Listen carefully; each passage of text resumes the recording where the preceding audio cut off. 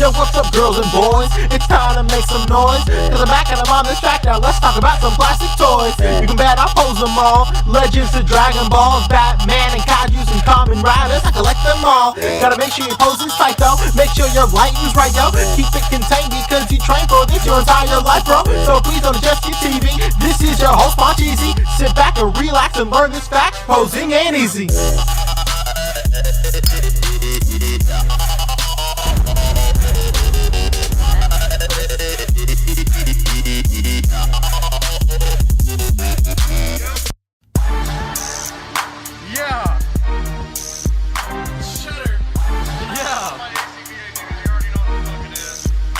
Man, I got toys mint on card.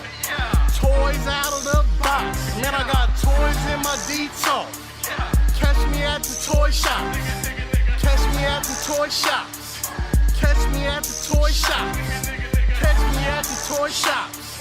Catch me at the toy shops. Man, I got toys mint on card. Toys out of the box. Man, I got toys in my detox. Catch me at the toy shops. This ain't for no scalper. You a scalper? Then fuck out shit. This one's for them real collectors. That's army building and posing figures. Marvel Legends, imports, mini matey, I'm fucking with them. Hype beasts, we know about you. Stay buying figs, don't know about them. Boog nice, my nigga. A.C.B.A been popping lately off top. My nigga, they cut out game be too amazing. MUs, my nigga, that's that shit that don't amaze me. This was for my niggas, that's really about they legends. Shouts out to Savage Poop, my niggas out in Texas. I don't fuck with no scalper, nigga, fuck what you selling. I'm all up in the toy aisle, I'm kicking kids, I'm reckless. My nigga built Maruby on that Google chat straight flexing. Look, I pop the package, I smell it. Pop the package, I smell it. Me and my nigga Tiny at the toy fair straight spinning. They asked to for that Deadpool and he ain't asked no questions. We too fly, I know this. Let me give your ass a checklist. Got the Giant Man, got that Ares, that Cable bruh, it's nothing. I get the Blue Wire, Silver Luke Cage, that Dragon Man, then I'm stunning. And this song for them fuck niggas that's hating on your collection. Yeah, they talking all that shit, but it's A.C.B.A, we reppin'. Man, I got toys mint on card. Toys out of the box. Man, I got toys in my detox. Catch me at the toy shops. Catch me at the toy shops. Catch me at the toy shops. Catch me at the toy shops. Catch me at the toy shops. Man, I got toys mint on card. Toys out of the box. Man, I got toys in my detox. Catch me at the toy shops. I'll take that. We're taking that right there. Man, I used to play the trap spot, propped on the block like I was part of the backdrop. Now it's scale, props, effects, and backdrops. The right lighting, you never catch me biting. Say you make it look so real when you pose the figures fighting. I caught lightning, stuck it in the detour. Replicate epic scenes from the Creed War. Compose pieces with artists that span the globe. Fearsome foes, Spidey in the picture perfect pose. Insert the comic book cut out to shoot a show. Oh, you ain't know? Yo, everybody know me. I made nerds cool, cool nerd like my man Zobi. Took the everyday display, gave it a spark. Welcome to articulated comic book art.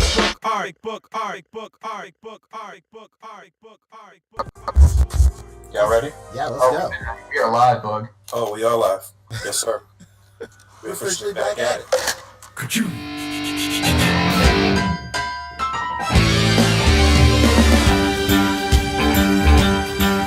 It's a rare condition this day and age to read any good news on a newspaper page. Love and tradition of the grand design. Some people say it's even harder to find. Well, then there must be some magic clue inside this gentle world. 'Cause all I see is a tower of dreams, real love bursting out of every scene. Days go by,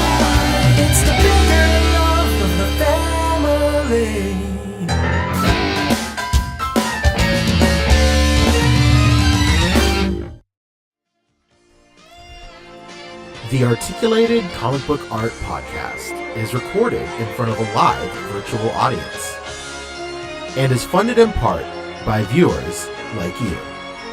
Thank you. Hey, everybody, don't listen to anything I just said a few seconds ago because we are not supposed to talk about that. This is Boog Nice. Welcome to the Articulated Comic Book Art Podcast, episode 154? 53. I'm your host, Boog Nice. Got my boys with me, Fabster360. I got Rick Dom, and we have Dan Cheesy, the super producer. How you guys doing this evening? What's up? I'm doing good, great. feeling good, always good. I'm feeling fantastic. Whoa, new hat check. What's going on, This man? is old hat, baby. Oh, bringing out an oldie but a goodie? Absolutely. Old hat, new tricks. Yeah, I got this hat when I went to New York on my honeymoon a couple of years ago. We got it at the hat store. You know, the famous hat store. That hat store. Hey, everybody knows Lids. that one I love it. famous hat store. It was a Lids. Yeah, I got this hat. It's a Mario Kart hat. My wife got a Pokemon hat, which is super rad. I think I've worn it on the show before. But she got mad compliments the entire week. Nobody gave a fuck about my hat, so that's all good. Well, It's always the most random stuff that gets compliments, right? Not the stuff that you're wearing thinking, oh, people are going to love this. It's just random stuff. Poncho. I know, right? Poncho looked in the mirror at the hotel and he said, "Wait till they get a load of me." I know, And right? he walked out expecting to be walking on sunshine, and his lady stole the show. Well, good of you to wear something you don't have to stand up to show on camera. Oh, thank God, right? And he's like, "Yeah, try to get me to show off this hoodie tee." Hey, and No graphic here. I appreciate that guy tremendously. Let's not get it twisted. Yeah, man. No. If we got shirts to show off, and he's out here asking, we gotta do a little two-step and show him off. Gosh forbid the day I wear a back and front graphic. Oof, it's over. I got to do a whole spin. A little twirl situation, or I'm saying I don't want to do that. But what's up, everybody? We're here. That's it. How's All right, everybody's week? so my week was pretty good. I can't really complain. There was a lot going on. My job had like a soft open the week before, I believe, so people actually started showing back up to the office this week. So I was actually kind of busy throughout this whole week. I'm happy for the week to be over and it to be the weekend, actually, honestly. Oh, whoa. It's good, though. It was good to actually see people again. But yeah, my week was pretty good. How about you? My week, always stressful. There's just like a bunch of stuff at my work where like classic like client stuff, like we need this now, immediately, like day of, and then we're like I like stress out all week trying to get it done, like stay late, come in early, and then like it just sits for like a week, like sorry, we're not ready for it yet. So oh my God! that's my Here life. you are breaking your neck for Phil's super tire sale, Yeah, and absolutely. this son of a bitch is like, you know what, man? The shipment of Goodyear didn't come in. We got to push back the super sale. Hilarious. Absolutely. Hell yeah. How about y'all's week, Rick, Fabio? Oh man, my week Rick, you was it went by so fast. That's it. It just Wow. went by so fast. It's Wow. normal as ever. It's just grease lightning. I don't know, man. It's just it's going by so fast. I don't. Man, being old sucks. You're the youngest of us. I hate it. What about you, Fabio? Oh, it's just another week in paradise, I guess you could say. But without saying too much, there's shit that is not happening and keeps getting pushed back that I keep waiting on and keep keeping this look for. And new requirements and all this COVID stuff is I'll kind of jeopardize that. So we'll see. When, I was just gonna say, pans out. I was just gonna ask you, how's work now with this whole Delta thing? What the fuck is going on, man? They're requiring proof of vaccination now per production. So Dang. it's fascism is alive in America, as one of my friend's Instagram stories once read, and that's usually what I base my opinion on. Is this is the Instagram graphic I saw that I agree with. Yeah, it was really weird. I got a call that like I've never heard anybody getting. Like I've not heard anybody bring this up. Like I got a call from a lady the other day. She's like, "Hey, what's going on?" She's like, I'm with the state of California." She's like, "I'm just checking in. It said you got the first dose of the vaccine." I was like, "Yep." And she was like, "But I don't see a record that you got the second." I was like, "No, I did." And she was just like, "Well, I don't see it." She's like, "Can you tell me when that was, where it was, blah, blah, blah, blah." I was like, "You know what?" I was like, "No, I don't feel like it, but I got it, so just mark it." And she's like, "No." She's like, "I really need that specific information of when, where, and what date it was." And I was like, "Dude, I don't remember. It was like 2 months ago. Like, get over it. Like, I did it. Goodbye." And she was just like, "No. You need to tell me when when did you get it?" I was like, "Goodbye," and I hung up the phone.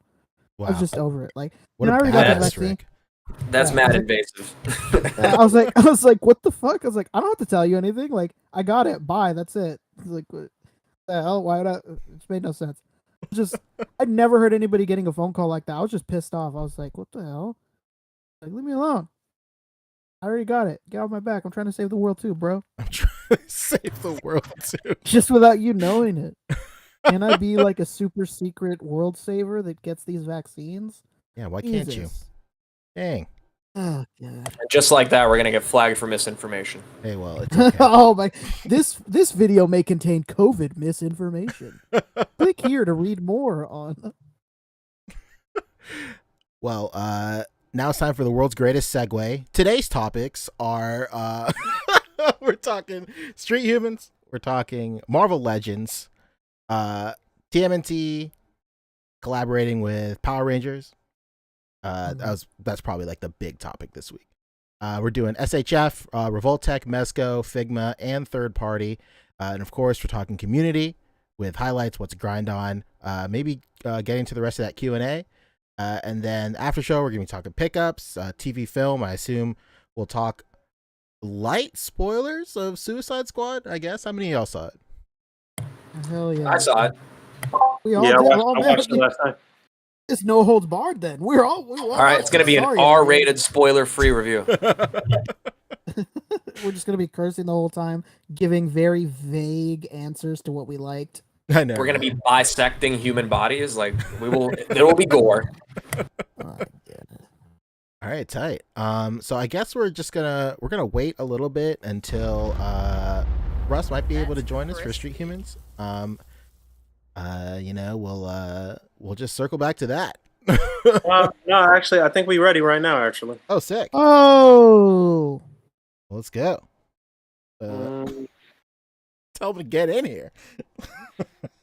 you're talking to I Russell. think he said he was waiting for a notification or some shit. I don't know. You're talking to Russell Dalrymple, the head of NBC. Yes, and we actually, being that Street Humans is the very first topic, we're going to go ahead and talk about it first. And hopefully we will be having a special guest joining us momentarily here to kick off the big reveal of Street Humans from last week, or to talk about the big reveal from last week, and one of the full reveals of the characters from the Street Humans line. So we should have Shortimus Prime himself popping in here in a few moments. We're just trying to get him on. I started to put that shirt on, Fabio. Any funny shit you guys saw this past week you want to talk about? I mean, the headless LeBron saga continues. Have you guys seen that? Yeah, man, I saw Well, that- firsthand. I was like, what the hell? They're taking the heads off of the My Hero Academia figures now? I was like, what's going on? Yeah, I man? did see Yeah. that too. No figure with an exposed package is safe. Yeah, now there's like another TikTok that's really famous. I don't know if you guys seen it, where they switch the heads on those guys. Whoa. Where they're like putting the LeBron head on the My Hero Academia head. I'm like, oh my god, dude, That's what's going that's- on here? That's an auteur right there. Do the shenanigans know no bounds? No bounds. I've seen one where a lady is like coming back in, from the store and taking her groceries to the car, and she looks at the top, and in like the racks where you tie up stuff on the top of an SUV, there's just a LeBron head wedged in there. Oh Oh my Stupid. god. And now, I mean, the stores are putting them behind like the video game cabinets, behind lock and key. They're putting them where they like. I've seen one where the Target. Maybe I'll try to pull it up, but the Target like took the head off and then put it in a locked container, zip locked to the actual or zip tied to the actual package. It's just the preventative measures. They're kind of ruining this, but also making it. I was at my Target and I saw a cart full of go backs with a bunch of those in them. It was hilarious. I caught a thief in the act. This little chubby kid walked into the Walmart toy aisle, and he found a LeBron, and he was like, "God damn it!" There was no head there on it. So no head. And he sludged So no head? on. This he was like, "The son of a bitch." I can't put this on TikTok now. Yeah, there's so much there's so much. Yeah, like to think that this is like the current state of like internet trends. Like you remember when when kids used to like spill the milk in the grocery aisle and shit like that, and now it's just and now it's just like stealing LeBron heads. What the fuck? Yeah, there was like these videos of people like throwing shit in the air and forcing it to hit somebody in the aisle with them, and then they'd be like, "Oh, who did that? Who threw that at us?" And now it's this. What is even on that picture, Fabio? That thing is like a crazy contraption. What's happening? This is like a lock and key container that the cashier has to like open for you when you pay for this. They would put like, I don't know, CDs or other stuff in here. I don't even know, but they just took the head off LeBron and then attached this to the package. Like this LeBron, I have to figure that it has to resell for something now because I've been hunting for days because the Target reset just happened. So I've been going to a lot of Targets and Walmarts and whatnot, and I've not seen one with a head on it any longer. Like I wonder if it's like it goes for anything, or maybe it doesn't. Maybe Amazon has like 1 billion pieces of this shit. It doesn't go for anything, but it's just so odd. I've not seen one with a head in like over a month. That's why the value of anyone with a head is actually going up. So has head. Huh? So no head, huh? Literally, this is the "so no head" meme come to life. Like I think we made this happen. Can you play the soundbite a couple times? Oh, absolutely! I've been playing it nonstop. So no head? Oh, amazing!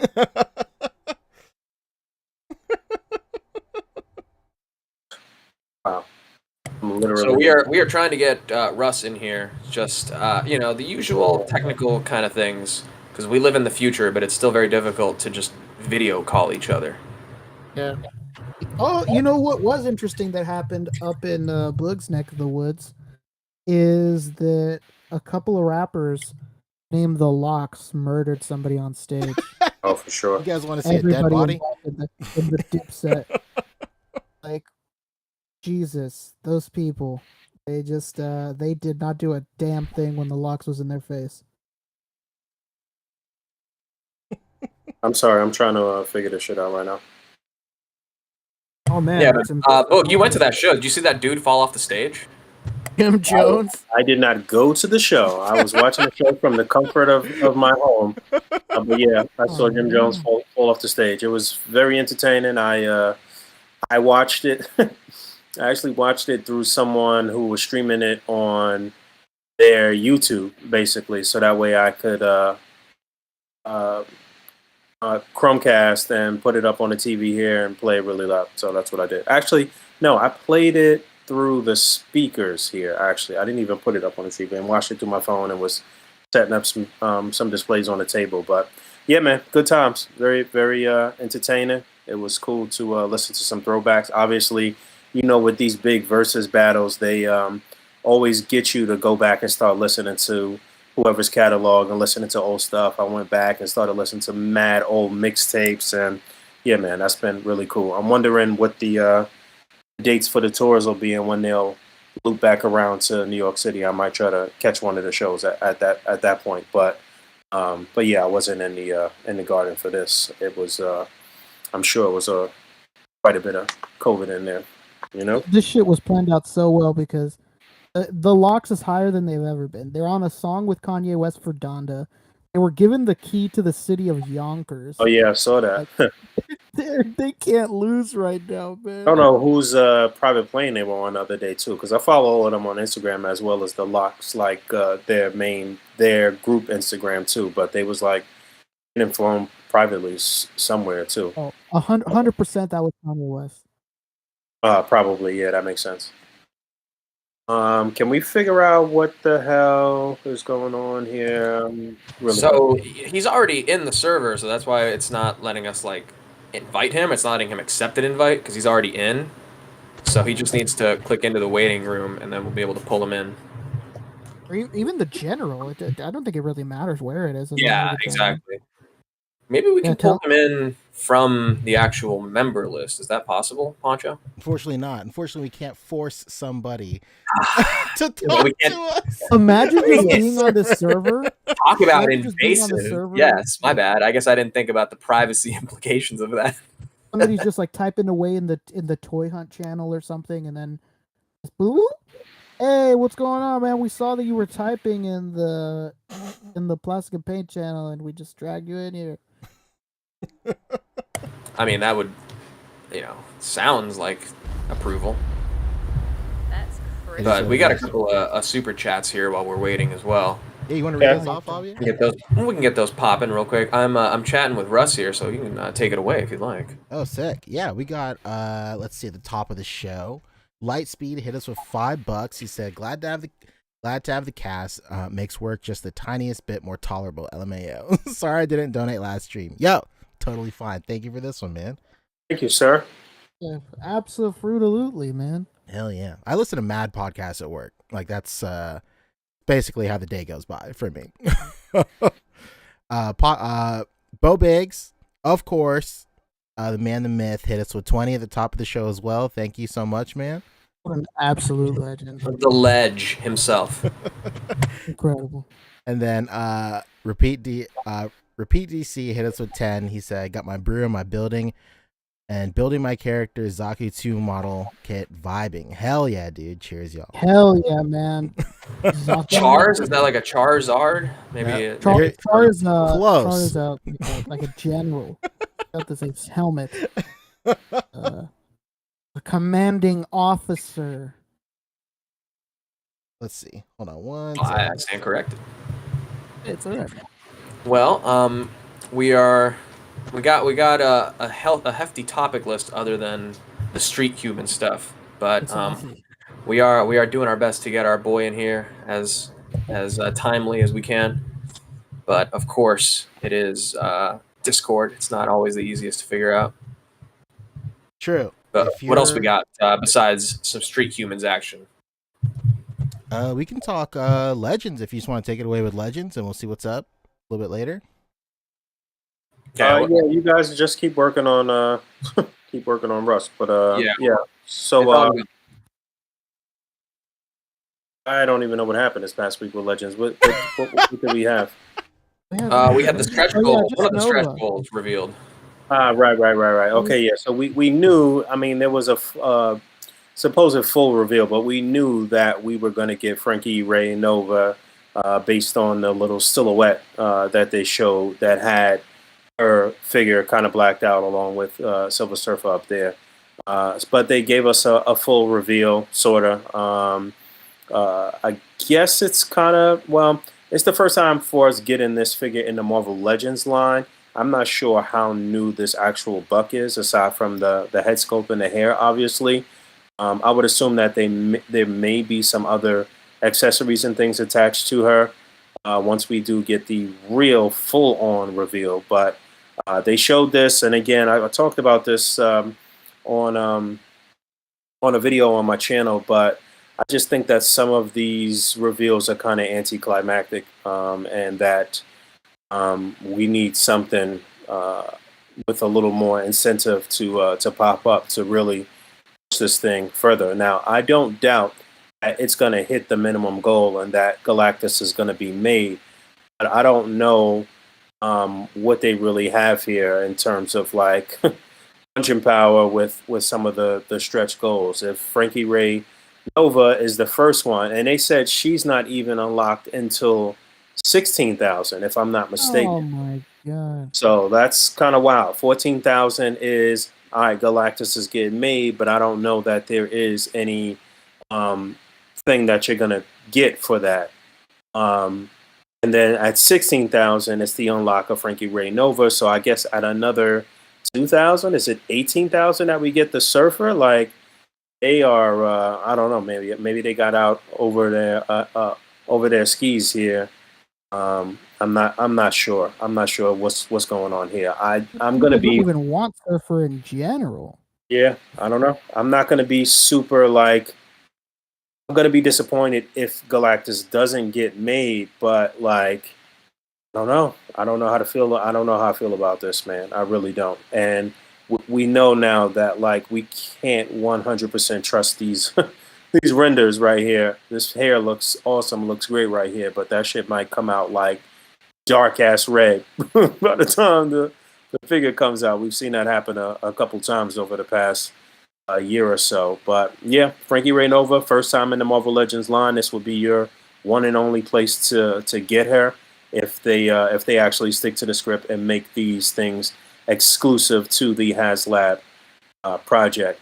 We haven't heard any rumblings of any of the stuff that's supposed to drop with the Sentinel going to be released at retail. So I'm hoping that they stick to the script and that these are real incentives for those who backed it and are exclusive to this. But they showed us this, and then we're going to be having Marvel Legends Fan First Monday, this coming Monday, August the 9th. So we will hear some new information at that point. I guess we'll hear some more about Galactus. Maybe Dwight will talk more about that tease that he gave us in the last live stream, which looked like it's going to be Psycho Man at some point. And I don't know what else they may reveal, but they are kind of giving us a little bit at a time with a lot of live streams. I'm down with that. I'm cool with that. I'd rather there be more live streams and them give us a little bit at a time than like, one live stream every 2 or 3 months, So I'm totally cool with that. What you guys think? I think Russ is good too, by the way. He says he thinks he's here. Okay, cool. As soon as he joins the waiting room, we can pop him in at any point. So as far as this, it's kind of a bold strategy to reveal the stretch goals before we even get to them. But I think that just goes to say maybe this isn't going quite the speed they thought it would go. They need a little more something to entice. And I don't know if we're at that point yet, but it's starting to seem like we might be at crowdfunding Kickstarter fatigue. Because there's another Kickstarter from Mattel, which is also kind of having the same issues. It's at the halfway point with less than halfway funded. So what's that for? For the Ultimate Edition New Generation ring with like the entrance. Oh, the ring. Yeah, yes. Oh yeah, man, that thing is not going to make it. That thing is not worth it whatsoever. Man. And gosh help it, because again, it's going up against the Sentinel, which also is not doing too well either. You mean Galactus? Galactus, yeah, sorry. I'm thinking about the Sentinel, but where the hell is it? You know what I mean? I remember when this thing was announced, everybody was like, what the hell? Is it a $50 ring and like a $20 Kevin Nash for $250? Yeah, that's wild. I don't know where they got that $250 price tag. As soon as I saw this, I was like, huh? $250 for just that? All the money's right here, just this big entrance with like LEDs and everything. Like you know what? I'm not gonna lie. If those logos actually said WWF, I'd be like, "Damn, that's where the money went." But it's got that stupid W that's not even the real. Like, get out of here. We're talking about this now. Yikes! Yeah, no damn way this thing's hitting. And to correct you, it's not a $20 Kevin Nash. It's a $20 to $30 Ultimate Edition Kevin Nash. It doesn't even have butterfly joints. How is this the Ultimate one? Because it's still a prototype. Ultimately, you'll be disappointed. That's why. Yeah, I thought Frankie Ray's terrible like carpal tunnel hand that we get with every female legend was bad, but this is way worse. Yeah. Did y'all mention that Captain McKay has a video talking about this or no? Yeah, I think I watched it actually, which is how it's a it good kind of video. popped up for me because I didn't realize it was such a thing because I've been out of wrestling figures for a minute, but it really is. Again, it's at the halfway point, and like 2 days ago, I was like, "Oh, this is a thing." So that's really And look at these stretch goals. My God, like, no way, man. So that's the big news with this. I guess we can kind of segue into that off of Hasbro. We'll come back because we got to talk the other stuff. But this announced, I think yesterday or the day before, that they're doing an early bird exclusive available until August 13th. So if you're one of the early backers before August 13th, which is in 6 days, with still like over a week to go still on the overall campaign. But you'll be getting an early bird and you'll get an exclusive Macho Madness announcers pack. You get a do we table, consider a soft this the goods. cream of the crop? This is going to the tippy top, man. This is the announcer pack to rise to the top right here because it's got soft Wait, goods. hold on. I didn't hear that. You said is this part of the ring set or no? It is included if you order before the 13th, which is before the campaign actually ends. It's an early bird bonus. How many days was this? Was it 30 days? 30 days, we're at the halfway point. And they are almost halfway to the goal? 41%. It's rough. And this did jump a little bit after they announced the early bird pack. This might be a Getting warm, situation man. where a lot of guys are just waiting till the end. Maybe I don't know. It could be, but I think it's what Rick said. It's a lot of people looking at it like, where's the value in this? And I think they've done a pretty good breakdown of it. I honestly think the value is there. I think the bigger issue is like, who wants a new generation ring? Like, I think it's a weird kind of era. It's like right before the Attitude Era, tail end of like Golden Era, and so it's kind of in a weird spot. I think a lot of people, for the price point, the conversation overall has been, what if they did the SmackDown fist? That's an iconic stage. That would be nuts. Right? That would be insane, man. Even if you don't get the ring, just doing the stage would be massive. Yeah, and I don't know about this. I don't know about this. Why does it say 8K backers there? I thought it was. These are the stretch goals. extra. So included, it's 5K backers. It's at 2K now, and you get the ring, the entrance, the diesel. Plus, before the 13th, you get the Macho Madness announcers pack with the first ever blue chairs from Mattel. Just letting you know. Wow. Blue chairs. Blue chairs, my dude. Pacific has done it. I'm not saying, Mattel. okay. And what I was gonna say about this diesel, they didn't even include the cuffs for the fucking gloves, which is just awful. But anyway, Oh wow! But the first stretch goal, you get an Ultimate Edition Doink with a soft goods entrance robe and 3 heads, hands, and 3 heads. Yeah, 3 heads. So 3 heads. And I don't know that anybody would buy an ultimate of this, considering it's been, the iconic main event dudes like Ronda Rousey, like the Rocks and the Stone Colds and all that stuff. Yeah, Ric Flair, Macho Man, they just got new ones. I don't think Doink is quite up there in terms of that demand, but for 7K as the first stretch goal, you get him. And then at 8K, the second stretch goal, maybe there's more beyond this, who knows, but the only ones they've announced so far, more ring skirts for an extra 1,000 backers. This might sound stupid, but I think what would have been insane, because I think it's actually a part of the new generation. It would have been insane if this first stretch goal, instead of Doink the Clown, was a gobbledygooker. Fuck. And it has ties because I remember it they back. said that they tried to get Kevin to do it at one point. Brother, that would have sold better than a sense. Doink. Are you kidding me? Yes. Yeah, man. Like this is the only way you're gonna get a gobbledygooker. Bet. Like we're doing it. The big egg to hatch. Oh, But honestly, they could do Gobbledygooker as like a solo Comic-Con exclusive, and it'll sell. It could. But I think this would make it sell. There's no way this is reaching the goal. I think the Galactus is really close. I think Galactus is like almost at 11,000 right now. So that one's close at least. I think it'll make it, but I don't think it's gonna get Frankie Ray. If I'm being honest. Don't know that. No, yeah, it's about less than 3,000 away. 2,200. Yeah. I don't think Frankie is gonna make it. I don't see it.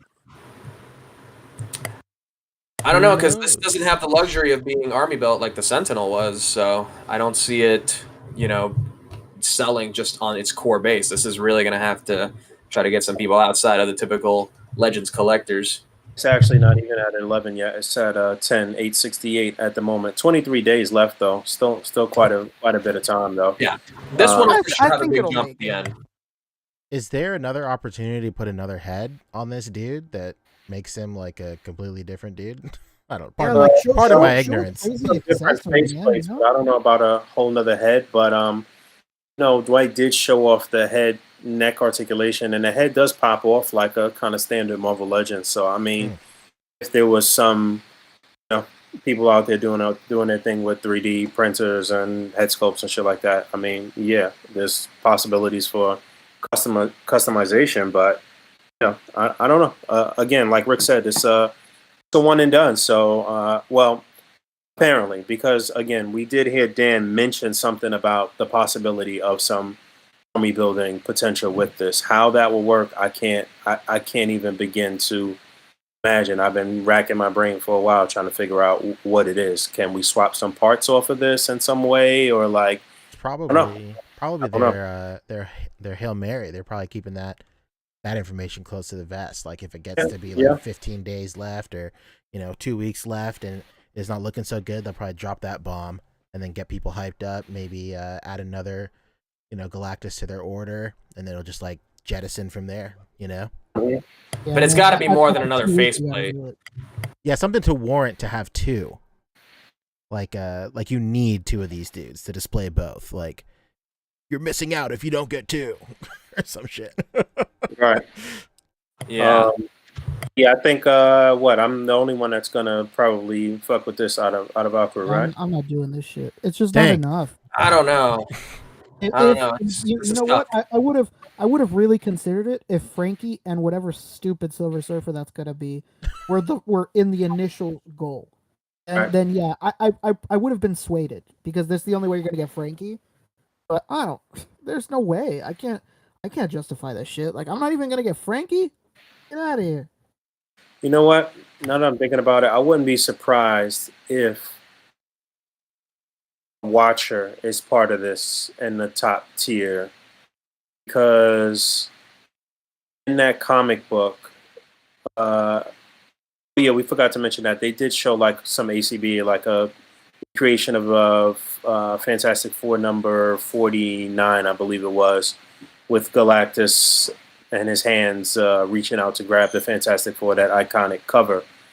In that issue, Galactus has words with the Watcher. The Watcher's in there. Maybe the Watcher may be part of this in some way, even though we know we're going to get the What If Watcher and the Watcher Build-A-Figure wave. Maybe a 616 Watcher is part of the major stretch goal for this. And then I guess technically you could army build the Watcher, as there are several Watchers. I don't know. That's a long shot, but that's all I can think about right now. I know there's like some versions of Galactus that have like a big piece of machinery that they like kind of attach themselves to. So maybe they could do something like that, but that would be just a huge, big plastic piece on its own.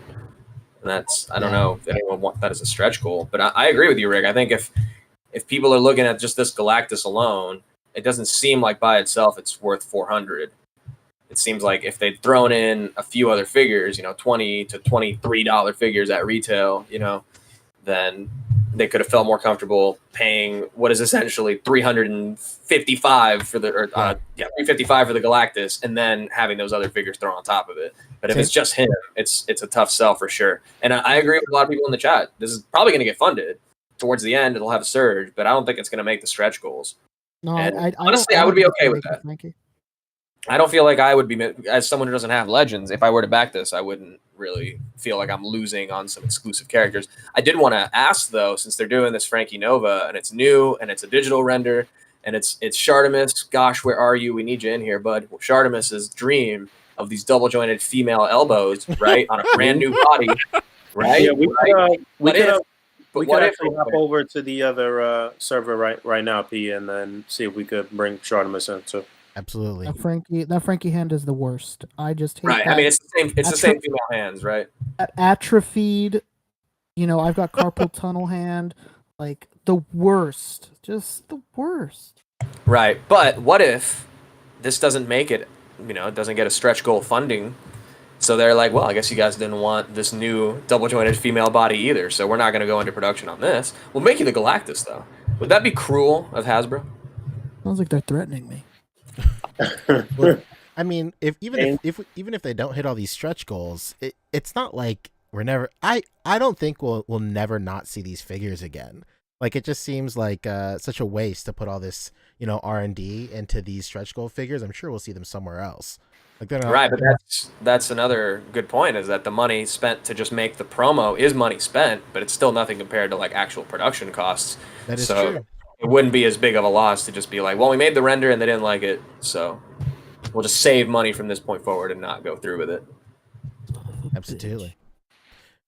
Well, yeah, go ahead and join that old server we used for like the New Year's stream, and then I'll join that as well. That's where Russ is waiting right there. Consider it the Shadow Realm. So go ahead and head over there. Yeah. Shout out to Bakura for that one, man. Let me go ahead and at you guys. Do I even have that one? Oh, I guess I do.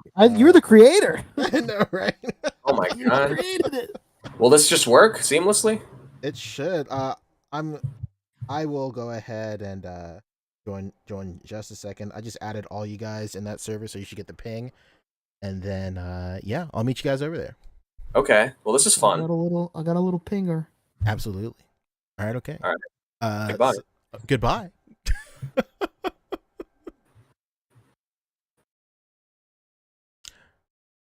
I'll see you there, Rick. Okay. Oh, he's gone. All right. For everybody at home, just give me 1 second. I'm going to pull up the starting soon screen while I head over to that server. Sorry, it's been a little rocky at the beginning, and I'll see you there. Can you not join it, Boog? What's going on? Oh, I don't know. I thought I just did. I came back to the regular one. All right. It's the one with the thing that says AP. It's the icon. Gotcha. AP. Gotcha. Okay. All right. I'll see you there. Cool. Y'all ready? Yeah. Let's go.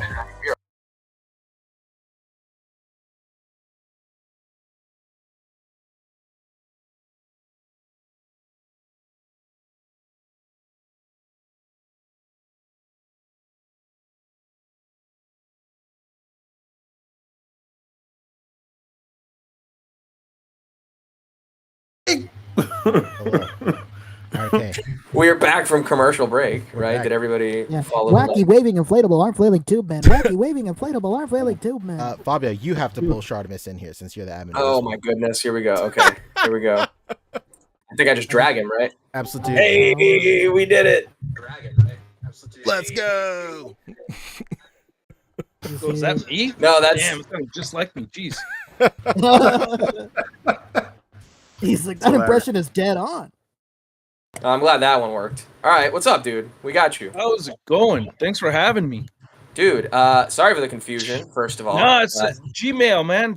Google's fault. I was doing all the things I needed to do to get in here, and the verification just wouldn't get sent to my Gmail. Checked all my other accounts.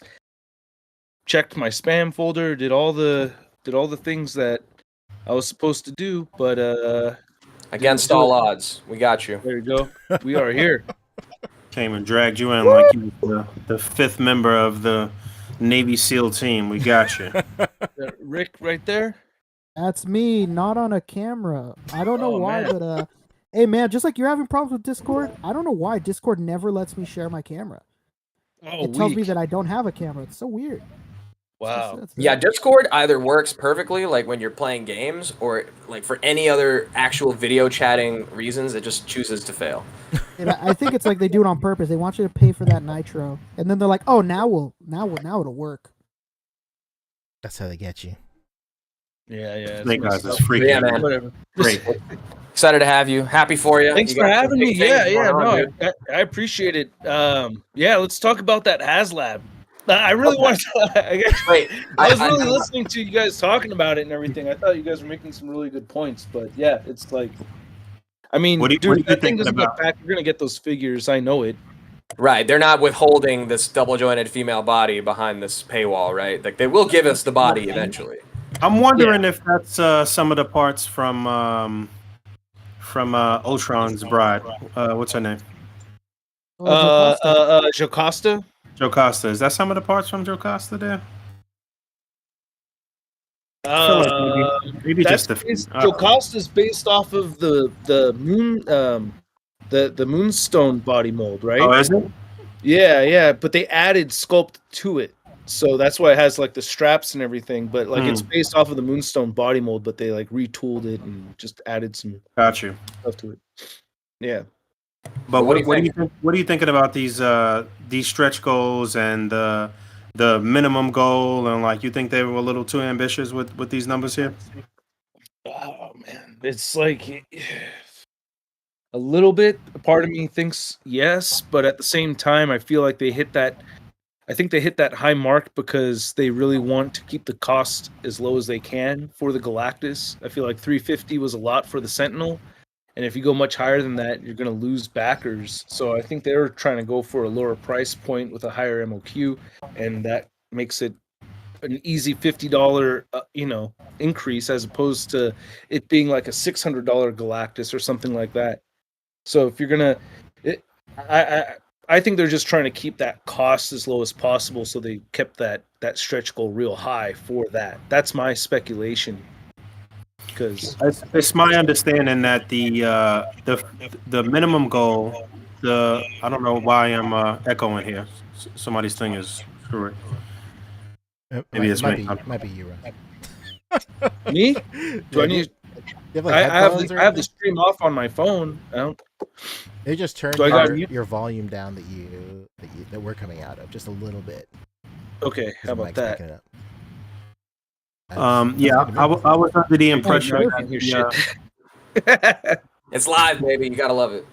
I was under the impression that the minimum goal, you don't get anything except the assurance that Galactus is going to be made, and then that Frankie Ray Nova is not until 16. Is that what they said? Was that your understanding too?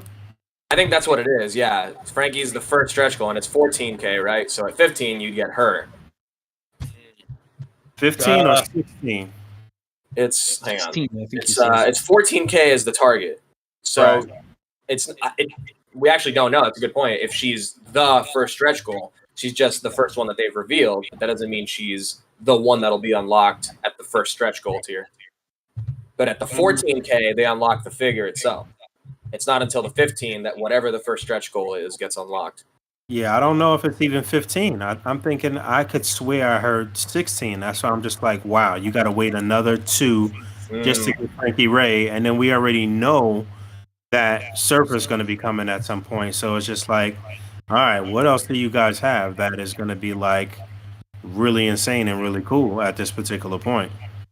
The Frankie Ray will be at the stretch goal of 14,500 backers, and then the Silver Surfer at 15,000 backers, and then the next one, 15,500. They just stack them all real low after you hit that 14 grand. I mean, if that was the case, then I'd be okay with that. But they might have to do that, or not make them at all, and just let them be teases for whenever they release them. Later on down the line, like they may just not be able to hit that 14,000 mark. That is an ambitious goal. That's really high. Yeah. Do you think the value of this Galactus is just 400 alone as far as what they're offering, or do you think with all the stretch goals unlocked, whatever they may be, then it'll be worth the 400? Oh God, dude, I'm not allowed to answer that because people are gonna be like, you get free shit from Hasbro. Of course, you could say that $400 is gonna be perfect. In all honesty, dude, I think $400 is a good deal. Is actually a really good deal for that Galactus as it is. Like in my opinion, compared to the Unicron that I have, I mean the Unicron transforms and everything. That was $650. Like that freaking sail barge, I think that was like $600, right? I mean, dude. Galactus compared to the sail barge, I think the Galactus is so much cooler. I think it offers so much more. I mean, there might even be more plastic in the Galactus compared to the sail barge. Let's not forget I think $400 is a good deal. But again, that's me, Hasbro shill, whatever the hell people want to say. I didn't mean to trap you. I guess it was more not take the personality out of it, just how do you think the value is accumulated here? Just in I general, talked about you know? this in a Yeah, I in a get you. comment. I actually talked about this in a comment. Can you guys hear me? I'm sorry. Yes. Yeah, you're good. I'm sorry. I think that, listen, man, some really expensive hot toys can be an upwards of $400, right? That's a 1/6 scale figure, basically. Galactus is double the size of a Hot Toys figure. So, and by comparison, the SHF Hulkbuster was like $400, almost $500. Like, you know what I'm saying? Like, yeah, I think this is worth $400 for sure. I think standalone by itself, Galactus at $400, 32-inch figure with lights and like highly articulated. Yeah, $400 seems reasonable to me. So yeah, even though we want to see really cool, crazy, expansive stretch goals and shit like that, at just the base value, I do think that it's worth it. So whatever else comes, being honest and being fair, it's just a bonus at this particular point. Now, of course, we're greedy and we're just spoiled motherfuckers, and we want, what we want as much as possible. But just looking at it logically and realistically, I do think it's worth $400. I would agree. Yeah, I think $400 just for. Yeah, I mean, if you think Yeah. about it, That's why I wouldn't even be mad if the stretch goals don't even make it, because that I pretty much only want the Galactus.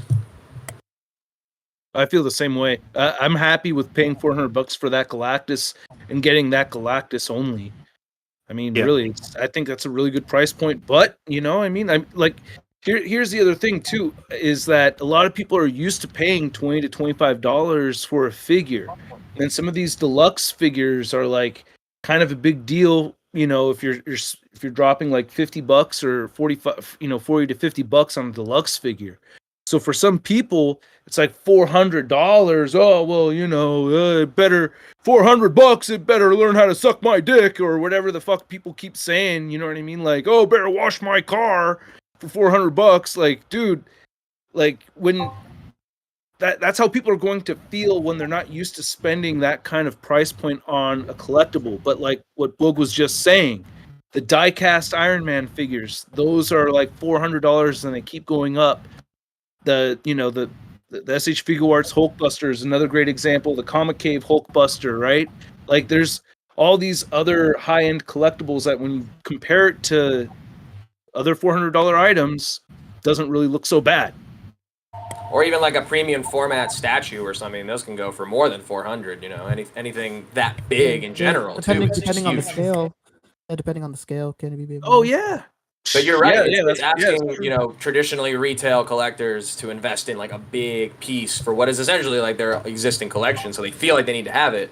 But it's the same thing I say for like, how can you afford MEZCO figures? They're so expensive. It's like, just don't buy, I guess for Galactus, don't buy 3 Marvel Legends waves and you'll have your Galactus money. There you go.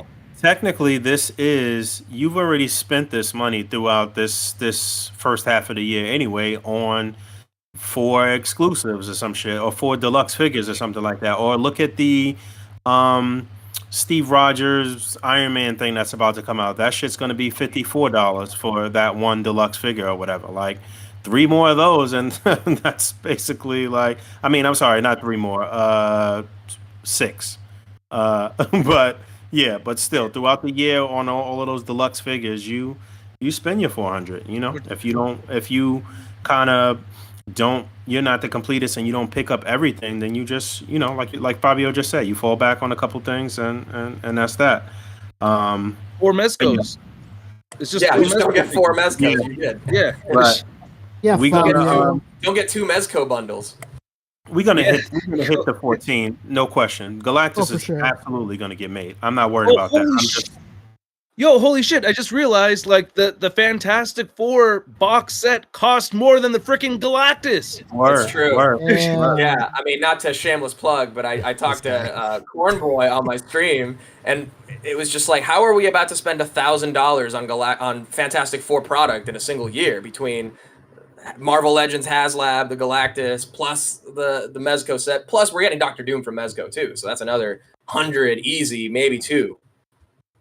My God. It's Yeah, tough. I don't know. I don't know about I that. had to fall back 200. on some things. Yeah, Doom is absolutely going to be at least 100, but I don't know about where you get 200. How could it be 200? Man, they can throw a Latveria flag T-shirt on him, put a nice pin with him, whatever, deluxe him out. Light up feature, light up, right? He doesn't. I don't think they showed a light up feature, did they? So if they do something like that, I don't know that. The hands. Yeah, I thought Johnny Storm would have a light up feature. That would have been, I think, really cool. And they could have done it using the Cyclops body, but hey, whatever. Would have made too much I'm sense. stoked off of the interchangeable like flame, like the flame on and flame off stuff. That like was a big. Yeah, that's tough. You know, it's a full cloth suits, and they gotta do it because that's their thing. Otherwise, they're just giving you like a translucent clear figure with no cloth gimmick. But it would have been cool if they gave it the chest light that the cable has, and they do that same little cylinder neck, and then you get at least the Fantastic Four sign is like lit up with like a clear translucent swap out piece. Again, I mean, that's just dreamland, but I also wish they would have done like a lab coat for Reed. But even so, it is definitely more expensive than the Galactus. So you're right. Yeah, just kicking up the price point. I keep getting.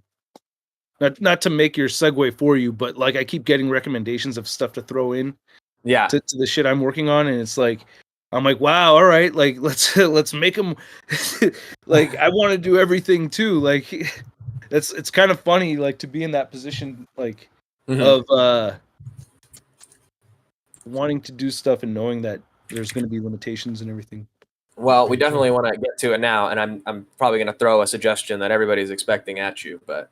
We'll get to that. Goods, says Fabio. Come on! I'm trying to bury the lead a little bit. You'd never expect it coming from Fabio. Never ever. Oh my god! All right, well, totally muted. Let's go ahead and make the segue though. Russ, go ahead and take us into Street Humans. Give us some history and how the process leading up to this, and give us as much as you can give us. Yeah, this is during the pandemic, lost my mind, not being able to play music. Had some really rough times during COVID. And this is been like my outlet, my artistic adventure throughout the pandemic and everything. And I came up with the idea at the beginning of May last year. And started, drawing, some sketches of what I wanted to do and everything. And I hired from Brazil with Love to create some designs for me. So I sent him my sketches. So I gave him some basic concepts. He came up with these awesome designs. And then starting at the beginning of the year, I launched my LLC and talked to Dave, and he set me up with Brandon, and Dave Bonner has been my consultant throughout all this. I wanted to make sure I was going to do it right. Hold on, don't glaze over this. Just so people know, legendary Dave Bonner, formerly or most of us originally know Dave from the Toy Biz days. Yeah, he's the Marvel legend, literally. Like he is Marvel Legends War Machine. So yeah. If you guys don't know who Dave Bonner is. But yeah, Dave has obviously been one of the nickname the Living Weapon. He's been one of the most down to earth people within the toy community that has really kind of bridged the gap between the collectors and industry folks, and has always, even when he was part of the Marvel Legends team, has always been one of the people that have really been trying to push the envelope and push for bigger things, and really was the person trailblazing the relationship between the companies and the fans, and bringing us closer together and shit like that. But yeah, Dave Bonner put you on to who exactly? Brandon Gash, sculptor Brandon Gash. Gotcha. Yeah. And what has he? What do we know him from? He's an up and comer. He comes from the school of Dave Cortez, or the family tree of Dave Cortez. Mm-hmm. So I know he worked a lot with Amos, who'd worked for Playmates, done some work for Playmates, and Amos had worked. You and I actually met Amos at Dave Cortez's studio. Oh, okay. Yeah, so that's like the connection with Brandon. And if people don't know, Dave Cortez is also one of the original people that worked on a lot of Toy Biz figures. And if you guys remember, many years ago, me and Russ actually got to visit Dave Cortez's studio. Russ put up a video. I put up a video. It's there. I'm sure they're still up there I on lost YouTube. my video. Oh, really? But this was one of my most one of my best experiences in doing this and being on YouTube and just being able to kick it with industry folks. Dave actually took a huge chunk out of his day to just shoot the shit with us and show us around his studio and talk about the process and whatever. And I'm sure at that moment that shit probably I mean, I know it did because me and you talked about shit like that, but really got your wheels turning about what you're trying to do right now with Street Humans. I'm sure. That was an inspiration. There's inspiration from all over the place. I think what really pushed it was I think I'd done an interview with either Todd McFarlane or the Hasbro team, and I remember getting off of an interview and thinking to myself I'm tired of asking people to do the shit that I want to do. I'm tired of just pestering people to do it my way. And why don't I just go for it, try to do it, actually try to make it happen, try to do it. But I've been taking baby steps with it, and I've been taking my time with it. I'm trying to be very careful, and I wanted to do something that I know that I would want in my collection and that other people would want in their collection too. And I wanted to actually just to present something that was needed in people's collections, not just a thing that I wanted to do for the sake of doing it, but something that people would actually feel hey, that fills that void. That's where I was going with it, is I wanted to do something that would fill a void that I felt that needed to be filled. No doubt. And just to fill people in too, Chartemis referred to From Brazil with Love. From Brazil with Love is actually Vinny, who is one of the admins in the A.C.B.A group, one of the mods, who has been a long time community member, has been part of this community since we were in the YouTube days, and has been around for a very long time. That's somebody that is in the forefront and really well known, but definitely somebody that paved the way for everything that's happening right now. Basically, just one of those kind of silent people that are actually really influential people in the community. So that was cool that you hooked up with him. And Vinny did what exactly? He designed the figures. He had all he had was basic sketches that I had sent him, and he'd come up with based off of that, he designed those characters. So you'll see changes there's changes from the sculpts to the final designs that he had, but yeah, he designed those characters. Of course, my concepts and the things that I wanted to see, I've had my hands on everything the whole way through. So I've been nitpicking this or that the whole way through. So it wasn't I didn't have any part of the designs, but at the same time, it's he brought a ton of his own creativity to the table. Mm-hmm. Later on, I'm not going to show him now, but later on, people will see how I had my basic concepts, and then he really took those and added a ton of life to those concepts. Yeah, no doubt. I mean, any designer, any artist worth their weight, will be able to just bring your shit to life just off of a few basic, whatever you say, just a few basic lines or a few basic instructions or whatever. What can you tell us though about the line? Who's going to be featured? How this is going to work as far as the Kickstarter? What exactly you want to put into the hands of collectors out there? What is the void that you want to fill here? Well, yeah, I mean, the concept originally came from me wanting to have just goons for my superheroes to beat up. I love collecting I like to army build like stormtroopers. I like to army build Cobra troopers. That's something that I like to have is like Wolverine slashing up a bunch of dudes. Like that's something I wanted for the collection, so that's where the concept came from. And right from the very beginning, I wanted it to be a multi-ethnic venture. So I wanted to include as many different races and ethnicities as I could. But like we're starting with 4. I mean, I think there's more than 4 in the world, but I thought it would be a good start to kind of branch out and get some make it as inclusive as I can. But yeah, as of right now, it's those.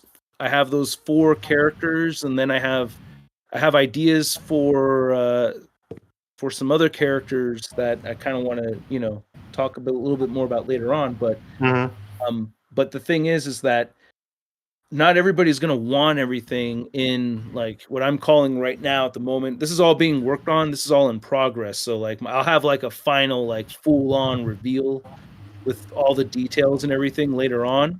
That will probably come in September. Right now I'm just rolling out the characters and showing each figure. But they all basically have the same like the whole plan is to have these 4 different characters. They're sharing the same buck body, but they have different interchangeable accessories. And they're going to, and as I've talked to the factory and we're looking, I actually wanted a waist cut, but it looks like it's going to be more feasible to do what I want to do with a diaphragm joint cut. And what I want is to be able to pop the figure off from the diaphragm and put it onto the diaphragm of another figure. So you're essentially swapping the legs. You could swap the arms. You could swap the wardrobe. Like I want it so that whatever design you see, you could see with any ethnic background that I have available from the figures. Like nobody's pigeonholed into one look, So I want as much creativity from the collector's end on this as possible, and I want to make the wardrobe in a way where people can paint things, add color, do whatever they want to it to make it more their personal style. So I really wanted this something that would be a lot of fun for people to have. I'm scared as hell that I like one thing that's constantly on my mind is the playability of the interchangeable parts working exactly the way I want to. I had a 3-hour meeting like with the factory talking about one joint that I want to have to be able to be removable and really getting into it. It's like it's scary because I could spend all this time talking and trying to get everything worked out the way I want to, but it's like, I keep going through this nightmare scenario in my head, like, oh, look, I just tried to move the shoulder and the arm popped off. Oh, God damn it, Shartimus. Like those things are constantly going through my head. I'm reviewing my own shit all the time. So just keep in mind, like, you guys know how I review my figures. Like, that's how I'm reviewing this figure as it goes along through the process. So I'm being very picky about everything about this, and I'm putting as much thought into it as I can. All right, so basically, you said there's going to be 4, I guess initial or standard ethnicities. I guess it's a black guy, Asian guy, white guy, and Latino guy. Correct. Mm-hmm. Cool. All right. And the 4 they call them. You said the what? The big 4. Yeah, the big 4. Yeah, that makes sense. The 4 families. I feel like I get what you're saying with the diaphragm joint. I think that's actually a smart move for sure. Yeah, for sure. Thanks. That's why you don't see an ab crunch up here. I have the ab crunch down there, and then keeping this as a diaphragm joint. When you put that top on, you're definitely going to limit the articulation. There's no way around that. I accepted that, but you will be able to move the ball joint at the diaphragm. Where's my freaking? I sent an. Well, it's kind of. Yeah. This is like a reference for me, but it's like if you put a slip cover on top of this, it's kind of like similar articulation where you have the diaphragm joint there and you have an ab crunch down here. If I were to put a slip cover over this, I may not get a good bend down here at the ab crunch because the hoodie will run into the hips. and the hoodie's going to run into the waist. Mhm. So it may get a little bit blocked right there. However, this part's still going to move and wobble around over the waist. Mm-hmm. And that's the way I'm thinking while you have the hoodie up. And if having the hoodie on frustrates the hell out of you, take that shit off, and then you got a fully, then you could really utilize that lower ab crunch. But we're trying to make it in a way where that the hoodie, it's really tricky because you want the hoodie low, like most people don't have their like their hoodies is like right to their belt line. That's not really, I don't really see that. It's usually lower. So it's tricky trying to find that sweet spot where I want it as low as I can while still being able to move it as much as I can. It's really tricky. But I think we're at a good point where it's at right now. So the first full on, well, I guess the first like reveal is the African American gentleman here, and this is his swappable alien head. Is that a theme through and through with all of this too? That they're all gonna have like swappable alien heads or something like that too? Is that where we going? Yeah. Yep, they're all gonna have their own alien head. So you can obviously so lots of heads. So they're Well, not for that, but oh no, I have a plan.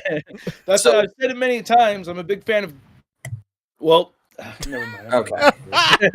You're a big fan of lore, right? Because that's what you're trying to build in with these dudes. These are gonna have like a story, and I think you did a better job than you think with the name Street Humans of that. I can see if these are like aliens trying to blend in. I could just see them going up to people, be like, "How do you do, fellow street humans?" Yeah, thanks, Pastor. I appreciate you recognize a lot. That's actually the number one dislike, negative feedback I'd seen was people like, "Oh, that's a stupid name." I'm like, you know what? If you remember it, I don't give a shit. Like, as long as you remember it, like you could think the name's dumb, but it's very tongue in cheek. Yeah, for sure. it's memorable. That's for for damn sure. sure. You're yeah, not as long as forgetting you that remember name. it, like Shardimus Prime. That's see that as a horrible name. You named yourself after wet turds, but you remember it. True, man. Let me ask you. I'm really. The theme song helps with that. Not really turd. It's like a, I don't know. Well, it could be. Let me ask you. So with for a while, I'm down. But anyway, what? With the alien heads, was this always a part of the planning process, or did you come to a consensus where you wanted to add more heads to these guys, or was it like always from the jump, like these guys got to be aliens, man? Hell yeah.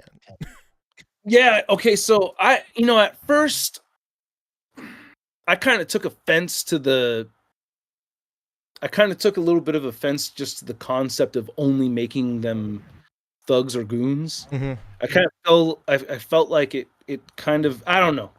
I didn't want it to just be that because you don't want I felt to like it could be interpreted a certain kind of way. Yeah, you don't want to make a line where you emphasize just like the full spectrum of an ethnicity, and they're just goons and henchmen. I totally see that. yeah. I don't. Yeah, I didn't. I've assembled 4 different minorities, and they're all criminals. They're all all of them. Like, yeah. I wanted there to be some depth to it, and I wanted it to have something more to it. And so it was very much so the storyline is very much Transformers inspired. Like these guys show up, like they have their own battle on their own planet, and the battle continues over here on Earth, and there's conflict between the main characters. They have different points of view on things. And at this point, as I've been coming up with the story, like I still don't like. I've always been a big fan of protagonists and antagonists where it's not just a very clear line. So I'm trying to complicate things so that you may think Alago's kind of a dick, or you may think like Eon's the real dick, but you could also think the other way around. You could also think that Eon's really the bad one in all of this. Like it kind of depends on your. I also want to leave it up to the viewer's point of view or the consumer's point of view. But so I try to make it a little bit more ambiguous, like not just like, oh, domination. Like I don't want it just to be like there's just an evil force and the good guy has to stop it. Like I want it to be a little bit more complex than that, and I want it to have substance to it that people could relate to. Like that's one thing I love about Professor X and Magneto.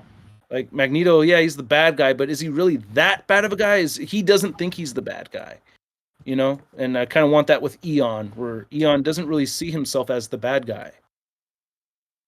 I hear all of that, but you know that you are just trying to fill the void of the army builder here. I mean, I'm with you as far as the army building potential, and I feel like the rumblings around the community right now are those of high intrigue with what you got going on here. So, is there any more you could talk about in terms of swappability and you know different looks and a matter of fact, can you say when the next reveal, how far apart will the reveals be? Because we've got Elago here tonight, Saturday. We're gonna do this every week until September, or every 2 weeks or something like that.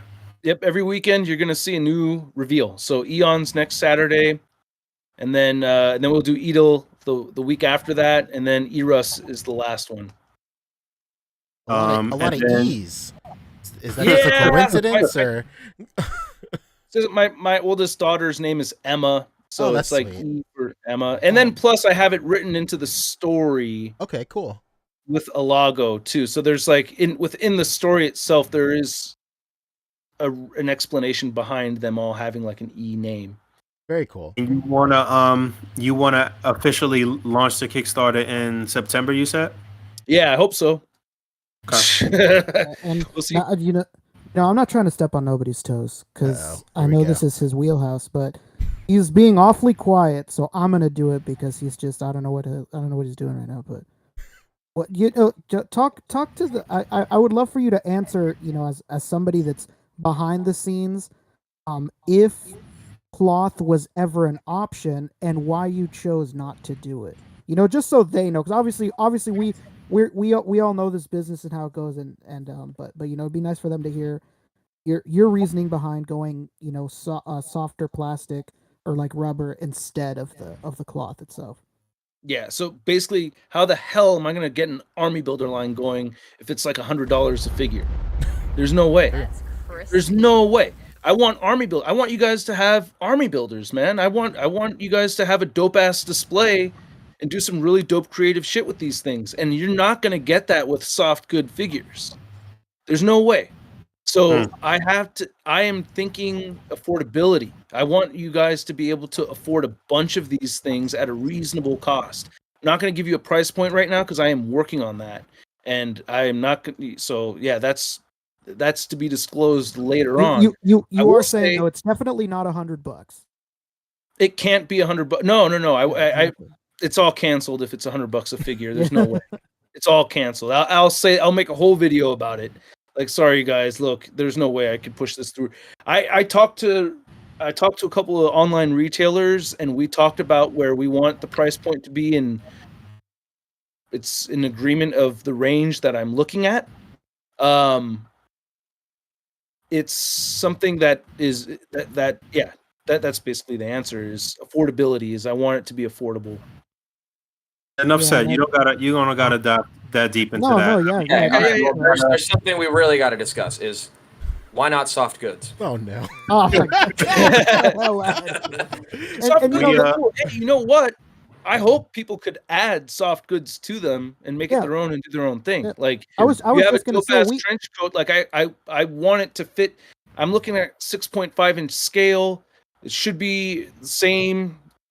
Maybe I think my figure is a bit bulkier than some of the MEZCO figures out there, but I hope people would be able to add, you know, accessories from other lines if they wanted to. Like, yeah, I'm of trying I to- was just gonna No, say I it's, mean, it's easy to that's buy the, a hoodie on eBay and just put it on your figure. Right. you know? Yeah. That's the To give us beauty the option. of army builders and of just having the liberty to kind of like mix and match and stuff like that. You know, as long as you providing most of the base figure with what you got going on, then it's gonna open up the door and give opportunities to other independent contractors doing their thing with soft goods or with whatever. So it's all good. It's a very symbiotic relationship that we have going right now in the community with people doing their own thing. So I think you had most people's attention at Army Builder. You know what I'm saying? So that's basically Army Builder for sure, but you can't discount, just to come back to the lore thing again, you can't discount how important that can be for something like this, because even though the entry point is Army Builders for sure, something like Mythic Legions, cool, I can get knights for Wonder Woman to fight, I can get whatever, orcs for whoever, but you come in for that and then you end up staying because you end up kind of developing an attachment to the characters, and there ends up being a feeling of like, well, I want some to keep just as the characters they are, and then the extras can be for army building and all that kind of thing. So I think it's really important to nail that. So I'm just glad that there is a focus on it, not just strictly, we've had just straight up army builder Kickstarters out there, like Army Alphas and all kinds of stuff like that. So I think it really is important to like get that aspect of it down too. No, it's important for the shit to work out, because I don't think we ever got an Army Alpha in our hand, did we? That's true. That's what I'm saying. I think they took the money and ran on that one, but yes. I've always been into making up stories and stuff. When I was in high school, I would sit in the library by myself and write scripts for comics that never got made. I remember one time you made a video on YouTube one time doing that. You ran down a bunch of stories you had in mind. I vividly remember you had like a Doom Patrol almost squad that you were thinking of doing, and they were called the Impossibles. Oh yeah, the Possibles. Yeah, man, it must have been like 10 years ago. Or something like that. Yeah, I remember. Yeah, you were always a story. That's man. Right. Damn, Rick. Wow, good Rick's memory, a super dude. Fan. Hell yeah, exposed. I know this guy a memory. long ass time, man. Yeah, it was very much like a Mystery Men kind of thing, but like even weaker. I think it was like the guy. Yeah, they were ridiculous. Like the leader was the guy who could almost speak every language. Like he'll get there, but like he doesn't know every language yet. But like he'll know every language. Or the girl that could talk to parakeets, like just parakeets, like no other birds, just a weak ass bird. Like that you can easily kill. And those guys got nothing good to say. Yeah. I got one more question for you, Russ, and then we're gonna have to move into the next topic. But I know that I know it's a slippery slope as far as I guess making your parts kind of compatible with other lines and stuff like that. But how does that work? Is this something that you want to see have some swappability with Legends and with other things as well? Is there going to be some room for that would even give your figures more burn, more life, like, aside from just swapping within the line and with all of the things that are going to come standard with your stuff? Right. I mean, if you saw the image of the ball joint for the head, so I was very specific about what size I want that ball joint to be. Got you. 10-4. All right, sounds good. I'm looking forward to more. I'm really excited. Just as us just being friends and shit, I'm excited for you about this. But just from strictly kind of like media standpoint, I want to hear more. I want to report more. I want to be able to break news and stuff like that as you continue to move forward with this. So definitely, please keep us updated. We definitely got your back on this and want to see it come into fruition. And just one more selfish question, if I could, because we had you at the beginning of the year, right, at our big like end of year special, and this was kind of a hypothetical thing at that point. Were you already making moves on it behind the scene, and you were being coy, or had it really not come to the point that it was like a real thing then? Oh, at that point, the beginning of the year, it was like mid-January or something. Yeah, at that point, Vinny had already completed his designs. Hell yeah.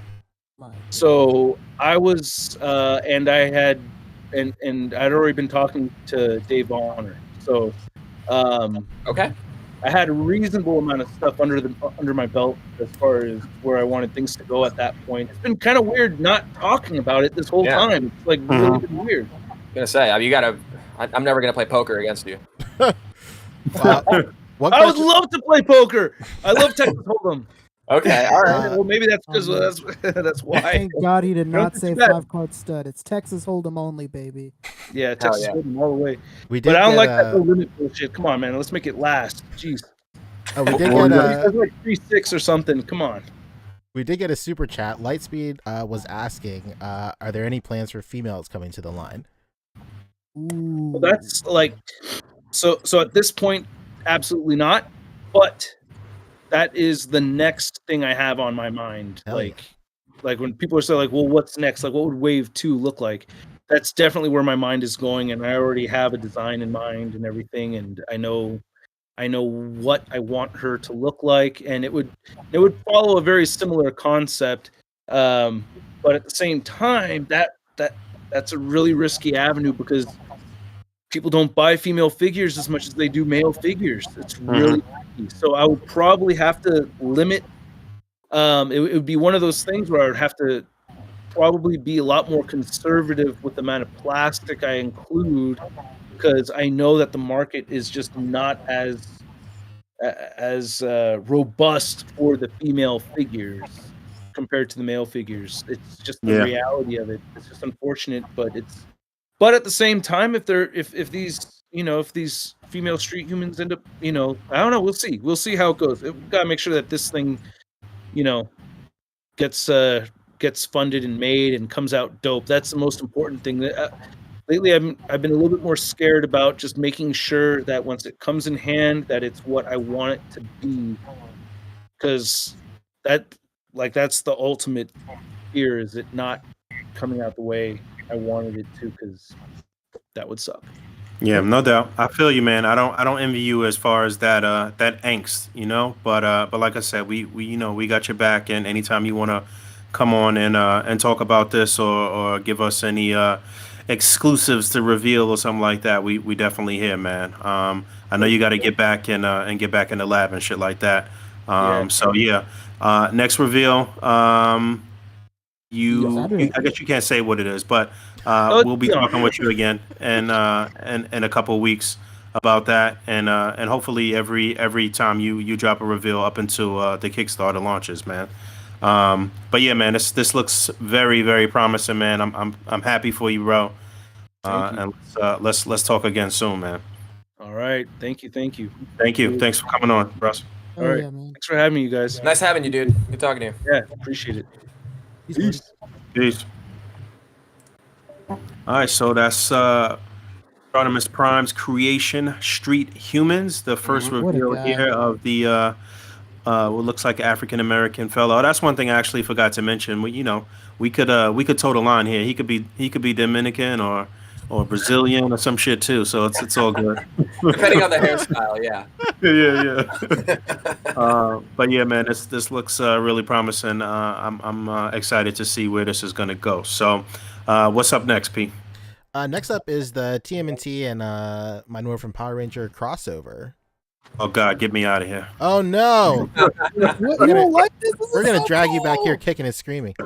Let's get your hot take. Favorite MNTX MMPR. Let's get your hot take, Boog. Come on, this is kryptonite for me, man. It's a crossover, bro. Like the craziest kind of crossover too. Right. Yeah. I think this one was first. We'll get into this real quick. So over the course of the week, they put out a new pre-order each day. Right. Yes. Sure did. I did appreciate the rollout though. I got to give them props for the rollout. So, what do we got here, Poncho? Because you're our MMPR guy, but absolutely. I don't know if you're too into TMNT. So what does this do for you? Oh my goodness. Well, let me tell you something, Fabio. I have been a big fan of both. Oh my God, here we go. So what birthed in 1998 with a Power Rangers in Space crossover with a Ninja Turtles show. Do you remember that, first of all? Yeah, dude, next mutation, right? Next mutation, baby. Yeah, dude, with the female TMNT. Venus. Venus Sure. de Milo. Absolutely. So another statue. in 1998, a beautiful, relationship was formed with Power Rangers and Ninja Turtles. What started off as half an hour of cringy jokes and questionable costumes eventually blossomed into a really great run from the Boom Studio comic. So, like, for those of you who don't know, Power Rangers has a very, very robust line of comics out. It's been going on for a couple of years. Yeah, that's where all the dope Power Ranger stuff, like Lord Dracon and all that stuff, that's from that, right? Absolutely. All the sick new designs come from that line. Of course, like Fabio said, Lord Draken is from that line. And the comics are really good, man. They dive deeper into, the Power Rangers lore, specifically Power Rangers, because, Power Rangers is, an offshoot of Super Sentai, and the two stories are very different. And a lot of it just kind of seems like the brainchild of a couple of dudes in a boardroom high on cocaine in the 90s. But, they do a really good job of trying to flesh that out. And the comics do a really good job. So it's like a 5-run comic, right? Came out in 2019, I want to say. And it's pretty dope, dude. It's in this comic, the Power Rangers and Ninja Turtles exist in the same universe. And then basically what happens is Tommy Oliver is undercover as a foot ninja in New York, trying to save a childhood friend of his. And through that, he encounters the Ninja Turtles, because the Ninja Turtles are trying to, fight the foot, whatever have you, and then they encounter each other. These guys know about each other, so the Ninja Turtles know about the Power Rangers. The Power Rangers don't know about the Ninja Turtles. They actually think they're Rita's monsters at first. So no, it makes for as absurd as a lot of this shit is, dude. It's genius. They meld them in a really great way, and I won't say too much. That's the basic gist of it. It's like any classic good crossover stories. Two teams meet, they're enemies at first, and they through the power of friendship or whatever bullshit they need to do, they join forces, and it kind of goes a step further. Because obviously, as you can see in the toys, the Ninja Turtles don Power Ranger. They don the morphers, and they get absorbed into the morphing grid, baby. And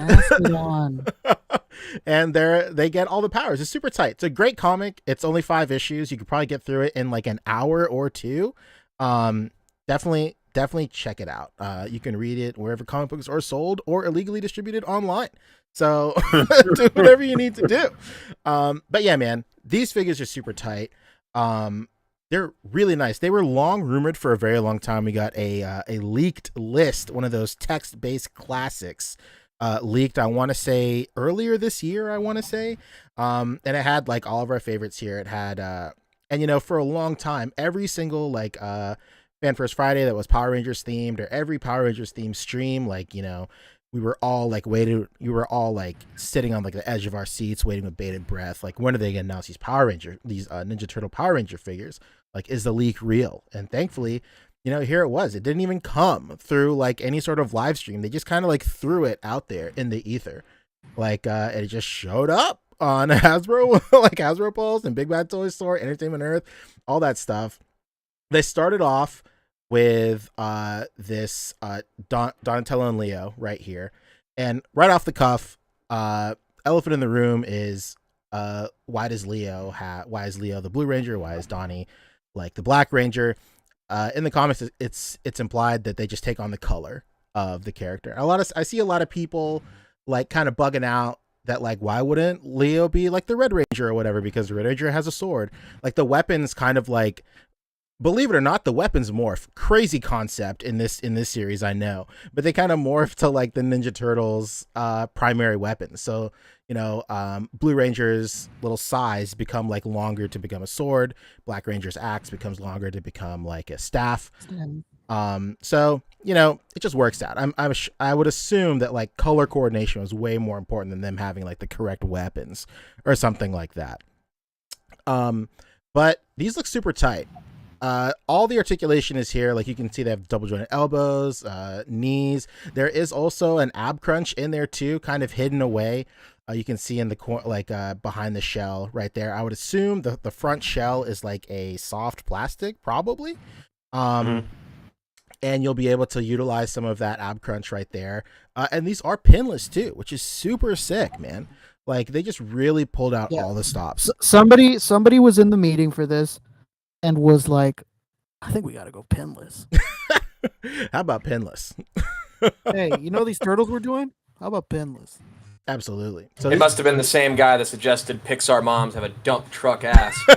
Yeah, it's the same people. Like they're writing the Pixar movie. They're like, hey, where's the dumpster? Absolutely. Like, what? Like, where's the dumpster? But my God. Okay, so that was the first one. But again, color coordination is something I've seen people be like, what? More than anything. True.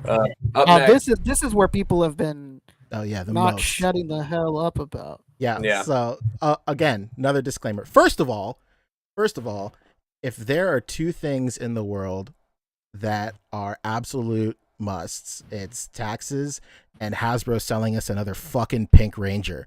Like, yo, how many of these are we gonna get, man? This is like let me stop you right there, Big Punch, because you might not be as big of a Power Ranger fan as me. Because I recognize that this is the first Pink Ranger with no skirt. Without a skirt. Yes, of course. I'm gonna need you to go ahead and sit back down. Well, he's got it from here, bud. Absolutely. Well, you know what? Let me give you a load off, Fabio. Actually, I'll take the reins back once again. What again? So yeah, of course. Next up, they announced this Mikey and April O'Neil. Super tight. Mikey dons the Yellow Ranger. Of course, everybody's got everybody's like up in arms. Whatever. How come Mikey's yellow? I mean, whatever, dude. Orange, yellow, same shit. Tomato, carrot, same shit. Who cares? Also, obviously, for those. Like the big elephant in the room is Power Rangers is derived from a Super Sentai, and in this season of the Super Sentai, Yellow is a boy. That's why Trainee and all the footage looks like a dude in a suit, because it's literally a dude in a suit. So yeah, it's not like some sort of like funny 80s like he just got a dude in a suit. No, because the Pink Ranger stunt double is a woman. It was that in Japan he was a man. Yeah, dude in a suit. That was that. And and on top of that, red and green are brothers in Japan as well. Absolutely. And the suit looks cool. Yo, the accent of like yellow and gold is like way iller than I thought it would possibly be. Yeah, this looks good. Of course, you see his weapons right here. Of course, yellow comes with like daggers, but like it's morphed into basically nunchucks. They multiply and they have a chain in between them. Super sick. And then like people are really interested in the camera and the microphone set. As much as we like to think that these lines cross-pollinate a lot, like if you collect Marvel Legends, like if you're into this shit, you might as well be into wrestling too. But a lot of guys, that collect Marvel Legends don't really fuck with wrestling. And like the one thing I saw a lot was all like, it's cool it comes with a camera, but I already have a camera. It came with a WWE set or some shit like that. But like it doesn't cross-pollinate as much as you might think. So it's cool that if you're just a Legends head or like a Hasbro head, then you'll get a camera. Go ahead, Rick. My bad. I was gonna say, like, our audience, like, I tell you, like, we like when we'll talk about wrestling, they'll be like, "Oh my god, like, we don't fucking do wrestling." Except for that wrestling hound who'll be like, "Oh, you guys talking wrestling? This is great." Except for that wrestling hound who shows up like wrestling. Shouts out. Yeah, I hope he was here when we were talking about Kevin Nash and that ridiculous. He was. Hell yeah, wrestling hound. What a man. He backed it. What a fan. Hell yeah. What a guy, man. Hey, you you know what? Say if anything, I'd have judged him if he didn't. I'd have been like, you know what? Maybe change your name to the wrestling person. Oh yeah. How about the wrestling casual observer? Truly. You know what? He's no fucking casual, man. He's real deal Holyfield hound. Get off his back. Hell yeah. So these are really nice. The effect that comes with like Mikey's nunchucks is pretty cool. Always cool to get like different effects from these. Like, for as much as like we talk about like how much we would love Hasbro to do like an effects pack and stuff, I think now they definitely have enough under their belt to like put out their own. But if you're like if you're into Legends and you're picking up a lot of stuff, you're kind of like a jack of all trades, by now you should probably have a pretty sizable collection of like, blast effects and like swoosh effects and stuff like that. So it's pretty nice to see that, especially with the Lightning collection, they keep on giving us like new shit all the time. It's really cool. Okay, I had no clue what was going on. I had stepped away for a second, but that's April O'Neil in the Pink Ranger suit. Yes, sir. Look at the accessory she's coming with, man. She's got the camera. Got it. Okay, got And the it. microphone. Come on. And the microphone. With the flag. Pretty sick. Taking time out of saving the world to do her journalism duties. Excellent. Absolutely. She's making her way downtown, man. Yeah, I mean, I think I agree. I think a lot of people are going to get this just for the accessory, too. But it just goes to show you that literally no Power Rangers sell better than Mighty Morphin designs. Because how else are they going to give you Mighty Morphin again? If not to cross them over with Ninja Turtles. I've said it many weeks, but what an absolutely wild time to be alive. True. Like we've got Ninja Turtles being made by Hasbro. We've got so many licenses being given out to so many random companies. Super 7 is out here making G.I. Joes and Transformers. Like, what an absolute insane time to be a collector. Like, I don't know. The rumors of MEZCO doing TMNT seem more true every day. If you'd have told people 5 years ago, like, oh yeah, by the way, Hasbro's gonna give somebody else the license to G.I. Joe, you'd be like, what the fuck are you talking about? G.I. Joe and Transformers by somebody else? I don't get think out so. of here. I don't know what kind of too. listen here, Arnold Schwarzenegger. I don't know what type of future you came from, but that's not this one. Get the hell out of here. But it also goes to show you that everybody can make better TMNT figures than Playmates. Yeah, it's really rough, man. Playmates can't make them to save their lives. And you know what's funny is that recently they showed that they were making them again, and they look just as bad as they did Same old in shit. 2016. They look exactly the same. They were like, why would we catch up with the times when we could just use the same terrible figures nobody wanted back then? It only makes sense, Rick. It only makes sense. Yeah, so this set looks pretty tight. The next set, which, let me tell you, I called this shit immediately. I said, a lot of people are saying, like, what the next set has got to be Raphael and, like, who? Green Ranger? Like, it's got to be. Like, why would it not? And I was like, watch these guys put a fucking army builder with this dude. And that's exactly what it was. So, bro, you son of a gun. To be fair, they're like, this is a read the fine print moment. This is actually Tommy as a foot soldier. So technically, it's not an army builder. It's Tommy as a foot soldier. But this is a bog standard foot soldier, dog. This is quite possibly one of the best looking foot soldiers probably on the market right now. It's crazy. The NECA ones are good for being like cartoon accurate and stuff like that. But if you want like a tight, like a super like rad looking ninja that looks like a foot soldier, then this is it. Also, this head sculpt is wild. It looks pretty sus. Yeah, he's like, it looks pretty weird. And it's almost like an awkward growl. You know, it's looks like a scowl for sure, but it looks like he's at a burger joint. And somebody told him that they ran out of ketchup. Oh no! Yeah, it's mild anger at best. You know what it looks like? Looks like that meme with the old man who's like crying, smiling, or whatever. What's his name? Harold? What's his name? I paint Harold. Oh my god! He looks like you could put some Pazuzu makeup on him, and he'd look like Danhausen. No, brother. Love that Danhausen. Yeah, like I mean, I understand that the face sculpt is like kind of like how they used to make the toys look, but like we don't give a fuck about what they look like in 1986. Give us a normal head. So normal head. It's a normal head. So no head. But Tommy, I mean, you're right. This is a great foot soldier. Yeah, it looks good. What more can I say? Wish I could buy just him. But and it would be nice. Talk about really smart reuse, though. I mean, how else to get your money's worth out of the Power Ranger body if not to just do it blank gray? Absolutely. But you know, like we could probably have another putty situation on our hands. Like the original putties came with a 2-pack with Green Ranger, so it's pretty safe to assume that down the line we could get this. If we're like talking best case scenario, it's safe to assume.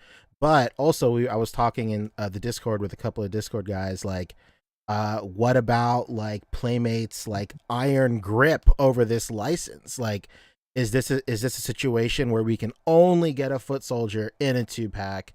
Does like their weird like their weird just like grip over this like license like exclude a foot soldier from being sold by themselves? Like, because the only time we ever see foot soldiers is in 2-packs. It's got to be something like that. Because that makes sense. Even Randy said, right, that they only allowed him to do things if they were exclusive to certain places. True. Yeah. I mean, maybe they could do a single pack or 2-pack army builder set. Yes. But it has to be exclusive somewhere. True. I would bet that it has to be Tommy. I'd bet that it has to have Tommy in it. It's probably going to be a putty 2-pack with. It's going to come with a Tommy head, probably one Tommy head. And then maybe like a separate portrait of like another like fully masked version of the foot soldier. It'll be a 2-pack and it'll be a Hasbro Pulse exclusive, probably. So Tommy. Damn, that makes sense. Yeah, and it's not new territory for them. They've put out 2-pack putties on Hasbro Pulse before. That's how I have like 5 putties. So I'm also noticing that the Tommy does not have pinless joints. The turtles no, you sure don't. You know why? That's an old mold, baby. Buck, baby. That's an old buck. Everything here, but I don't know about these forearms though. These look like new forearms, but still. Wait, what about Pink? Does Pink have joints exposed? Oh, she absolutely has joints exposed. Yeah. Oh, there you go. I was Tommy though. This is a new forearm for this figure, right? No one else has Shredder gauntlets in the Power Rangers line, right? Hey, but that could be rubber overlays, brother. Why would they put the pin in the rubber overlay? I don't know. Oh, I didn't notice that. Maybe it's like an aesthetic choice. That kind of messes up the look of the gauntlet a little bit. They'd have been better off. 100%. Look, you can see 2 in the back where it's supposed to be 3, like the rest of the rows. Yeah, that sucks. Yeah. It's probably like it's probably like a cost-cutting measure. Like they just like this whole wave is 80% new molds. Like they had to cut costs somewhere. But like what I'm recommending would make it so that they didn't have to make any new molds. It'd just be like a piece of rubber. That's true. Yeah, learning something. That's true too. Like, what's going on? But all they really would have to do, can you do a pinless lower forearm, but then still a pin in the bicep? I don't know. Dude, I might have to take this Mighty Morphin team to school. I don't know. I'm curious because this new forearm had to have been designed the same time as the new Turtles, which all have pinless. So I don't know. Interesting. You're probably right though. What a time to be alive. Wow. But speaking of Shredder gauntlets, the real big daddy that everybody's talking about, the deluxe figure in this set, Shredhead, as the Green Ranger. That's it. Yeah. Who does have new sculpted forearms with gauntlets. He sure diddly does. All pinless. How did this work in the comic book? Why is he the Green Ranger? So Shredder steals Tommy's power coin and Morpher and morphs into the Green Ranger. Got it. Okay. It's morphing time. And it's sick. Yeah. It's really nice. The one complaint I have is they skimped on the deco. Like he should have like the diamonds on his chest, just like all the other Rangers. But they didn't do that, which of course, which sucks. And they didn't paint the insides of his palms. They're still flesh colored. They don't like have the whole wraparound of the claw or whatever. Like it sucks. So you can see it right there, like in his palm, like that. Come on, dude. Strap. Look at that. Oh no. But if they didn't paint that, there's no way in hell. If they didn't paint the diamonds, there's no way in hell they're going to paint that. So. Right. Hey man, I said it. We got to take this Power Rangers team to school, man. To Shartimus's point, I think all the price went to the soft goods cape with the wire. Yeah, you know what? I'll give them that. They gave us the soft goods. They heard Fabio screaming from the rafters, and they were like, all right, Mez head. Done deal. Hell yeah. Fabio, let's get your expert opinion. This has been a hot topic online. People have been debating. Is there a wire in that cape? Oh, totally. Look, it has stitching for a wire. It's painfully obvious it has one. You just don't think it's hemmed? No, you could tell. Nah, they wouldn't. They wouldn't hem it. They would- Especially on that shoulder right there, you could see that it's like stiff. Whoa. Yeah, look at that. There's no. I mean, You it see would it's cost stiff on them the shoulder. almost as much to just. You don't need the hem if you don't have the wire. There's no reason Interesting. for it. It would just add bulk for no reason. People are saying that if it was wired, they would have jumped at the chance to say it on the live stream. They also said that this isn't the final product I on the guess live that's stream true. as well.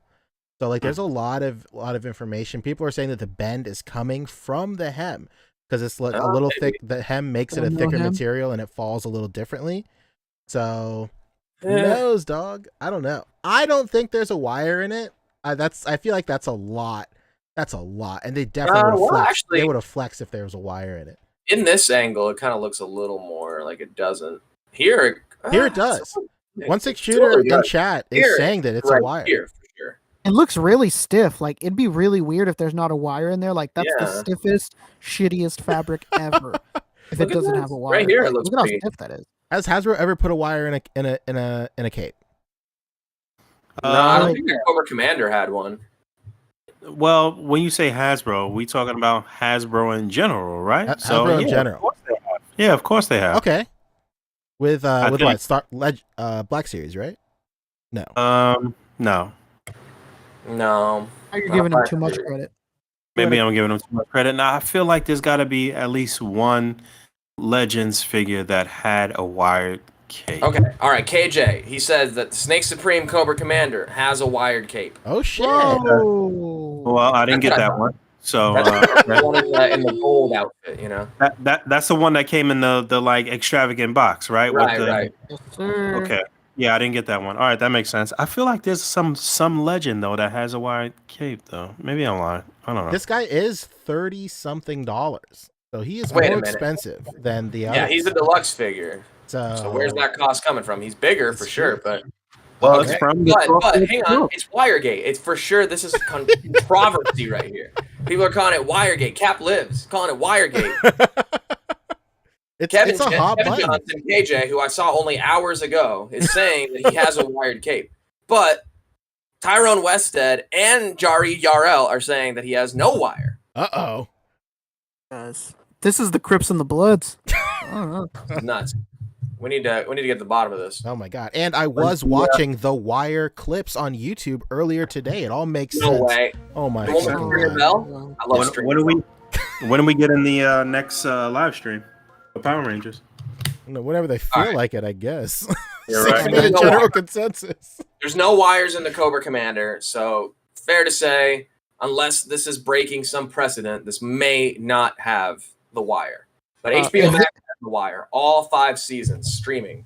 If this reveal of it having the wire isn't accompanied by Kanye West through the wire on the live stream, just throw it all away, man. Well, I guess Shredder he's not the guy to make the sacrifice play, okay? He's not the guy to lay on the wire and let the other man pass over him. Oh shit! He's the type that would cut the wire. So how many figures in total did they reveal? They revealed 2-pack every day, and then a deluxe on the last day. Yeah, That's the last one, baby. 7 figs. Well, if my math is correct, and I think it's correct, I'm checking the calculator right now. It's looking like 7. Oh 7 shit! figures. Can you So, crush those I mean- numbers one more time? Can you give us a rundown real quick on those numbers one more time? Can you give us a rundown on those numbers? If my math is correct, 15 minutes 4 times does not equal an hour. Oh no. Games clip. Nani? Couldn't count for Well, shit. if you're a TMNT and or Power Rangers fan, you need to prove it and drop $200 on these 7 figures immediately. This Wrestling seems like Hound. Wrestling Hound is somewhere in the distance calling you a fucking casual if you're not buying this. this seems like a win to everybody but Boog. So I'm pretty excited. Yeah, this is genius. This is genius. This is so good, man.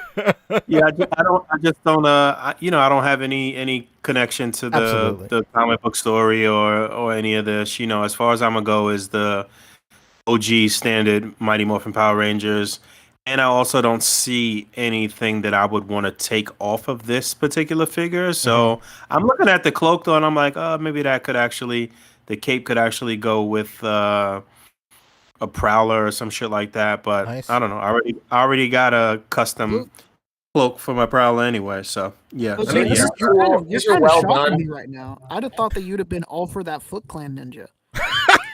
I'd have thought you'd been first in line for that ninja, man. Look at this guy. Look at him. It's a See, good design. It'll definitely look great when I start seeing some people's photos like Matthew Charles or Geeky Fresh or some shit like that when they get quite a few of these dudes and get them, pitted against their Rangers or their Turtles and shit. Sure. I live for that type of shit just to kind of the voyeurism of it, just to see that shit on my feed and scrolling and geeking out for a minute. But like, nah, I'm not spending my bread on that shit. Sorry. Yeah, I mean, this is really like cool, I guess. But the kind of unfortunate part, unless you're like very attached to the comics and you want this to be kind of your evergreen representation of that comic in your display, this is for the most part, I think, something that people will look at as like a dope concept. But I don't see people like holding on to stuff like this in their collection for like a long time. It's not this like timeless thing. I think it's a very like these are the Turtles and Rangers du jour, and then when the next hot thing comes along, we'll move on to that. This seems like, of course the comic exists, but like this seems like a algorithm fever dream, like bred out of like what has the most potential to sell the most to the widest audience. Oh shit, you like Power Rangers? What are the chances you like Ninja Turtles? Oh, 99%? Sick. Oh, you like Marvel Legends? Oh fuck, what if we made some figures? Damn. Yeah, this is like when you feed an AI a bunch of teen romance scripts and then it like shits out a script of its own and it's perfect. Oh damn. The last thing I wanted to bring up was Repeat DC hit us with $5 just to say, yo, maybe Ryu Falcon Ranger soon. And I put a picture in our chat to commemorate this. How does that look? Oh, man, so bring that shit Capcom, up, brother. Capcom collaborated with Power Rangers for, so Capcom made a Power Rangers game that started out as a mobile game, and then it got ported to consoles with like actual real controls, like Marvel vs. Capcom controls. And they collaborated with Street Fighter, and Ryu and Chun-Li got morphers, and they were DLC characters, and these are the characters right here. Okay. So I'd like to see it. Honestly, I was just having this conversation earlier. It'd be dope if Hasbro got the Street Fighter license, and then They do everybody have it. who's wanted Marvel They vs. already Capcom. have it. yeah, they already have it. They already have it, man. Oh wow. Hasbro does? Yeah, they remember did they made the Gamerverse. Gamerverse. Oh, that's right. I mean, I think anybody who's been waiting for Marvel vs. Capcom in scale, SHF too short, Storm too big. Gamerverse 4 inches tall, way too small. Come on, man. I'll tell you one thing Hasbro did right. This fucking Snake Eyes and Timber 2-pack is fucking great. We heard it from the man's mouth, brother. Yeah, that dog is crazy. The wolf. Yeah. They did a really good job on this with the articulation, the look. Like I want to army build this shit. I want to get a pack of wolves. Where'd you get this from, man? Where'd you get yours from? Why'd you let these good Big people Bad know Toy where- Store. Whoa. It was in front of my door. Get it from your It's in front of my big, door big, today. badass toys. Shout out to Big Bad Toy Store. I came back from a workout and I had some toys waiting for me in front of the door. It's great. Shout out to Hell Big Bad yeah. Toy Store, friend of the show, friend of the channel. Really. Let's go. And, friend of Shartimus Primes. Shout out to Poncho's little shout out earlier to get your. That's what Shartimus used to say. Get your big badass yeah. toys at Big Bad. I thought that's what you were referencing. That is what I was referencing. Yes. He's going old school Shartimus with the old school Big Bad Toy Store shout out. Hell yeah. So yeah, I guess that wraps up our Mighty Absolutely. Morphin or Power Ranger crossover here. What's next on the deck? Real quick, some corrections. Play this corrections music real quick. Like, Please.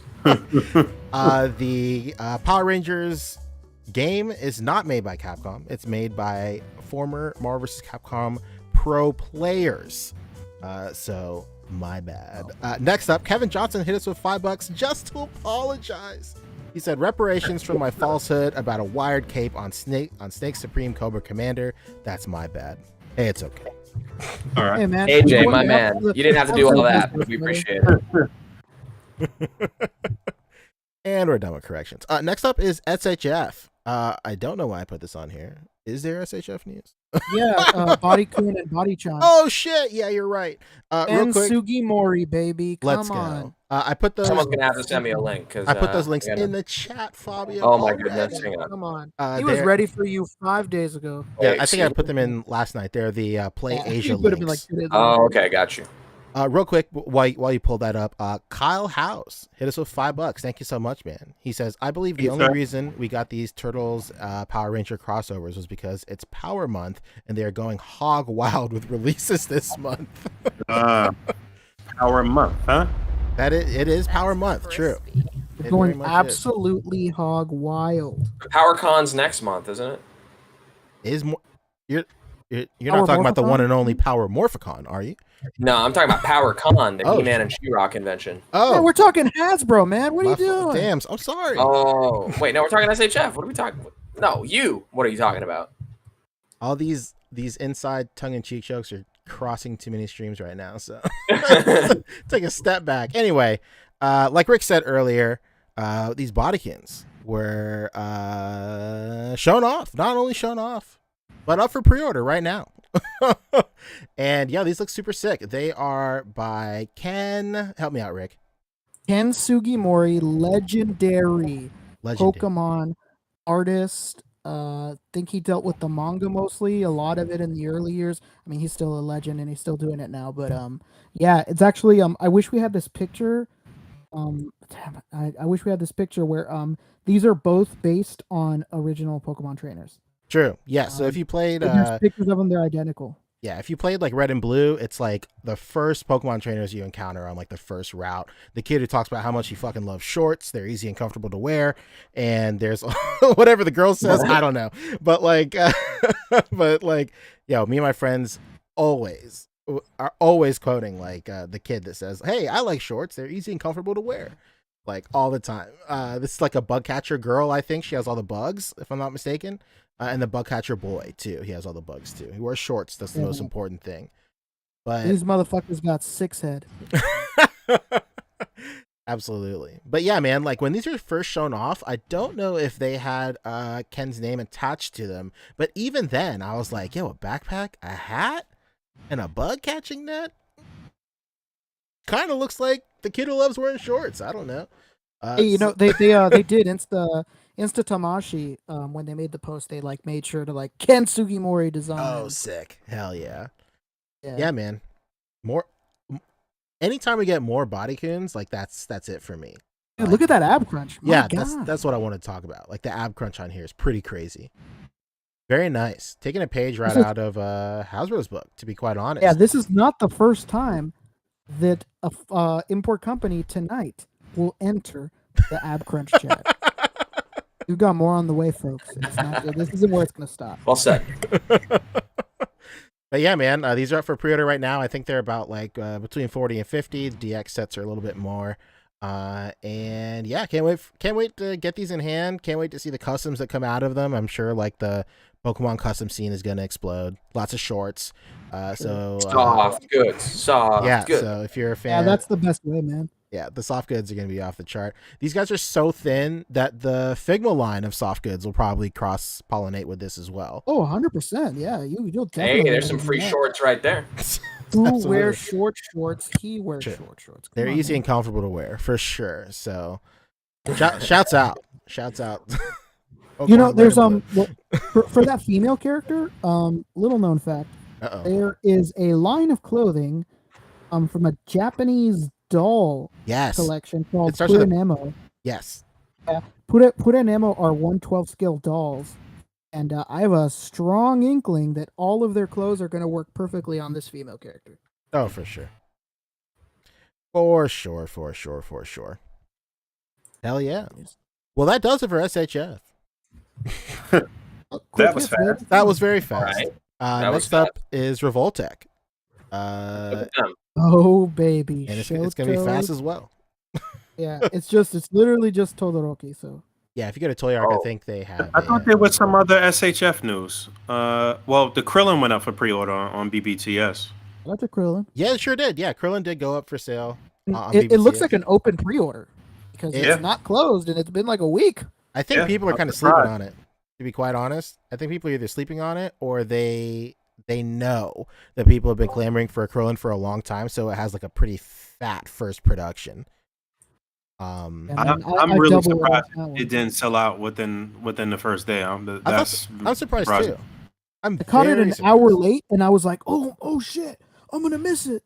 Yeah, And it's been like fucking 5 days, and I'm like, "Huh, what's going on here?" I was in the same boat. I was like, oh shit, let me do this real quick. But yeah, Krillin went up for pre-order. If you missed out on the first Krillin and you still bullshit him right now, you are totally insane. But that's it for SHF. Absolutely. Quit playing. Yeah, next up is Revo. Rick, take it away. Man the myth. Let's go. Where we at, Fabio? Is it this guy? That's him. There he is, man. There he is. Shoto Todoroki himself. There he is. My God. Wait, is that Prince Zuko? Oh, brother. Don't you fucking dare. Don't you do that. You're gonna break my heart, man. But yeah, very similar to the backstory of Zuko, in a little bit, I guess, but not really. We have Rebel Tech's next entry into My Hero Academia. Shoto Todoroki, incredible. Look at this guy. Yeah, Boog, you're gonna want this for the effects.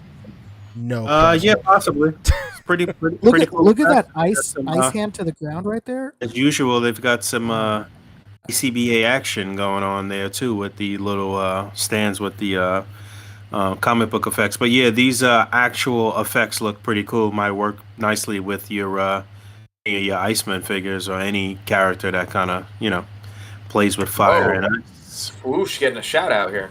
Yeah, you Yeah. know, I've said it before on the Hilarious. show, but maybe I haven't in a long time. The creator of My Hero Academia is obsessed with American comic books.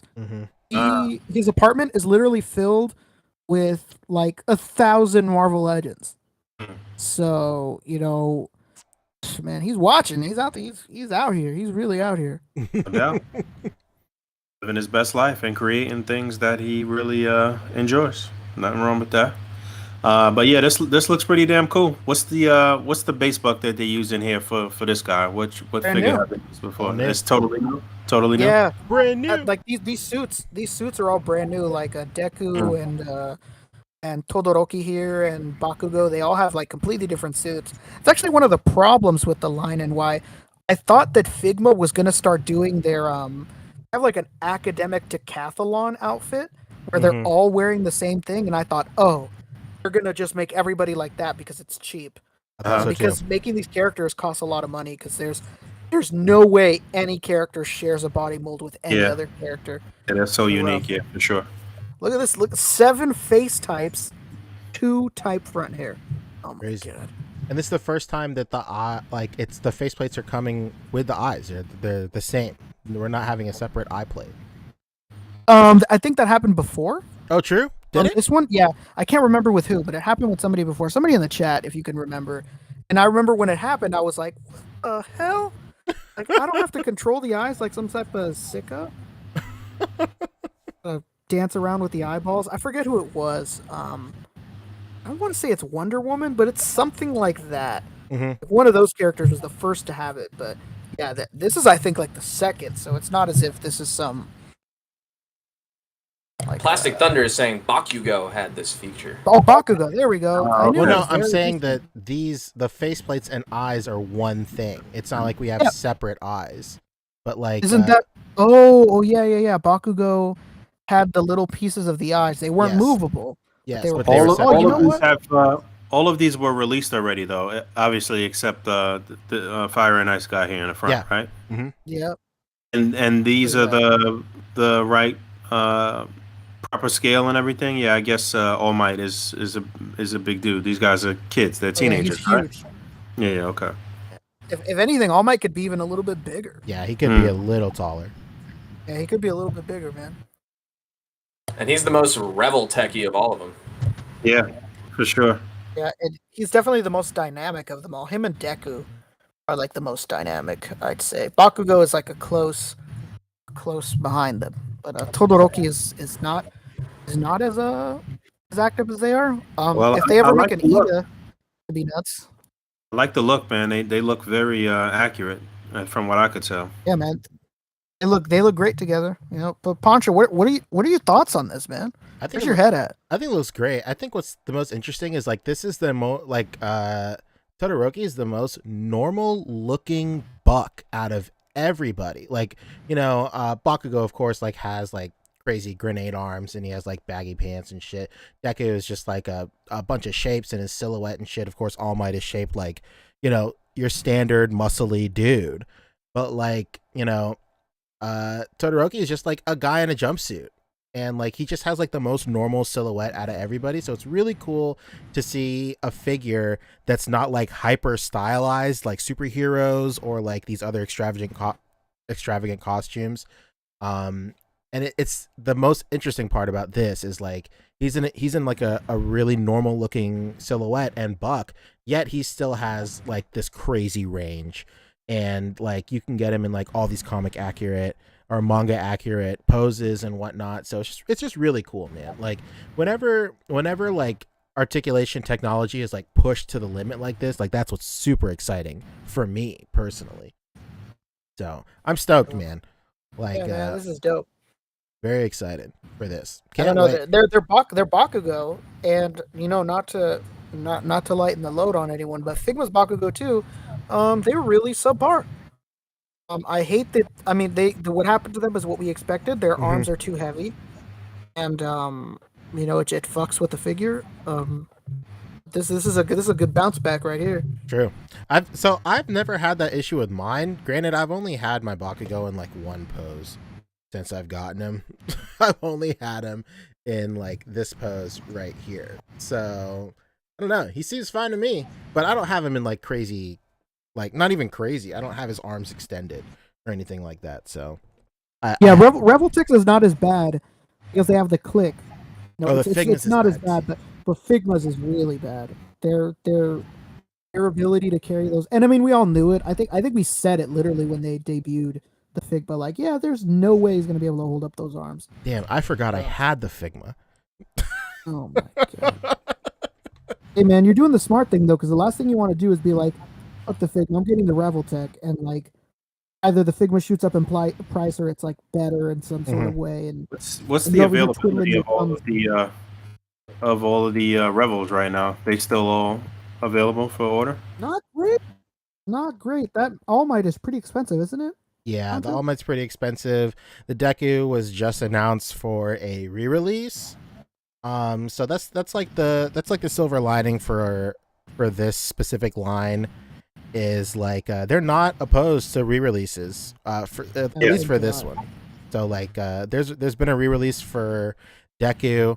I think All Might has had a re-release. I'm not 100% sure. No, it's sold out right now. The other three are up for what looks like a re-release, or the other two are up for what looks like a re-release, and then pre-order for Todoroki just went live, I guess, this week or whatever. Yeah, so people in chat are correcting. Deku and Bakugo have been re-released, or are being re-released. So yes, I see a pre-order for both of those. So, but like, yeah, All Might is probably, you know, they might not do All Might yet, but as the team kind of rounds itself off, as we're getting more and more members of the team, and more people, more and more eyes are being put on this line, and people want to backtrack and whatnot, then it might be strategic for them to re-release an All Might, like maybe another figure or two down the line, especially when that Endeavor comes out. Like, it would make sense to put out All Might again with the Endeavor. So, and Endeavor, my god. And you know, Revoltech is like such a great, our Amazing Yamaguchi is like such a great, you know, container for these figures. Like, it just doesn't. I can't imagine a better company tackling this line. So I'm very excited. I don't know. I'd say SHF, but dang, whoa, that's a dream. Whoa, because you know, because it's like I said, I've said it many times before. I love Revoltech. I have many hours of arguing with people about Revoltech. But I just think that they're too stylized sometimes. True. I still, like, you know, you've disagreed maybe with me before, but I still don't think that these capture like the look perfectly enough. And I think Figma doesn't either. I think Figmas all look like Figmas. Like they Yeah. like. I can see that for sure. Yeah, Yeah. yeah. I think SHF is the perfect medium, the medium Dang. of articulation and accuracy. But I don't think we're gonna get it, man. They're looking pretty dry over there. But you know what? Definitely right now, Reveltech is the best of them all, of what we have. Way better than McFarlane and Oh God, don't get me you know, started. Figma takes way too long, so they're beating them on release times alone. That's true. Well, hell yeah. Super stoked on this. Can't wait. I mean, no, everybody's up for grabs now. Like, it just seems like they're all in, man, and they're just gonna do everybody. I was gonna ask you who do you think they're gonna do next, man? Red Riot, baby, be the best thing ever. Let's fucking go. My wife would say Tape Guy. I don't know. I don't fuck with Tape Guy, but if I had to guess, it'd be really nice if they did a stain. oh yeah, true. I actually got the McFarlane stain this week, actually. There he is. But if they were gonna stick to heroes, Ida would be really good because he's like super dynamic. Yeah. You know, Ingenium, his running and shit. Like, yeah, I would like Ida unreal. more than a Red Riot, honestly. To be at this Yeah. point, yeah. That would be nuts. The Endeavor, you know, That's sign me it. up for that. Boy, Hell yeah. Endeavor. Look at, like, we already got his son ready for his approval. That's fantastic. Hell yeah. Well, next up is MEZCO, baby. Fabio, take it away. Oh man, he's awoken from his slumber and Oh. he's ready to swing.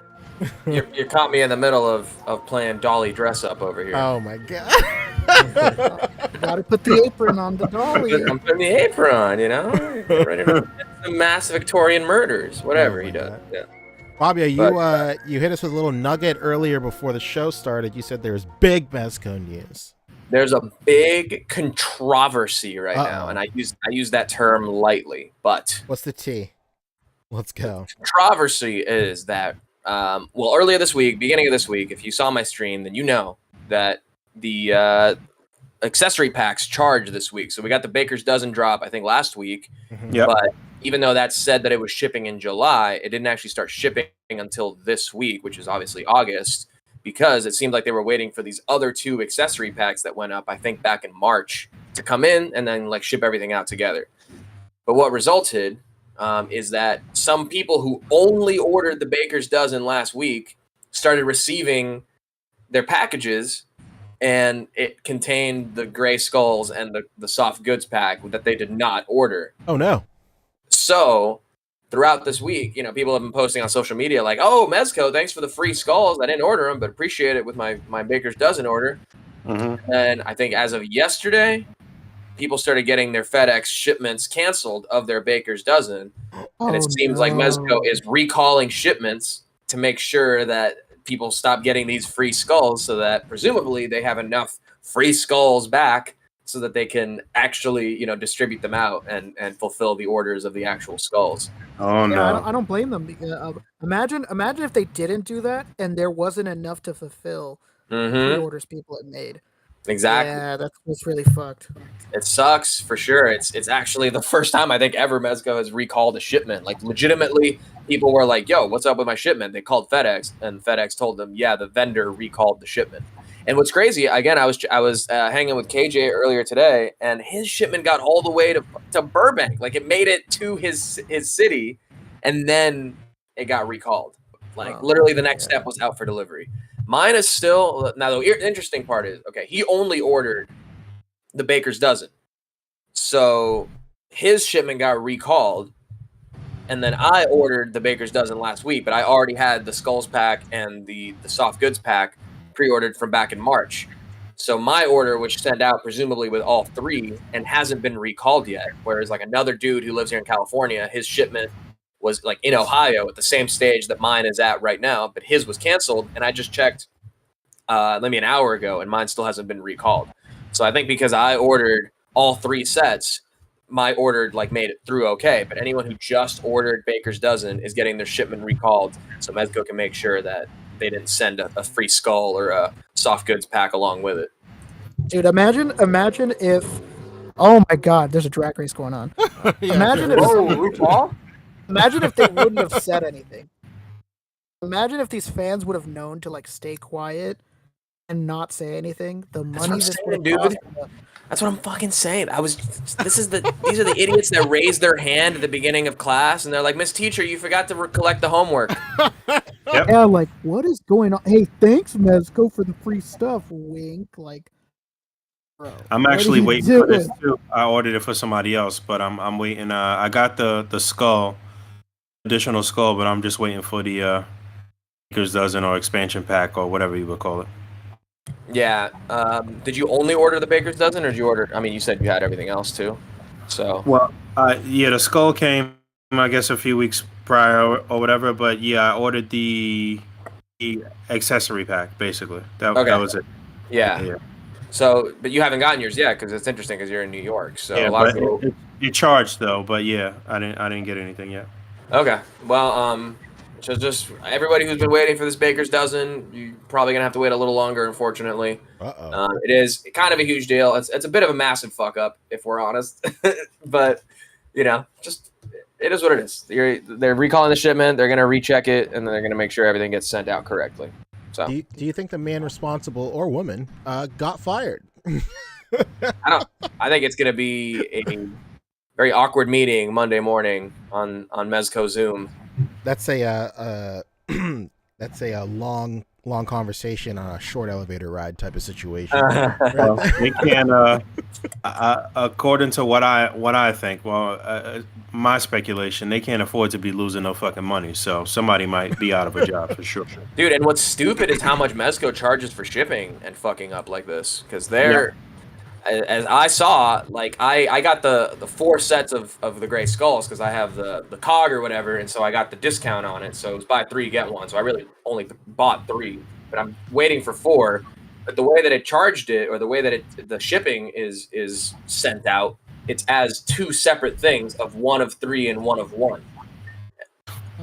So I'm basically paying 2 shipping or double shipping for what is essentially the same order, just because of the way that the coupon divided it. Yikes.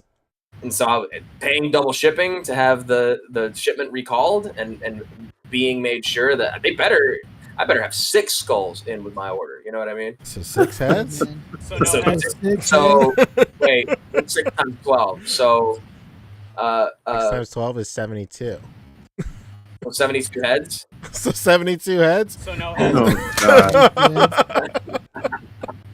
Jesus Christ. It's one of those things where I feel it obviously it sucks. Everybody wants to get their shipment on time, especially because if you only ordered the Baker's Dozen, you were owed it shipping by in stock to ship out and be received by July. It's August, and now it's shipping out this week. Mm-hmm. So obviously there's a delay on that. Understandable to be a little, what the heck. But then for MEZCO to, I feel like it would have been okay for them to take the loss on if it was just the skulls, because they're like the matte gray unpainted skulls. It's easy to do another run of those and fulfill orders later, or however they want to do it. But I think the real holdup is the soft goods pack, because that for sure would have been like a big loss of money. Yeah. But either way, they want to make sure that those orders who actually got these skulls and everything get fulfilled correctly, and then who knows. The fact that we're also paying double shipping or shipping per order. So if you got the soft goods pack and the gray skulls in one order, like I did, you're paying for the shipping on that order. Mm-hmm. Then the Baker's Dozen drops last week, and you pay for that with the shipping included for that. So why am I paying whatever it is, like $12 or whatever shipping, maybe $8 to $12? I don't remember exactly, but for these packs, it's a little smaller. Why am I paying either way shipping for those 2 orders when I'm ordering them at separate times, and then they're shipping in the same box? True. Yeah, they're even shipping in the same box, and you're still having to pay 2 separate things.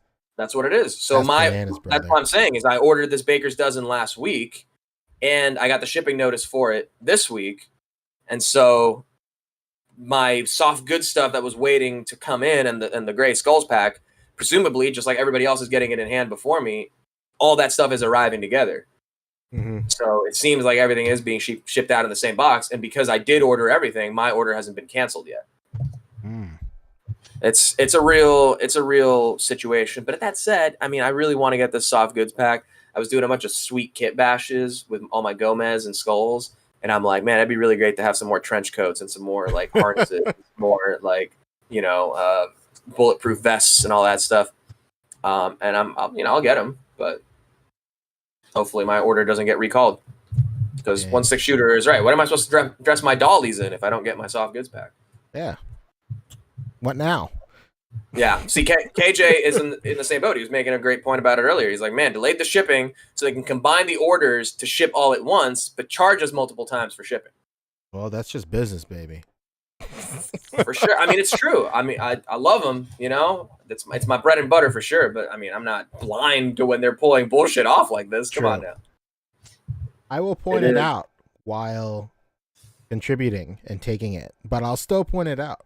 I'm just like I am a wrestling fan. I'm like, man, one bad WrestleMania, this company sucks. I'm never going to support them again. See you on Monday for Raw. Yeah, basically. Reminds me of my best friend. Shout out to Chris Blackman, aka DeReal Chrono. What the fuck? Great name. Yeah, that's 12 years old speaking to you right there. Yeah, every year we've been friends since we were in the 6th grade, and from the 6th grade till probably like college time, we lived in the same town, and every year this guy would buy Madden, and like the first week he's like, man, this is pretty tight. Yeah, they fixed a lot of shit from last year. This is pretty great. And then eventually he would just like fall into madness, and he would just be all like, fuck this game. This game sucks. You know what? Like, Madden sucks. Madden always sucks. But I can't wait for NCAA to come out, and then that'll fix everything. NCAA comes out, same shit. This sucks. But you know what? Next year, Madden's got in the bag. They're gonna get it right next year for sure. that loop continued for years and years, and then they just straight up canceled NCAA. So can't do that anymore. So I know you're watching, Chris. Once again, I shared your story. I tell this story all the time to anybody who is basically forced to listen to me, and that includes all you guys right now. So stupid. Hell yeah. So that's basically it for MEZCO. Shout out, hell yeah. Everything we just said, Rick agrees. Yeah, shout out to the Kmart that's near me that still has a copy of NCAA 2008 for $59.99. Let's go. I took a picture of it, and I wish I still had it. Oh I don't want to go to that Kmart and even bother taking the picture again. But I was like, oh man, I wonder how cheap this NCAA 2008 is. And then I scanned it, and it said $59.99. Oh no. And I said, if this store doesn't get the fuck out of here. Listen, if it were WWE 2K18, I would understand paying full price, because that game still slaps. You heard it here first. It's slapping. Yeah. Brother. All right. But that's it for MEZCO. Just a little bit of a drama. I'm anxious to turn this into an hour of content on my stream on Monday. Hell yeah. Stop by for that. We're going to go. And you know what? We're going full Karen on them. Take a clickbait, like a cover picture of it, do like a big mouth wide open, and then write, MEZCO did me dirty? Or Right. Never shopping with MEZCO again? Question. Selling my whole collection. Oh, that'll get him. Selling my whole collection. MEZCO took it too far. But what's funny about it is, like, there's one dude that, we're in a group chat with, and the day that the Baker's Dozen went up, he was like, what is this? All right, I'll try get him. And then the website had its like crashes in like that first hour or whatever. And he was all frustrated and mad about it. And it was like, wow, I'm never buying a MEZCO product again. I have never had such a bad experience. If you promise me that I can buy something now and I'm unable to do so, I'm like, all right, bud, I get it. But what a hill to die on. Like, you just found out about this 5 minutes ago. Pure hype has gotten you to make this purchasing decision. And the fact that you're unable to isn't really that big of a loss, because you didn't even care about it 5 minutes ago. So what's the loss, Whereas, people with skin in the game who are familiar with this process, are, you know, going through the same shit, and we're just like, it's cool, just keep trying, it'll go through eventually. So when he got his order canceled today, it was like, man, you know, just more shit to complain about for something that you're really not that attached to, which makes no sense to me. Come on, guys, But yeah. get it I together. think we got one other thing added to the docket here, right? Oh yeah. Yeah. Yeah. For MEZCO or for just? Oh no, not for MEZCO. Just in general. The Figma. Oh yeah. Demon Slayer dude. Inosuke. Did we have that in? Yeah, we had Figma. All right, so that's next. We'll pull Oh, that we up. did. Okay, sorry. All right, so chat- what's up with the these chat- Figmers? Listen, brother, the chat has been opened back up. We alluded to it earlier today. It's happening. It's happening. We're opening up the import company AppCrunch chat, and Figma's entered it with Inosuke here. The first time ever a Figma has an AppCrunch. My God, if there's one thing people can complain about with Figma, is that their AppCrunch is absolute booty cheeks. Look at this guy. Oh my God. There it is. Seeing this? Jesus Christ. There he is.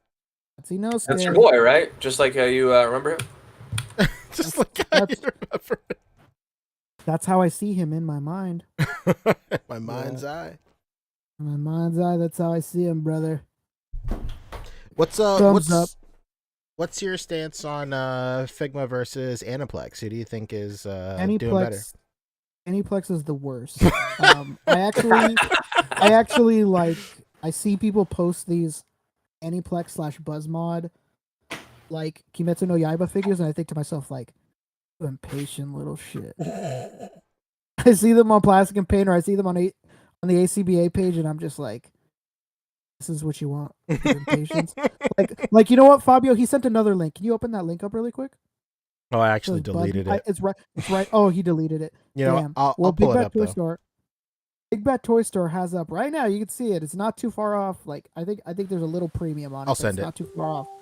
I sent it. Look at this price tag. Look at this price tag for this company that just started making figures at random for this show. You fucking shitting me? Yeah, that's crazy. It is a crazy price tag. Like, you see, that's why I judge people. Not just because Aniplex is new and they're not as good as Figma. You know, that's whatever. But you guys are paying like 3 times the price of a Figma sometimes. There's just no way, man.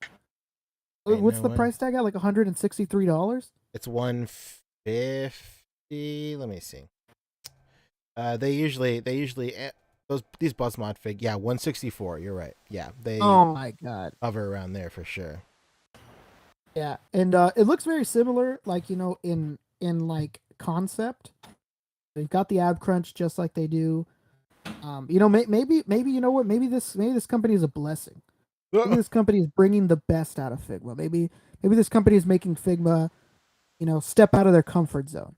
But I can tell you this: I wouldn't buy an Aniplex figure at all. There's just no way. Look at that price tag, man. Get out of here. Why specific? Is it the price tag? If it was as affordable as a quote unquote affordable as a Figma, would you jump in on Aniplex, Buzzmod, all that shit? Hey, you know what? I would at least give it a chance. I will say I do like the aesthetics of like the pants on the Buzzmod figures. Like I love how chunky they are versus like the Figma where they're not as like chunky. Yeah, because I mean, at the end of the day, like we said earlier, Figma, they all look like Figmas. That's true. I think like his pecs are also a little too low. Like the same thing, I felt the same way on like their blank bodies, the Figma blank bodies. Like the pecs are just too low. I don't know if it's just how this guy's posed or whatnot, but like that's just been a common complaint. On which of the two? On the Figma. I think sometimes when Figma sculpts, you know, it's usually because of the articulation. Yeah, you just make them too low. Yeah, man, I don't know. I just don't think that.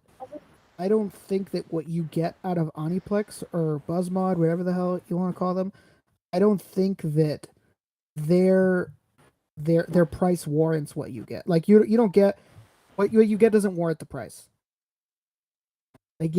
like what it's displaying, it should just be the price of a Figma. There's just no way. Like this thing doesn't even move as well as a Revoltech, and Revoltech is like 1/3 of the price. Really? How much is this? Oh no, this is the Figma. This Figma's like $70, something like that. And the other link that Poncho sent you to Big Bad Toy Store. Look at that guy, Fabio. Oh my god. Yeah, same scale. Like, really not worth this price. There's nothing incredible or like something insane about this figure to warrant like nearly $100 price jump. There's just no way. Damn, so it's literally more than twice as much as the other one. Yeah, man. There's no way I could do that. It's just Wow. it's hard to justify it. But like I said earlier, if they were cheaper, I'd give them a shot. I think this comes down to how big of a fan of this property are you? Would you spend $70 or $165 on it? Prove it. Yeah, no, for sure. It definitely is a thing of, bigger fan or not. That's terrible. No one actually believed that, please. Yeah, it's true. Trust me, you're a casual if you don't have these. you don't like this series if you don't have it. And this line does give cute like little things, like it has those minifigures, like they do give extras. It's just hard to justify, man. I mean, justify giving these dudes a shot for almost $200. You know how much MEZCO stuff I could buy with this? This is one bundle price right here. There's no way. Yeah, this is more than the summer bundle that we just had. There's no way. Yeah. You don't even get a free T-shirt or a poker chip with this. I mean, what's the point? Yeah. Oh my god! Listen, if I don't get a 5 points with this, poker chip, a T-shirt. I need a full set of Demon Slayer playing cards, please. Thank you. At least a lanyard. Come on, man. Maybe a limited edition lithograph. Ooh, you know what? If I can't scuba, what's this all for? Yeah, power to anybody who can justify paying this for these figures. Let me know in the chat. Maybe I'm out of touch. Maybe these figures are really worth this price. If anybody has these Aniplex Buzzmod figures, just let us know in the chat. Put me in my place. Like, you don't know what the fuck you're talking about. You know how good that Tanjiro is? Hey, but this one says it's 9 inches tall, the chat is saying. 9 inches tall. Jesus Christ. They're huge. It says 112, but it's a 9-inch figure. Oh, you know what? It's the stupid pig head. Is it that big? No way. To add, what would be what? 3 inches? That's nuts. I mean, look at him next to Tanjiro there. He's not that tall in the series. He's not like almost 9 feet tall in the show or anything like that. Yeah, they say 9 inches, but I don't know. But it says 112 too. But it could be like how Storm Collectibles says 112. I don't know. Can you? You know what? I'll just do it. I'll type in Tanjiro right now and see what the buzz mod is looking like. All right. Well, I guess we're continuing into some of these other third-party anime lines, right, as they call them. So this one, I will say, got my attention. Oh yeah, because it's soft goods. Hey, you'll be jubilous to know that Buzzmod, every other figure in the Buzzmod line for Demon Slayer has soft goods except for this pighead guy. Their pants got to be soft goods too. Oh God, this guy. It's not that they have to have a soft goods piece; they have to be wearing the soft good. This looks good. Is this one of those French twins with all the? This is in fact a French twin. So in the show, he's French and he has a twin. And they have a lot of botched plastic surgeries, right? Yeah. All right. No, this is Kuwabara Kazuma of Yu Yu Hakusho fame, one of the greatest animes of all time, baby. Absolutely shocked it's not more popular. It seems like me, Rick, and Punker Mike and Mike Wisman are the only guys that give a fuck about this anime. Like, it's insane. Man. Why don't more people talk about Yu Yu Hakusho? I remember it on Adult Swim. I used to watch it on Adult Swim because why did Inuyasha like stick around, but this didn't? What's going on? It's because I don't know. Stepmoms everywhere loved Inuyasha. I don't fucking know. Yeah, man. I don't know. I mean, shout out to Rumiko Takahashi, you know, the queen of the 80s and the 90s. But Hell yeah. fuck, like, you know, show some respect. There we go. Yu Yu Hakusho. I think Yu Yu Hakusho debuted at a weird time in America. Like, to be blocked with Dragon Ball, it kind of, like, the way it was presented was like, oh, here's another show kind of like Dragon Ball. This is just like Dragon Ball. Inuyasha was like right after. Yeah, so like it was blocked being blocked with Dragon Ball at the peak of its Toonami like hype and popularity. Like nothing else stood a chance, unfortunately. And then you kind of were like, even if you were watching Yu Yu Hakusho or even older stuff like Outlaw Star and stuff like that, you kind of felt like you were in like the minority there. Like you were watching that block not for Dragon Ball but for like this other cool shit. Perfect sense. But yeah, man. You're telling me this is not these guys.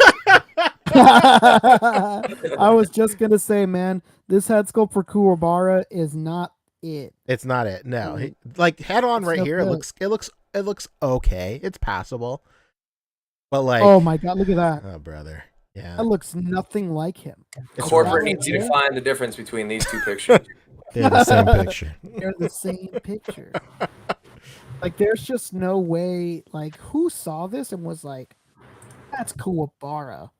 Like, Kuwabara has such a strong, has such strong facial features, and not in this way though. Yeah, they're like a longer, elongated, like angular kind of features almost. Whereas this is just like, it's just weird, man. It looks like a botched plastic surgery. I don't know. Yeah, man. This looks like, you know what this looks like? Like a really good, like, female cosplayer. Oh yeah, you're right. Oh, Holy shit. fuck! Like, she looks just like Kuwabara. She's so good, man. Oh man. Hell yeah. Yeah, this expression face right here is not that bad. But the others are really rough. I don't know, the eyes. I feel like the eyes are completely wrong. I feel like the eyes aren't even kind of there. Yeah, it's I feel so like that's strange. where it's the worst. It's really weird. Like, you know, even that Inuyasha, oh my god. The Yusuke, like even he looked a little off. But like he looked close enough though. And this is close enough too, but like they're slipping, man. They're slipping. Yeah, this is really bad territory. It's like they're not even looking at the source material. Yeah, it's just like, oh yeah, I remember Kuwabara. I just sculpted that from memory. Yeah. It's like a game of telephone. Yeah, Right. man, this is no good. Like no offense. I mean, they're never gonna listen to this. So I don't care if it offends them. No, they're listening right now, Rick. Whoever the hell sculpted this, like, you're a failure if you were looking at reference. Oh no. This is what you sculpted. You failed. You failed this city, bro. This is no good. This is rough. Like, I've already started to look up. Yeah, I think Rick. What happened? I think you nailed it. Like this looks very androgynous. Like it could be a female. Like, you know. Yeah, it's no good, man. And I've already looked up. Like, you know what's the worst part about this poncho? Is that I don't know if you've looked up world collectible trading figures for these, but they're like $60. Yeah, they're crazy. You can't even like fudge it and like, oh, I'll pay $20 for a world collectible Kuwabara figure and just head swap it. Like, there's just no way. He kind of looks like a Sailor Moon villain, a little bit. Dude, that's exactly what he looks like. He looks like he's gonna show up and like androgynously like flirt with Sailor Moon. It looks like he co-starred with in every 80s action. He looks like he refers to females as kitten. Oh, God. Like, Daddy's back on Discord, kitten. Terrible. So stupid. Hey, you know, all that being said, your boy pre-ordered it though. yeah, I'm still gonna pre-order, still gonna show support because I love this line continuing, but you best believe that I'm gonna check eBay every damn day for a world collectible trading figure that's at a decent price until this damn thing releases. Yeah, and also I looked up the Tanjiro from Demon Slayer. He's 5.5 inches.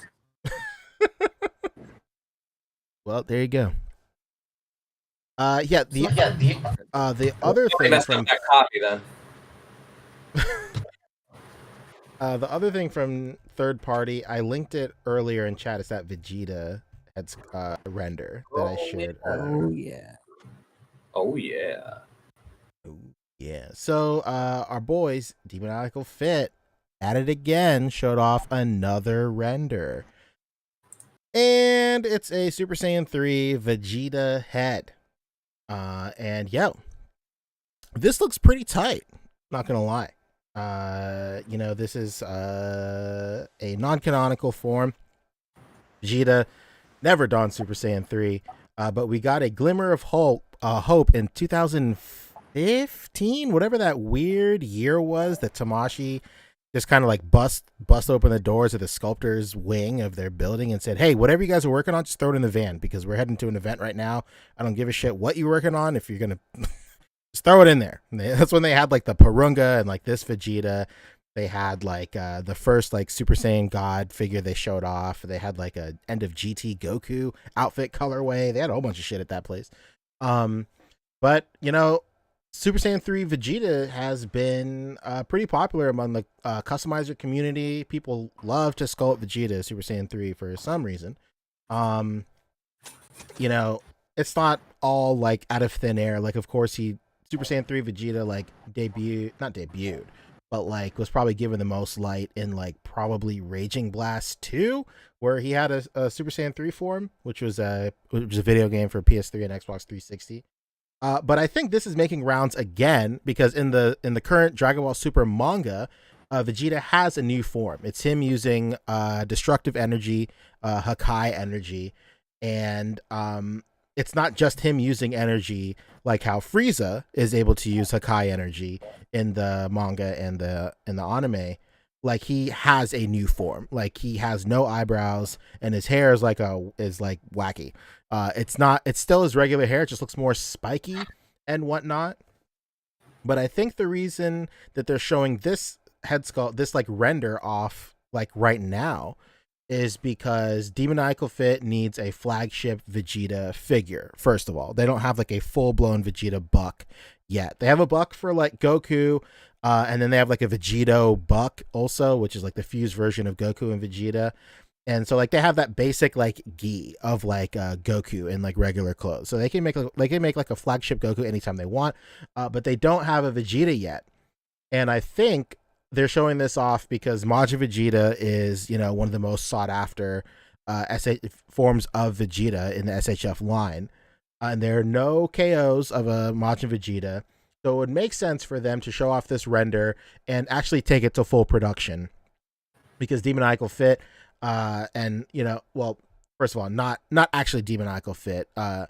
The sculptor, Really Mad Marco, Possessed Horse, maybe not Really Mad Marco, sorry, that's like an old term. But Possessed Horse is the guy who does all the sculpting for Demoniacal Fit. He always posts renders and stuff like that. I'm actually looking right now. His Twitter is Really Mad Marco and his Instagram is Possessed Horse. Same guy. But he'll always post renders. Like the kind of joke right now is like, he'll post renders and they'll never come to fruition. Most famously is like he did like a Gotenks render, which is Super Saiyan 3 Gotenks. He did like a Boo render as well, like a absorbed Boo, and people are actually taking pre-orders for those.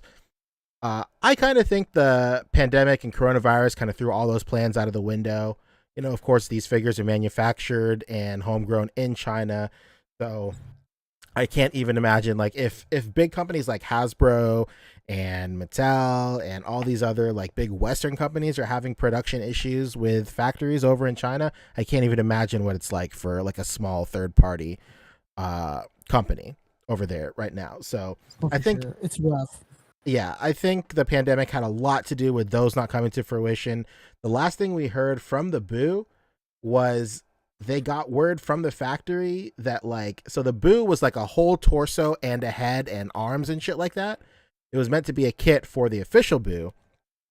And they got word from the factory like, yo, if you guys just want to do a whole figure of Boo, it's like next to nothing extra to just produce a whole figure. Like the big chunk of your time and your money is spent on this but if you just want to pay like a little bit more, then you can just make a whole ass figure. That's the last official thing we got from that Boo.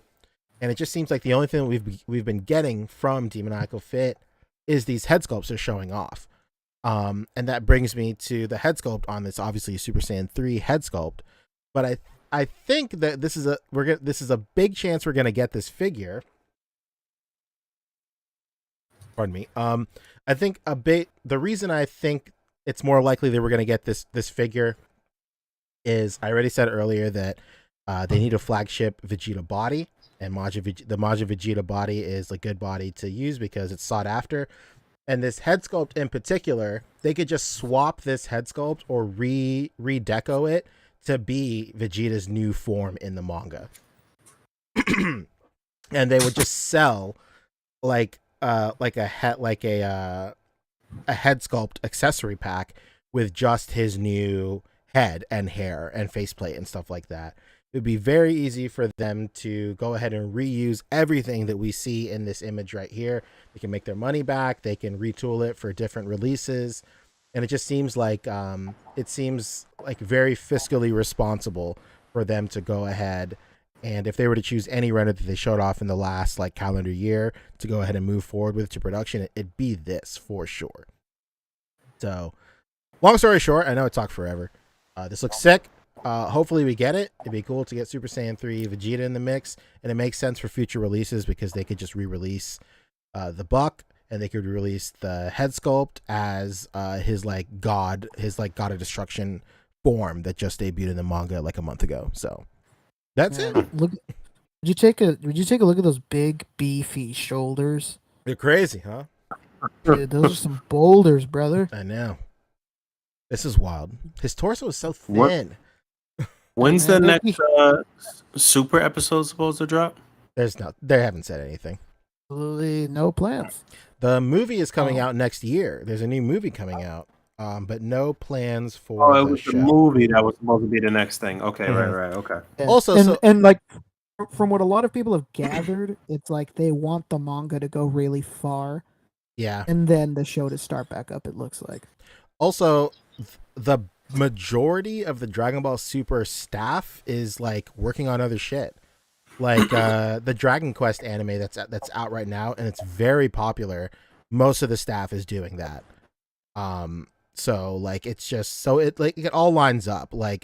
I think for as long as that anime is super popular, we won't be getting Super. And then since most of those guys are super busy with the Dragon Quest anime, it opens up the avenues for the new Dragon Ball movie to be that hybrid CGI version of anime and whatnot, because their main staff is so busy with something else. They could bring in new guys to try this new art form. So that's basically it. And that's that. That's it for third party. And that's that for our topic list. Unless there's something in miscellaneous you think. I think we pretty much got everything. Sick. Let's go. You guys want to talk some highlights real quick? Yeah, I think so. Let's go. What do you want to do? You just want to pick some Saturday salvos? Talk about I think those? so. Yeah, good idea. We can get through the SSs, right? Yo, baby. Unfortunately, I did not have any set aside. We had a few tags on the What to Grind On live. Oh shit! Let's go. Do those real quick too. Ooh. All right, we can do that, and then when Boog gets here, we can check out some of the Saturday Salvo. I'm here. Well, we want to go through the What to Grind On or the community highlights first. Let's look at some of these What to Grind On. These look interesting. All right. All right, stop me if you see anyone that you want to take a look at here. Let's look at the first one. Let's look at that Gohan real quick. Oh, you love that guy. I love this guy. Gohan's cool. Oh, it's E. Rivera. Hell yeah. Yo, you'll throw anything on this tag, huh? It's like I'm just fucking with you. You don't want any of my advice. Well, let's go. Let's move something else. This is old, isn't it? Is it old? I don't know. Oh, 2018. Goddamn. Yeah, oh, you're in top post. Here we go. Most recent. There we go. That's fine. All right. What is all this? All right, here we go. Oh, sick. Okay. I would say the first thing is the action of your shot is happening in the background and is out of focus. So I would possibly just maybe rethink the angle or something like that to where the action of your shot is in focus, or it could be the center point. Obviously, you want to highlight the Deadpool, but like if you have something happening in the background, it'd probably be better to go ahead and highlight that. Even if you want to keep it in the background, implement like the rule of thirds, like move like his head or this whole action scene back here a little bit to the right. Yeah, so you got all this space here. Yeah, it's just a little too close to the edge. Yeah, if this head were like right here, boom. There you go. You know, but yeah, I feel like but the square crop isn't helping either. I feel like the physics of it are a little off too. Maybe tilt the sword kind of upward a little bit more, and I'm not sure what's. I don't know. Maybe just the focus needs to be a little bit more on the decapitation, because I'm trying to like really visualize what's going on with that blood. How's that look, or what's happening there?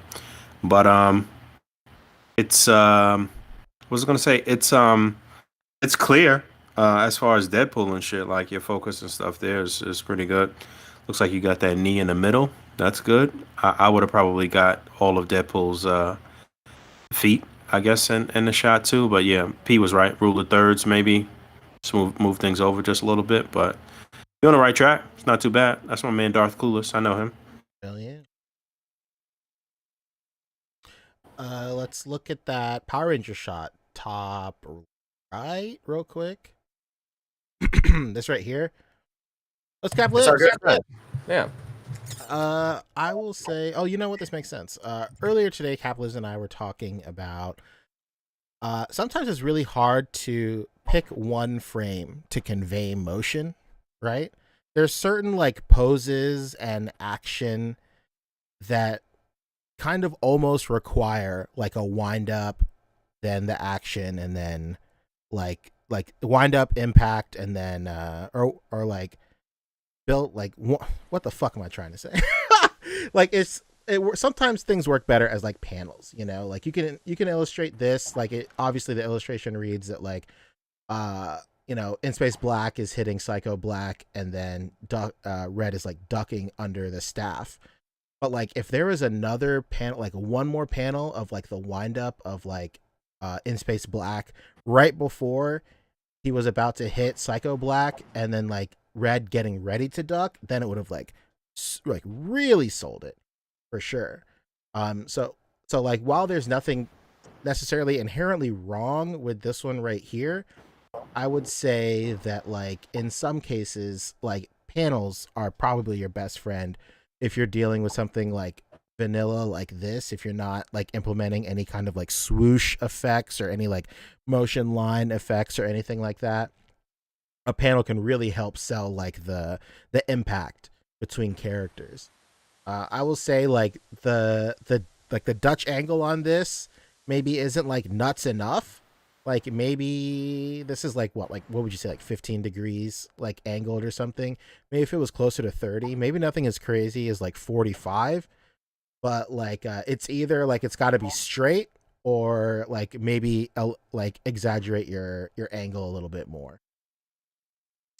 But yeah, I wasn't really sure what was going on, what the relationship between the characters here was. I mean, I mean, I guess I did assume that obviously the Rangers were on the same side, but I didn't understand why the red dude was ducking under. I don't know, but I did like the posing though. I just didn't really. It wasn't just kind of registering in my mind what was happening. You know, sometimes you see some shit and you gotta really like come back and think on it, or some, you know, just the way your mind is processing it is kind of weird or whatever. And that was just one of those situations here. And sometimes when that happens, it'll make you just scroll past shit too, though. You won't take the time in this fast-paced microwave world we living in and shit. Sometimes you don't even take the time to just kind of sit with some shit for a moment, you know. But yeah, I do like the posing here. But I'm glad you explained that because I didn't know what the fuck was happening really.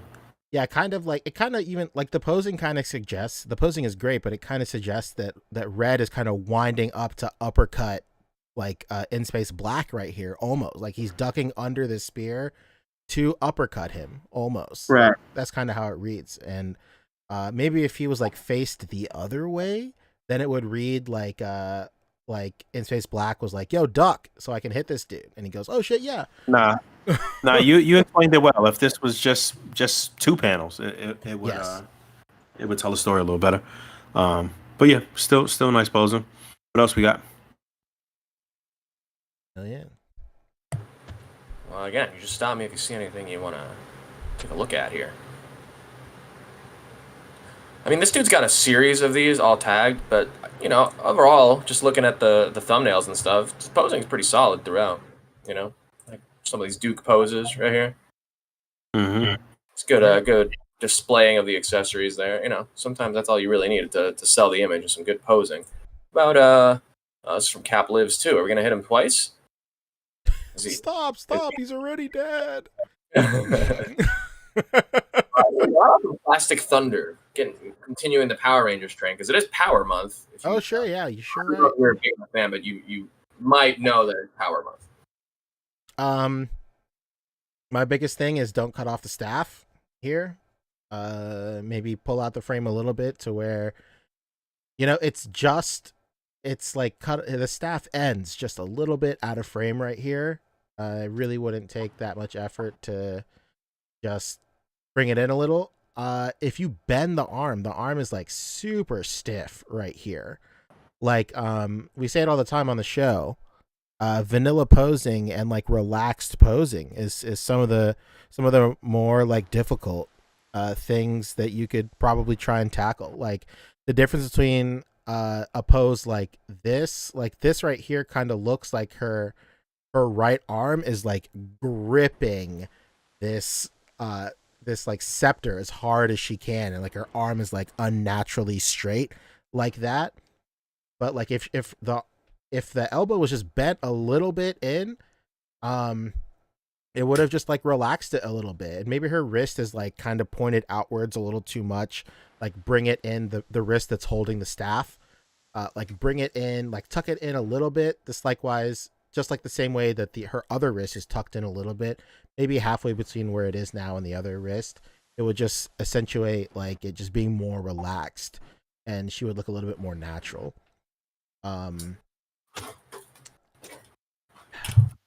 Like so also like it also looks like her staff is no never mind.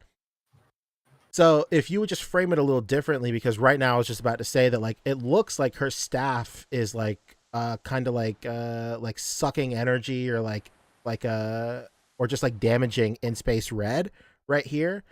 But upon looking at it and like knowing what this set is like, these green like little lightning bolts are attached to Psycho Green's hand. So if you have like a point of action in your shot or in your frame, you don't really want something blocking it. So like her scepter like pretty much perfectly blocks like the action in the frame right here. I feel like we looked at this one before. This is an older one too. Possible. I feel like we might have like March 4th. Yeah. One Six Shooter brings up a nice counter argument. He says, "Gotta disagree. Cutting off the staff isn't a big deal. Good leading lines with the staff and the wall and building." Oh, also very true. You know, leading lines are also very important too. Yeah, I didn't really think about that. That makes sense too. I always tell Plastic Thunder that I just think he needs to get a new lighting setup, just more lights and brighter lights, white lights, and then just start working with his in-camera filters and shit like that. Like I just think that is one of his weak points is just the lighting. Sometimes the angles he picks too. I had commented that on one of his picks recently. He likes to like shoot a lot of figures from the back, from lower angles, from the back and stuff like that. I don't know why that is, but maybe just try some different angles. I do appreciate the lower angle here. Everybody's pretty much in the frame and shit though. But yeah, if we want to look at Saturday Salvo stuff, look at shit that looks Okay. that is. Yeah. Oh, let me see that. Let me see that mouse picture though, real quick.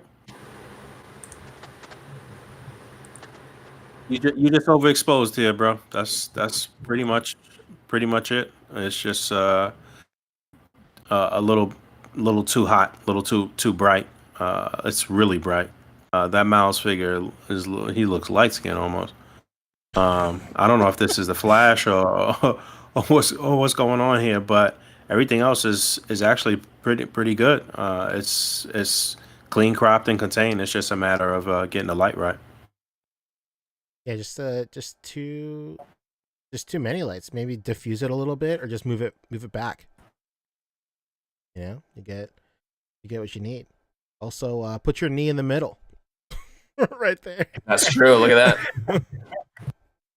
Who used to be like really nitpicky about that on? I forgot who that was, but it was somebody that was just like Maybe it was rectangular. Was it rectangular? I couldn't. I don't think it was. It was like some other. Somebody else was like super picky about that, especially during tournaments too. Why is it? Why this advance? The knee is not in the middle. Hey, you know what? I agree.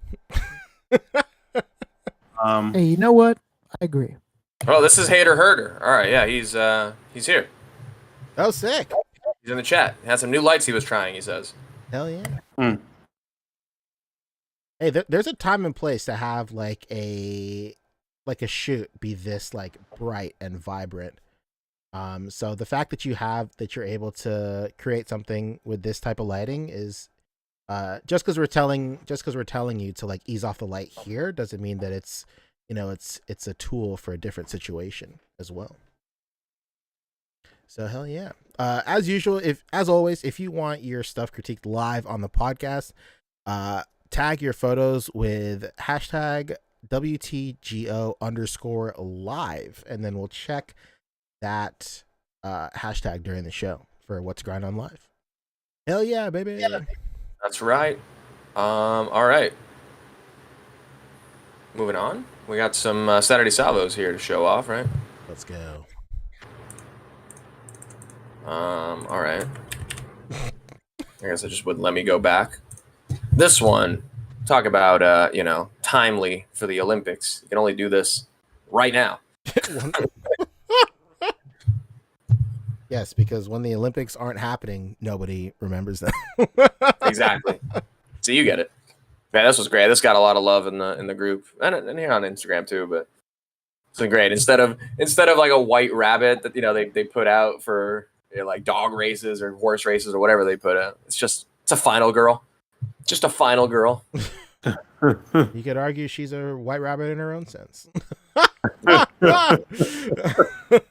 Basically, yeah, this is really cool. I think I remember him saying that he did Photoshop out the stands on all of these guys running, which that's the one thing that I don't like about Photoshopping out the stands is just like, all right, well, if you're going to use the stand and you're going to Photoshop it out, then the running pose should be like perfect. You should be able to just get it where you want it. And these don't look as natural as they probably could, but it's such a fun, good, well lit, well put together photo that like I just want to look past that shit. But that's really my only gripe with this. It's a wonderful, fun concept. It's just really cool. It was very fun for sure. Hey, Geeky Fresh in the mix. Just as you remember him. Yeah, just as I remember. Or Dracon, as we spoke about. Couple of crafty singles here, A.C.B.A cutout right there. Don't forget that Locations and Communications is still on pre-order. There will be a brand new pack right behind that one as soon as the pre-orders for Locations and Communications start to ship. We're going to have a brand new pack dropping right alongside. I mean, not that Locations and Communications is not brand new, but dropping alongside the highly anticipated release of the Sentinel. But some crafty singles in this clip right here. So coming out the front, Geeky Fresh, expertly placed cutout here. and nice clean crop contained image with the green lighting in the back, the purple lighting up top. This just looks very good, very very well put together.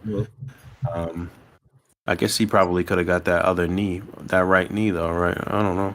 Yeah, I think I was just looking at that, but it could just be because of the way the throne is that you physically can't bend that inner knee.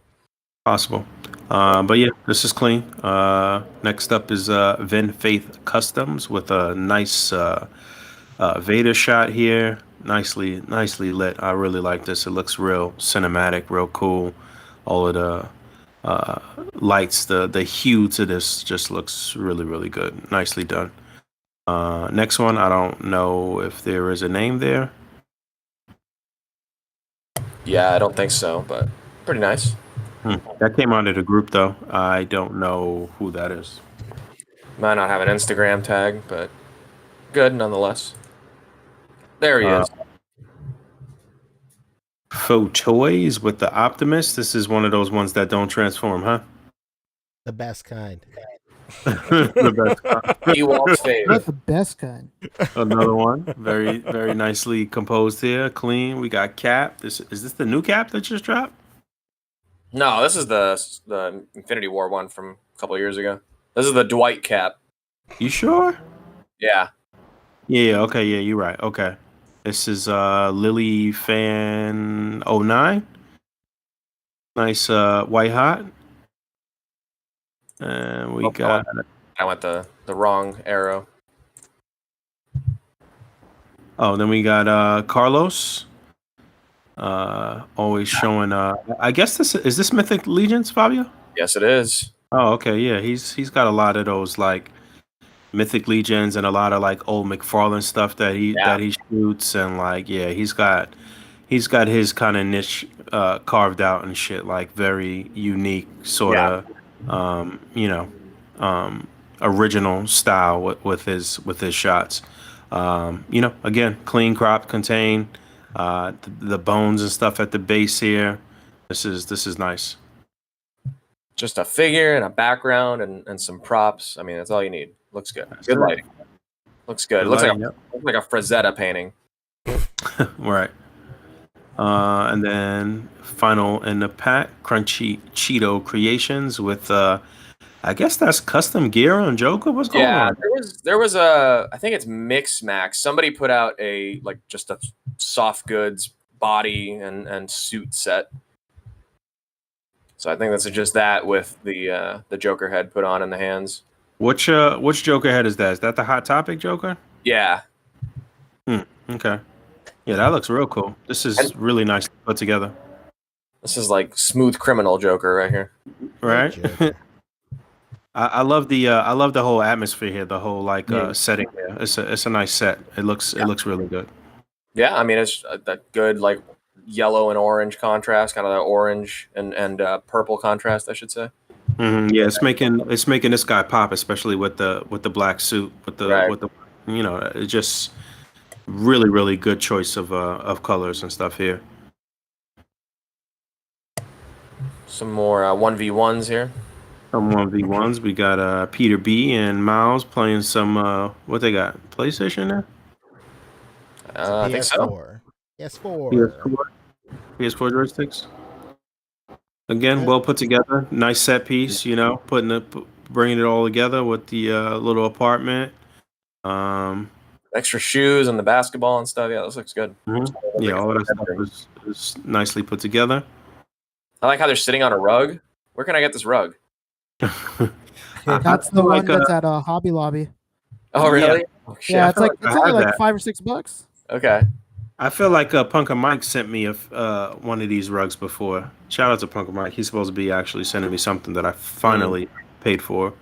Can't wait to shoot some shots with it. So hopefully next week I'll have it.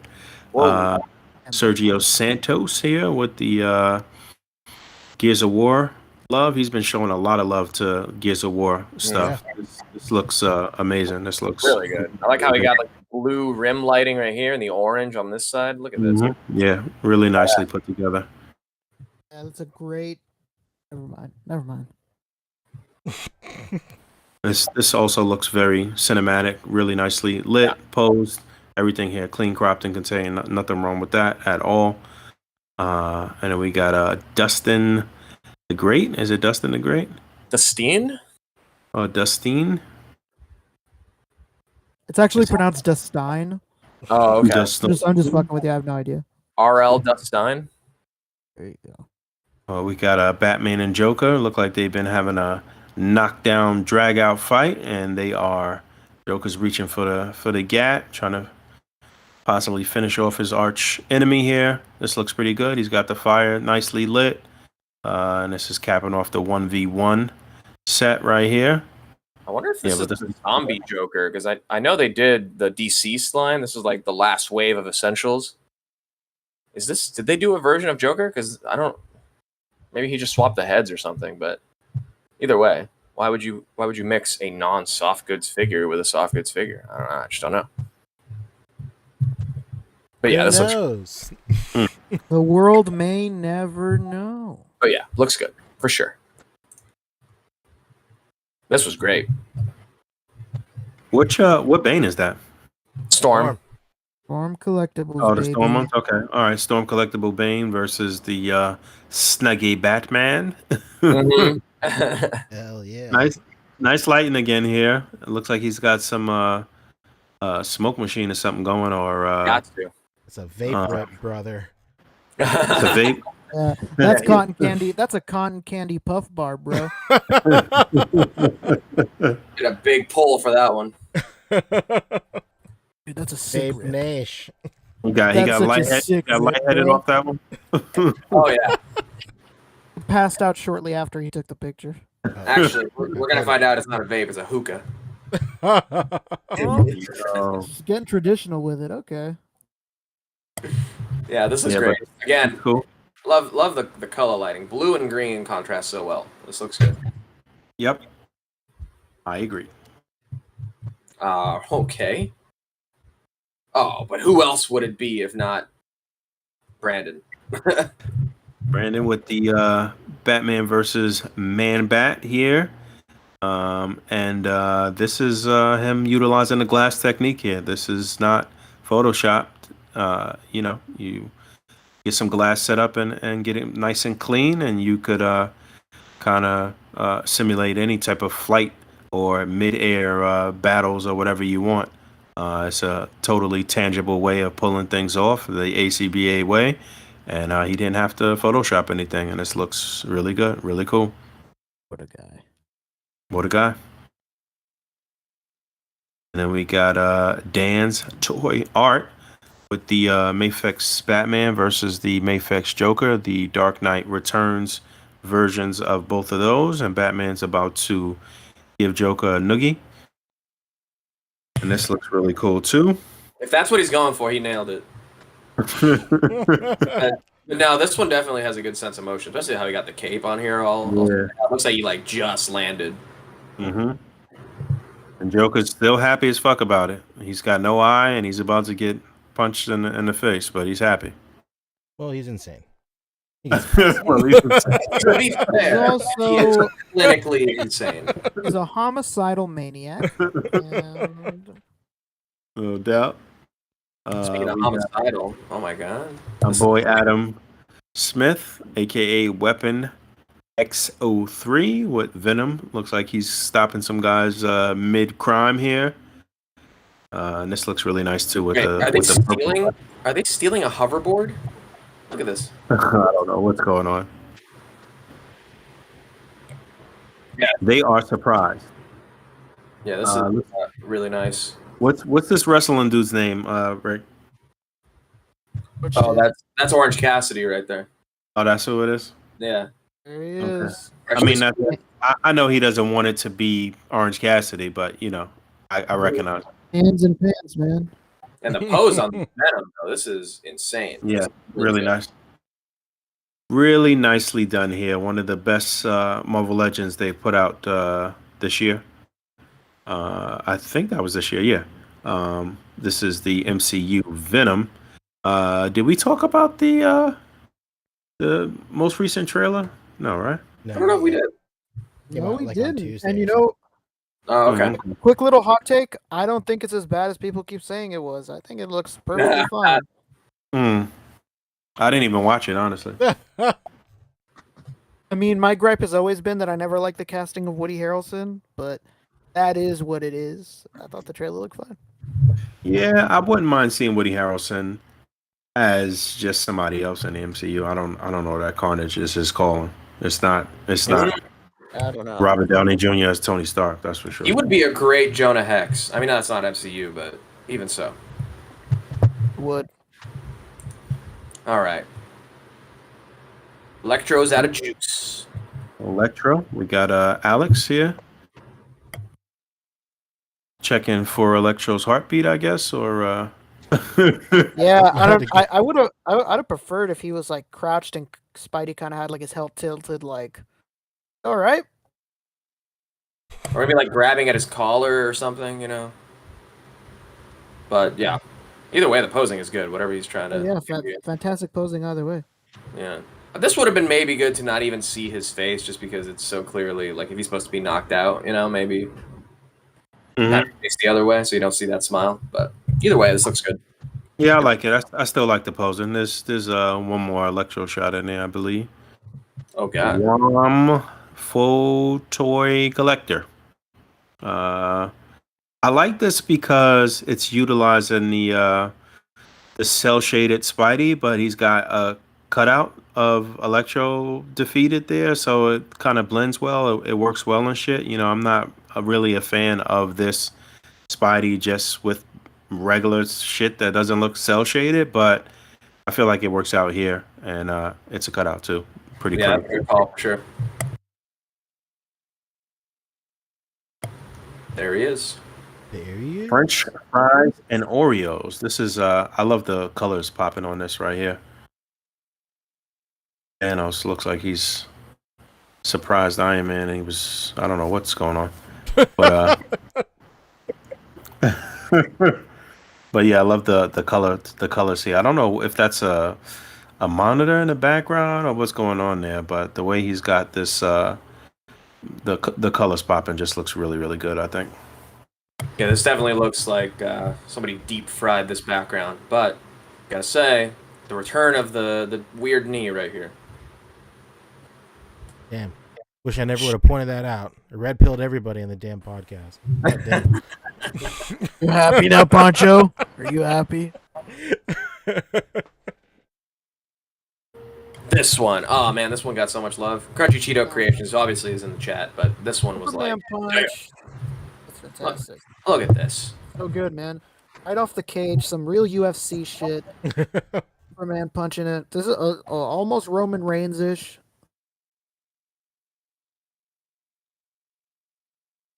All right. You guys are all really solid. I didn't even. I was checking the message. What happened? I'm sorry. Oh yeah, this looks great. The best. Sorry, Sorry, Rick. here first, Crunchy Cheetos. He thinks you're great. No, I said this looks great. I don't know if he is great. It could be. Well, never mind. Crunchy, can I take that back? Boog doesn't think you're great. The shot is. I speak to him quite often. But yeah, this looks really cool. I love the wall jump, the running wall jump. That's very Netflix Daredevil right there.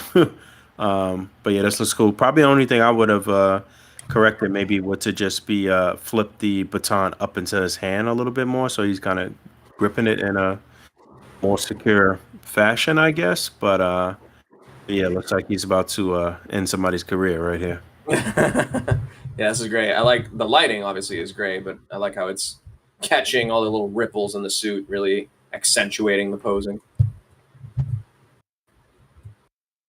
Good stuff.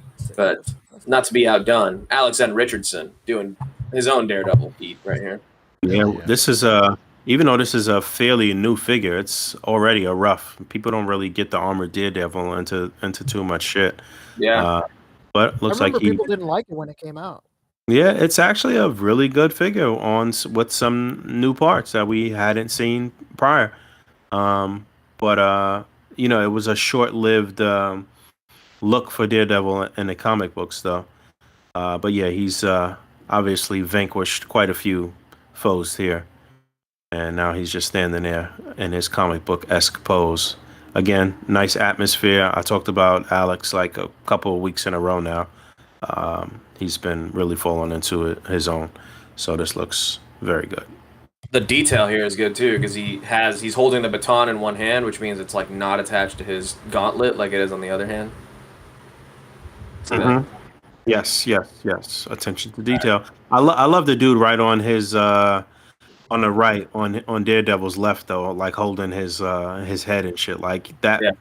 The pose on the ground just really looks like he's kind of like in pain. Like it's just really well posed. Like, and that's the thing with scenes like this and downed enemies and shit, as far as like compressing all of their body parts to the base and like, you know, making even something as simple as laying the character on the ground look very natural and very real and shit. You know, that all requires some level of skill and attention to detail. So, you know, that's what displaying is right there. Patience. And continuing. Oh, this was a great one.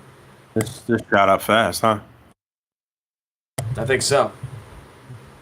This is Wing or Lose with Riri Williams shot. This is the new Riri Williams Iron Heart figure that came out in the Ursa Major Build-A-Figure Wave, I believe it was. Just got it laid out with a bunch of armors here. This is nice colors. I think we got some controversial comments going on in the comment section. Might have to check that out, but no. Okay, maybe I should look. But yeah, pretty cool. You know, just for what it is, just looking at the art of it and just enjoying a picture is fine. It doesn't have to get all crazy down there in the comment section. You crazy. You creeps. They're just creeps. That's what it is. Bunch of creeps. All right. Yeah, Saturday Salvo is an opportunity for your work to be featured. Nice one here, SSD Toys. I know he kind of workshopped this from the group after getting like feedback and stuff like that, and came back with the superior shot in relation to the previous shot here. Another A.C.B.A cutout here. Everything perfectly placed, nice colors and stuff here. But yeah, Saturday Salvo is a collection of some of the best shots from within the group or posted to Instagram from the previous week, and we just kind of put them together in unique ways. And if you want to be featured, then you should be a member of our group on Facebook and or tag us on Instagram utilizing the hashtags A.C.B.A or Articulated Comic Book Art. And hopefully we will find you and feature you and get you out there and try to put more attention on your brand and what you got going on here. We got a two of a kind there with Obi-Wan. Obi-Wan just kind of chilling, looking off and not looking at the camera as he gets snapped in great shots. We got our boy Omega Red, aka Sal, or Sal, aka Omega Red, with the what's that? A ring light back there? Yeah, it kind of looks like it. That is that cool. is definitely a ring light. Is this the MEZCO John Wick, or is that like a 1/6? This is Hot Toys. These are both Hot. Okay. Both Hot Toys. Okay, makes sense. All right. I like how he's got the pencil in this one. Weapon of choice. Love for Hot Toys and Omega Red teaming up there. And then we got one more here. Two of a kind. We got Art with Toys. Got Batman and Crime Alley, I guess, here. Nice with the shadow casting. That looks very cool.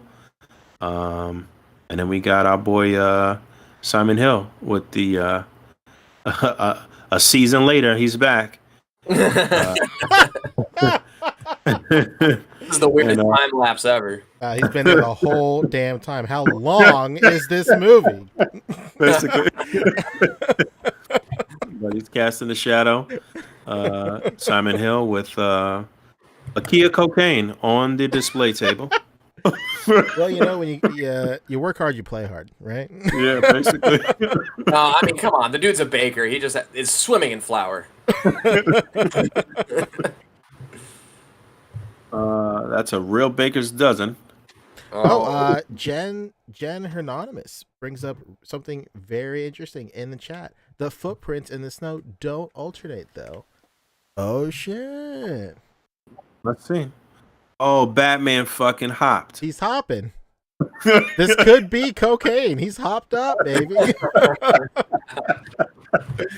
It's very possible that Simon just did the old doop doop doop with the finger. Yeah, with the finger. You know, hey, you know, Hilarious. Well, It is what listen, it he was coked out of his mind, so I mean, that's what it is. That's it. But yeah, both of these look very good. And let's get one more here, and we're gonna wrap up the Saturday Salvo. These are great. I love what Brian and Hick has been doing with all of these classic vintage old school Star Wars figures and shit, and shooting them in A.C.B.A. style. So he's got the little what do you call this vehicle? I don't know, the thing that was next to the sail barge, I guess. But yeah, man, this looks really cool. I like this a lot. We saw an old shot of, I think Mike Wang did that old shot with the more up to date vintage series 3/4 inch figures and shit. Kind of recreating this as well. I mean, we've seen this a lot of times, but again, I do love. This is something that we were talking about a couple weeks ago that you, P, were talking about as far as just like making the toys actually look like toys. It's okay. Yeah. You know what I'm saying? You know what I mean? This is fun. You know, it's cool. I like it a lot. Yeah, kind of like putting these toys in like fantastical situations like this, but they still look like toys is as impressive as, you know, making them like their own contained type of thing too. There's just something like very like magical about it, I would say. Just as magical as like creating your own enclosed environment, but in a different way, you know? It's cool. It's magic, man. It's magic. Oh. Well, hell yeah. All right. So yeah, Saturday Salvo, like I said, every Saturday. I mean, we get posts up on the A.C.B.A. Instagram every day. For the most part, it is a feature page with some news sprinkled in. We've been trying to move the like kind of newsy stuff over to the A.C.B.A. podcast Instagram, and keeping the main A.C.B.A. account Instagram kind of just focused on displaying on A.C.B.A. basically.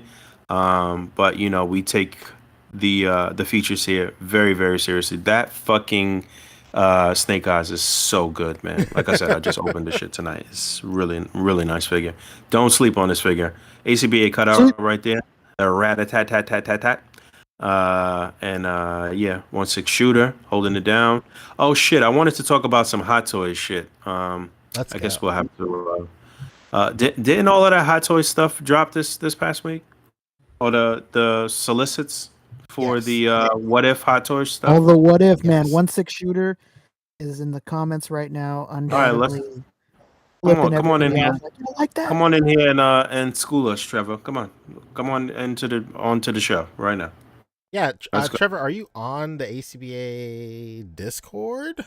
If you are, hop in the waiting room, and I'm sure you are. Then let's talk Hot Toys, baby. Let's go. Put that late night ham sandwich down and get in here. Late night Sandies. Wow, I didn't even see this. Oh shit! Yo, people have been complaining about the freaking Cyborg for like weeks.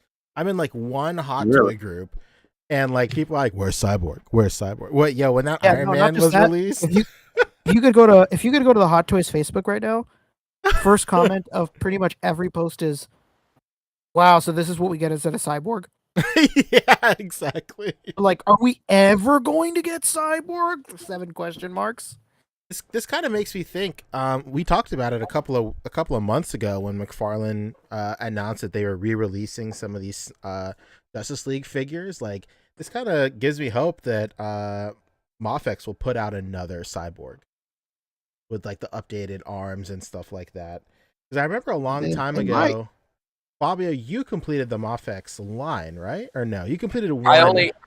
I only got the Cyborg and the Flash. Oh, okay. Do you still have them or no? I do not. Oh shit! Damn, son of a. I need a Cyborg. I know. I kind of wish I'd held on to the Cyborg, but at the same time, come on, Mez. Let's get another 3-pack. Oh, there we go. Let's get another 3-pack. Let's get Wonder Woman and Aquaman back out there, refresh them, add the mother boxes, get some soft goods on a Cyborg. Do the chest and head and light up features on the head, and then throw the soft goods from the sweatpants to the cloak that he wears in the nightmare sequence. Done. Call it a day. Easy. Any questions? You are the soft goods advocate, bro. Yeah. What? I mean, this one looks a little naked, don't you think? He needs his little sweats that he wears in the movie. You need those or Letterman jacket. I'd take a Letterman jacket. There's no way that soft goods is gonna be like not fucked up with that sculpt under it. Oh my god, are you kidding me? Yeah. It's gonna look terrible. Well, the that's cloak at least. The cloak at the very least, I think would be the easiest thing. Especially against not to be a pain in the ass. Zack Snyder Justice League Cyborg, because he has the little arms on his back and stuff, and the face plate. But little arms. That's right, little arms. All right, moving on. It's Lucas. Mandalorian Luke. George Lucas Skywalker. Georgimus, my Lucamus, Skywalk me. Look at that. That looks pretty cool. Yeah, Looks so good. More like Luke than the face that they did in that. Oh shit, he's here. Oh fuck. All right. What's up, dude? We First got words out of your mouth better be, "Where's Cyborg?"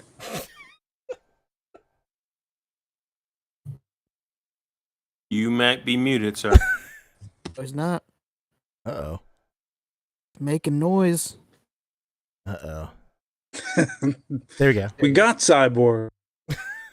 There he is, man. Now the comments can rest and ask for somebody else that was showed 10 years ago that they never made. Yeah, what's lead us through, baby? What's the news with are you toys? Are you one of these Zack Snyder Justice League stands that's been waiting to complete the team, or what? It's nice of you to wait till like the very last minute. Hey, well, this is the #1 6-hour toy podcast on the internet. So, but actually.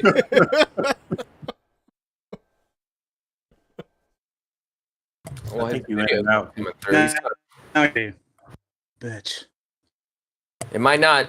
We can hear you, but it might not be working if your audio is trying to come through. There he is. Okay. There he is. Nice shirt, brother.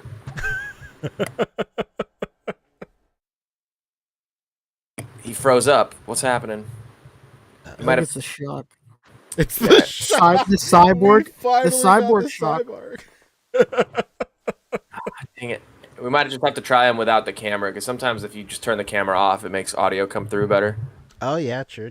I'll turn my cam off. Yeah. Wait, that wasn't an invitation for everybody to turn their cams off. Come on now. I've never had it on. Well, that's why your audio sounds so good, Rick. Yeah, probably. Crystal clear. Either way, we got Mr. Luke here from Mando. How have they not figured out light up lightsaber technology for Hot Toys yet? I mean, it exists, right? It does? I need to be schooled. Trevor, bend me over your knee. Oh, no. Whoa. The #1 Thank Me Daddy podcast. The #1 Daddy Dom podcast. No. They do have light up lightsabers. All right, thank goodness. So why don't they pack them in? I don't know, man. But either way, this honestly looks like such a good hero Luke. If you're only ever gonna have one Luke in your display and you don't care about it has to be specific from this scene, you know. Mhm. But yeah, this is cool. It comes with a little because they're throwing in Baby Yoda with like every Hot Toys these days. Yeah, Here's it's the- funny. It's funny that you're saying that the Luke that's from one specific scene works for any scene. I think it does. I think this one does. Yeah. Can't I hear anything? We can hear you. We can hear you, We Trevor. can hear you now. Dang. Well, we could. This poor guy, we just fucking thrust this upon him. We threw him in the deep end with no life draft.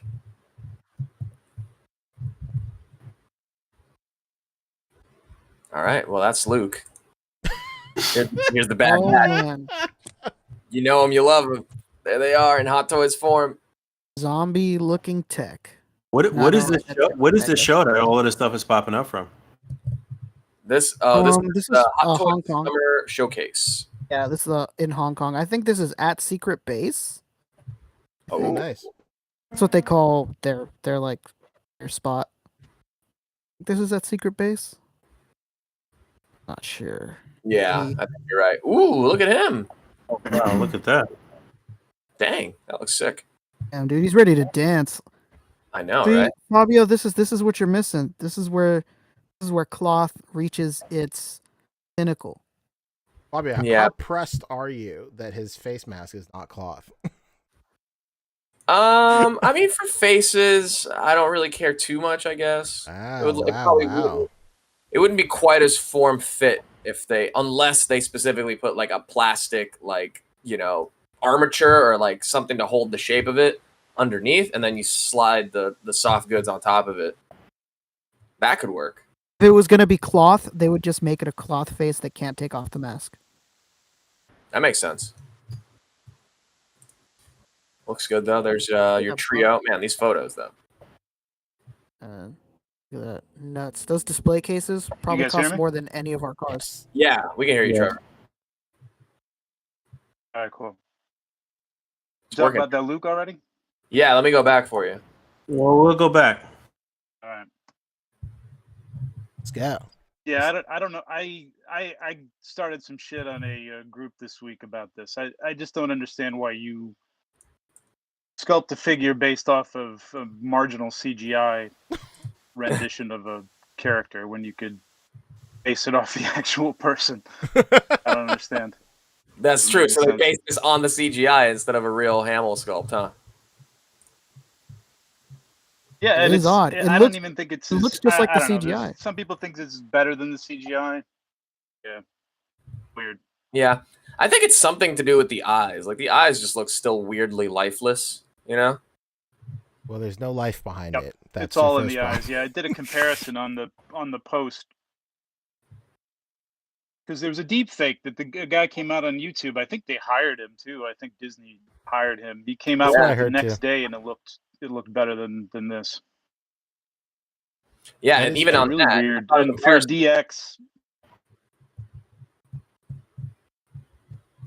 And for a DX, not a lot of stuff. It's yeah, weird. I mean, this thing has lights too, so I guess there's some value there, but yeah. It comes with So a whole baby Yoda. the broken droid is actually part of this whole set. Yeah. Yeah, that's the they're gonna DX keep giving you version, ways yeah. to give you Grogu. They're gonna keep giving you a Baby Yoda. That's for sure. Jesus, I got like deluxe 5 to of me. those already. You know, it makes sense. But what about these bad batches? Are you in Those on look these? great. Yeah. Yeah, man, look at Echo. I'm not Looking yet like a because the fucking show zombie. hasn't sold me yet, but they look really good. Yeah, the is that Echo with the helmet off right there? Yeah. Yeah, he's looking like the Borg or some shit though. I don't know what's. Yeah, I don't know what's going on. The way that they painted him, he looks like a zombie. That's a different show, Boog. That's Star Trek. Here we go. What about Falcon and Winter Soldier? Looking pretty sick. I mean, we've seen these. I think Zemo is pretty new though. Yeah. Now this. Zemo, that's what we're really that's not here even for. a guarantee that they're going to make Zemo. Oh, really? No, it's not. Yeah, Until the order's up, Yeah, don't believe anything. a lot of times. Okay. This Disneyland Spider-Man. They're definitely making this. They're definitely making this just because it's Spider-Man and it's easy for them to make. Yeah. If there's any figure that you've seen from them that you think is going to come, it's this. It's Spider-Man with a fucking cape, of course. Genius. Howard is somewheres frothing at the mouth.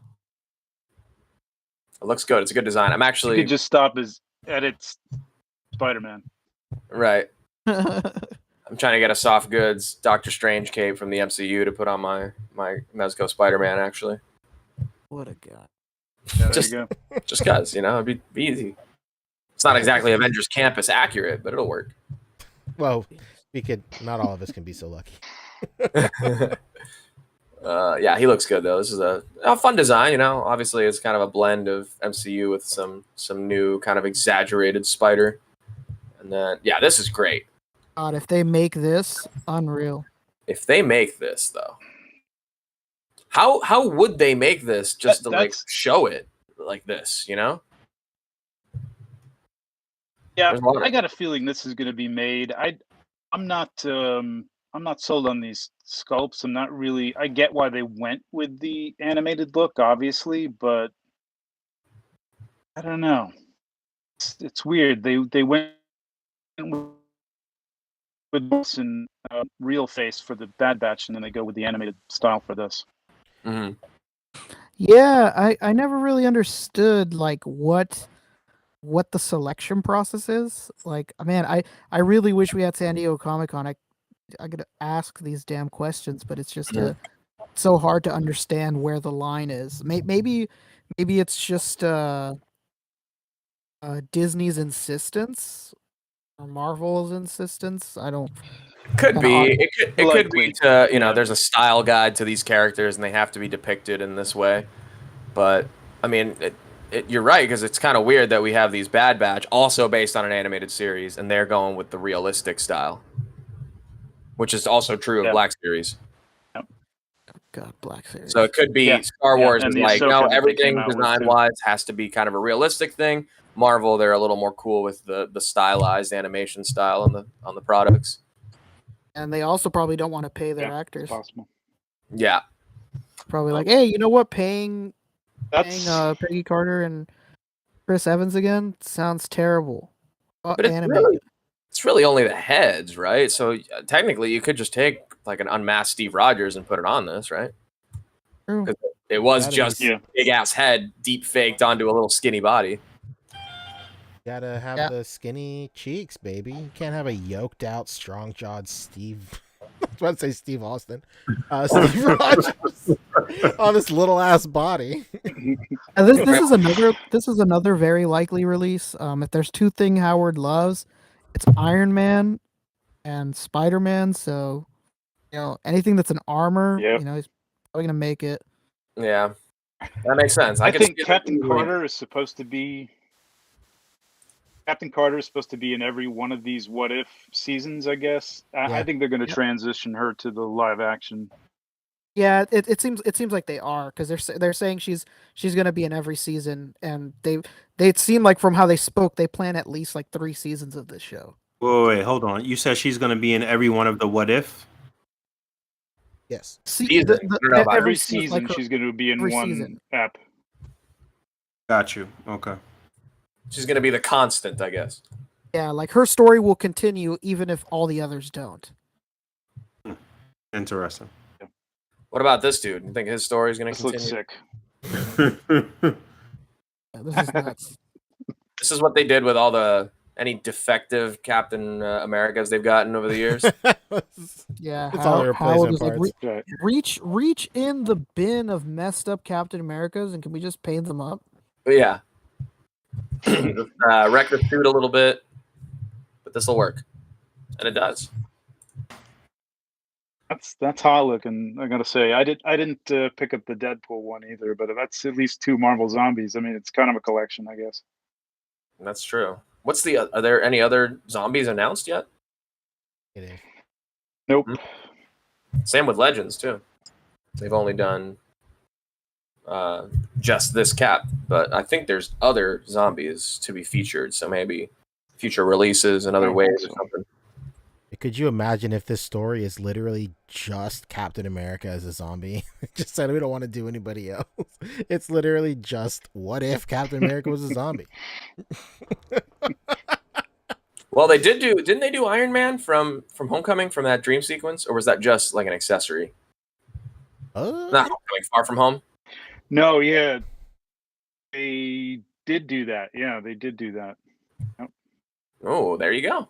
True. Throw him in. Damn, is that out yet? I don't think I've seen anybody with it, but I remember we talked about it a while ago. No, it hasn't released yet. But yeah, that was everything they showed at this showcase. Was I missing anything here? No, there were some other actual images of stuff. Yeah, these are the actual preview images. Here is Peg and Steve. It looks great, but I'm okay with the Marvel Legends for these. Again, this is just like with the Turtles. This seems like such a look like de jour. Like this is not gonna be iconic in, let's say, like 10 years. You never know. Well, that's true. Yeah, it hasn't come out yet. I could be eating my hat on that one, but. What are we talking about? Sorry, I had a phone call. God damn, Rick, you're so close to him. Jesus. yes, Rick. It's really not that close. It's like 4 or 5 inches away. Maybe I just have like a very projectable voice. It is better now. Way better.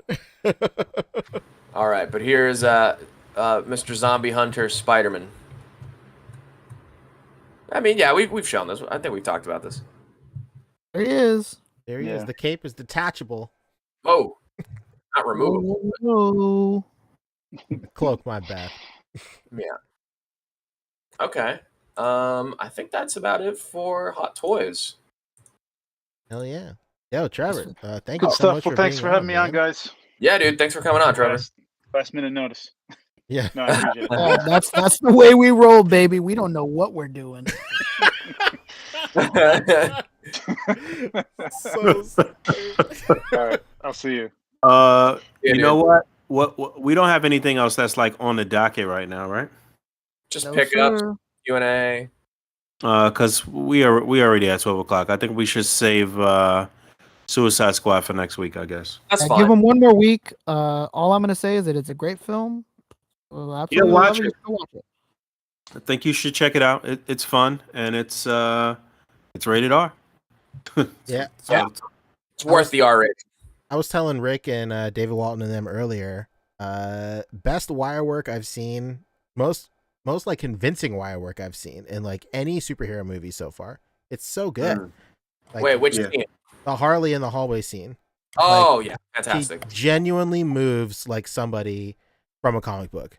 It like I don't know what it is, but like DC like nails like the kinetic motion of superheroes and like comic book characters more than Marvel. I think so, in my opinion. Yeah, this is I would say this was definitely one of their best films for sure.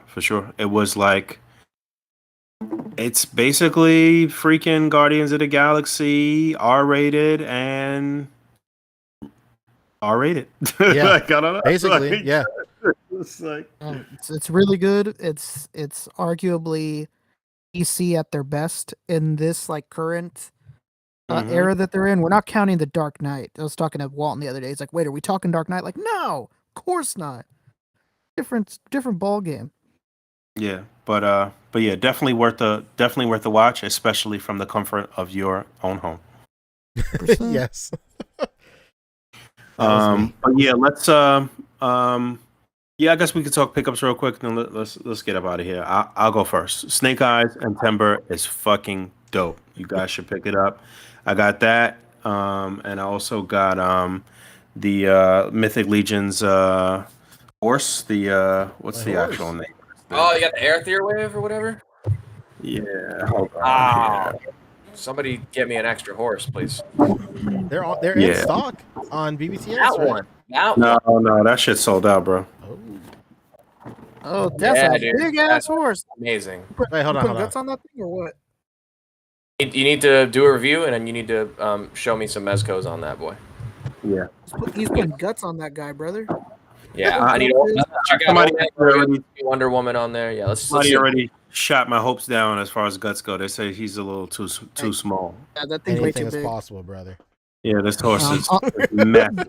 the best for guts is the Lord of the Rings horses. Yeah, The Figma's too small. Figma's too small. Lord of the Rings works well, but you know they are a little dated, but they still work. They still hold up pretty fucking well for some 20 almost 25-year-old figures. Pretty If you nuts. don't mind like non-articulated horses, there's some like third-party Chinese companies that do like 112 like horses. with I real did hair and see stuff. those on BBTS, right? They have them. Yeah, they do a few like with different colors, but they also have them in like different poses. So they're kind of Yeah. statues, but you can have one standing or one like up or one trotting or whatever. You know what? Those will work well for like background shots. You know, like stable or like whatever. Like you know what I'm saying? If you really want to go that deep, but Yeah, you want to get equestrian with it? Okay, I see. You, basically. But yeah, those were my most anticipated pickups. I did get like a little house, sort of like abandoned, sort of like old school village house thing from my man Hannibal Beast. I talked about that in a video earlier in the week. And I also got another Mandroid Build-A-Figure from Marvel Legends. And another leg to complete another Mandroid. This is old as hell, obviously, but somebody's supposed to be sending me another Skrull, actually, from the most recent Skrull Build-A-Figure from Marvel Legends. And yeah, that's it for me. What about you guys? I'll go real quick. This will be a nice segue because something I got today came from you, Boog. I finally got my Gotham by Gaslight. Nice. Nice. I've been opening like the whole time doing this. I just took him out of the trench coat look and put him in his evil butcher look. He's in his Professor Pig's That's outfit. right. Demon Butcher of Fleet Street or whatever he's called. Oh my god. The Demon Butcher of Fleet Street. Oh god. Starring Andrew Baines Bernard. When did they put up the casting list? And then this is great. I've been having a lot of fun with it. I really like this look right here. This is just badass. He works really well, and I can't wait for that Batman. I like the scarf that he comes with. It's like it's just like a little piece of fabric, but it ties like a real scarf. Like I put him in it earlier, and you can tie it like I would like a real scarf because real men wear scarves. Fabio's like, you had me at fabric. You had me at a real scarf. Dude, the apron is crazy. The apron is like almost like a suede. It's really nice. This guy. Pleating on these pants, dude. Look at that pleating. That's good pleating. I'm not gonna lie. Come on, dude. Look at the dirt on the bottom here. The amount of starch that was used to pleat that up. Yeah. Oh my god, I can't even imagine. Half the year's budget right there. Half the year's budget. I'm pretty happy with that. And then the other thing I got yesterday, real quick, is a new Henry Cavill head sculpt. Oh, nice. So hang on. Big Daddy H. There he is. Yeah, and I've had the 1.0 version for a minute. This is from Manipul, which does I think they've done a few, but this is the one I have already on my Superman. It's clenched jaw, Henry, right there. Look at that. He's already great. I've done some pictures on him. They're on my Instagram. But this is the 1.0 version, which is technically for Batman versus Superman. Because his hair parts to the right on this one. So I can just go ahead and pop that sucker off because it's the exact same. It actually comes with, it's like a whole little set. It comes with a neck and hands that match the skin tone too. What's that neck do? Right? What's that? But it's the same. It's the same sculpt as the 1.0, so you can just swap him out super easy like that. And now he's more Justice League. Okay. Boom. That looks pretty good. Honestly, whoever's behind these like Hot Toys quality 112 head sculpts needs to like get picked up by one of these toy companies and like have them do their head sculpts because this is Most of the time they do work there. Yeah, I was about to say, who's to say they're not? That's true. I'm pretty sure these are Hot Toy sculpts, just shrunken. So it would not surprise me it's just crazy how I don't know how they apply the paint and everything to like even match it like Hot Toys quality. It's crazy. Blows my mind. Truly My very hand, good. baby. So I might do a quick overview on my channel at some point of these heads, just because I don't really see a lot of reviews for the MEZCO version, only for the Mafex, which is slightly smaller than this one, just for the size. Slightly. Yeah, Just a little bit. You're gonna end up looking like Pretty those sure. new Body Coon, Body Chan if you end up putting this MEZCO on the Mafex. Oh yeah, a little Chan, a little Kun. Yeah. Okay. Hold on. Well, you sorry, said it. sorry. All right. Well, I think that's it. Yeah, that's all I got. Rick, yeah. what you get? You get anything cool? Yeah, before I go, Fabio, when did Red Sun Superman become so expensive? What the hell? Oh my God! Well, he's one of the early PX Been exclusives. So yes, yes. That's so nuts. I remember that guy was worthless because everybody was like, "What the hell am I gonna do with this?" Right, dude. I'm actually stoked to have him now because I'll put him with Gotham by Gaslight, Joker, and Batman, and have a little DC Elseworlds display. What did I get? I got the NECA Frankenstein out of possibly the greatest NECA section I've ever seen in my life. Like a video. Yeah, dude. It's pretty nuts. I was like, man, what the hell? I was like, I haven't been to this Target in like 6 months. What is going on here? What else did I get? I got a bunch of stuff. Let me think. Oh, I got a Viper. I got a Baroness. Whoa. So that's good. Nice. What else did I get? Oh, I got my Wrecker from the Bad Batch. That's the big, chunky, thick demolition boy. Mm-hmm. Got him today. I haven't opened him yet, but he looks perfectly fine, so should be good. Trying to think. I saw modular armored Iron Man at the store, and I just couldn't do it. I was like, yeah. Dude, I don't know if anybody's gotten that. Have you seen that Charizard that's at Target? Yeah, I've seen it. I've seen photos of it. I bought that Charizard. It's super articulated. It's kind of crazy, like just as have- articulated as the SHF, basically. Do you have the SHF? Yes, sir. I passed because I don't have the SHF. Oh, I passed because I have the SHF. Yeah, I only bought it because it was just like, oh, $20, cool. That's true. Yeah. You know what's really interesting? I don't know if anybody's confirmed if it's true, but there's pictures of a shiny Charizard. I have seen that too. People say that it's like super rare and it's like one in like every like 10 cases or something like that. Are these the guys saying that what's that guy from My Hero? Like there's a version of him that comes with a regular arm. It's the same guys. Yeah, like but it does come with a regular arm. That's real. Oh, well, there we go. Now you have your answer. It's a Chase variant. It's a Chase variant. There's no real answer to that Charizard, but I have the regular one. It's pretty cool. Yeah, if you didn't get the SHF one, it's a decent substitute. Absolutely. I'm trying to think. Anything else I got? I don't think so. But yeah, that was what I got. I got a bunch of shit. Like a lot. Lay them out. Give us the grocery list. Let's go.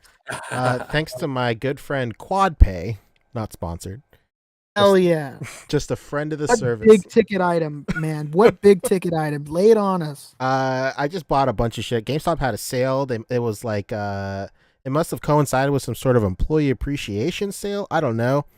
I'm just so busy as the CEO of this big conglomerate that I just don't have time to keep up with, small sales that apply to the business as a whole. But it worked out for me. I got a what do you call it? I got one of those Jazzware Halo figures, the dude from Reach, Alpha Emil. I can't remember his name. The guy with like the skull on his face and shit like that. The cool guy from Halo Reach. A cool guy from Halo Reach. Yeah, cool Yeah, guy. I didn't play Halo Reach, so. Hey, it's the best one. One of the best. Let's see. How about the best? How about one of the best? I don't think so, because the battle rifle was not 3-round burst. Oh, brother, here we go. I got Power Rangers Lightning Collection figure, Blaze from Beast Morphers. Pretty stoked. Oh yeah, man. I got that new Doom, the one from the Thanos, where he kills Thanos, rips his spine out. Immediately upon buying it, I took the spine out and I put it on the wheelchair from Charles Xavier, and I just kept on pointing it at my wife and saying, I remember when chocolate first came out. I hated it. I remember when I bought my first chocolate. I hated it. I hated it. Shout out to Toy Shelf, I believe, was the first person to do that on the A.C.B.A. Discord. Boom, join the A.C.B.A. Discord, people. Shout out to that, man. I mean, if there was ever a reason to. Absolutely. I got that McFarlane stain. Let me be more specific. Stain from My Hero Academia, not most of their figures, which are a stain on the toy industry. A skid mark on the underpants of society. You gotta keep it a buck, man. I know. I also, and a wild card, I got a Venkman, a Hasbro Venkman, solely so I can take the head off and put it on a blank body and put a Toon Squad jersey on this man. Cannot wait. Hell yeah. Oh my god. You psychopath. I'm in. And then I got the rest of the Disney Plus wave. This whole purchase started because I realized that GameStop was the only place that had Scarlet Witch as at retail. And then it coincided with a discount, so I ended up getting this whole wave for I think like $13 each. And so, you know, $13 is way better than spending, I think Scarlet Witch is like $40 on like Amazon and eBay and stuff like that. It's wild. So I finished that wave out, super stoked. And then I got a Scientist Supreme.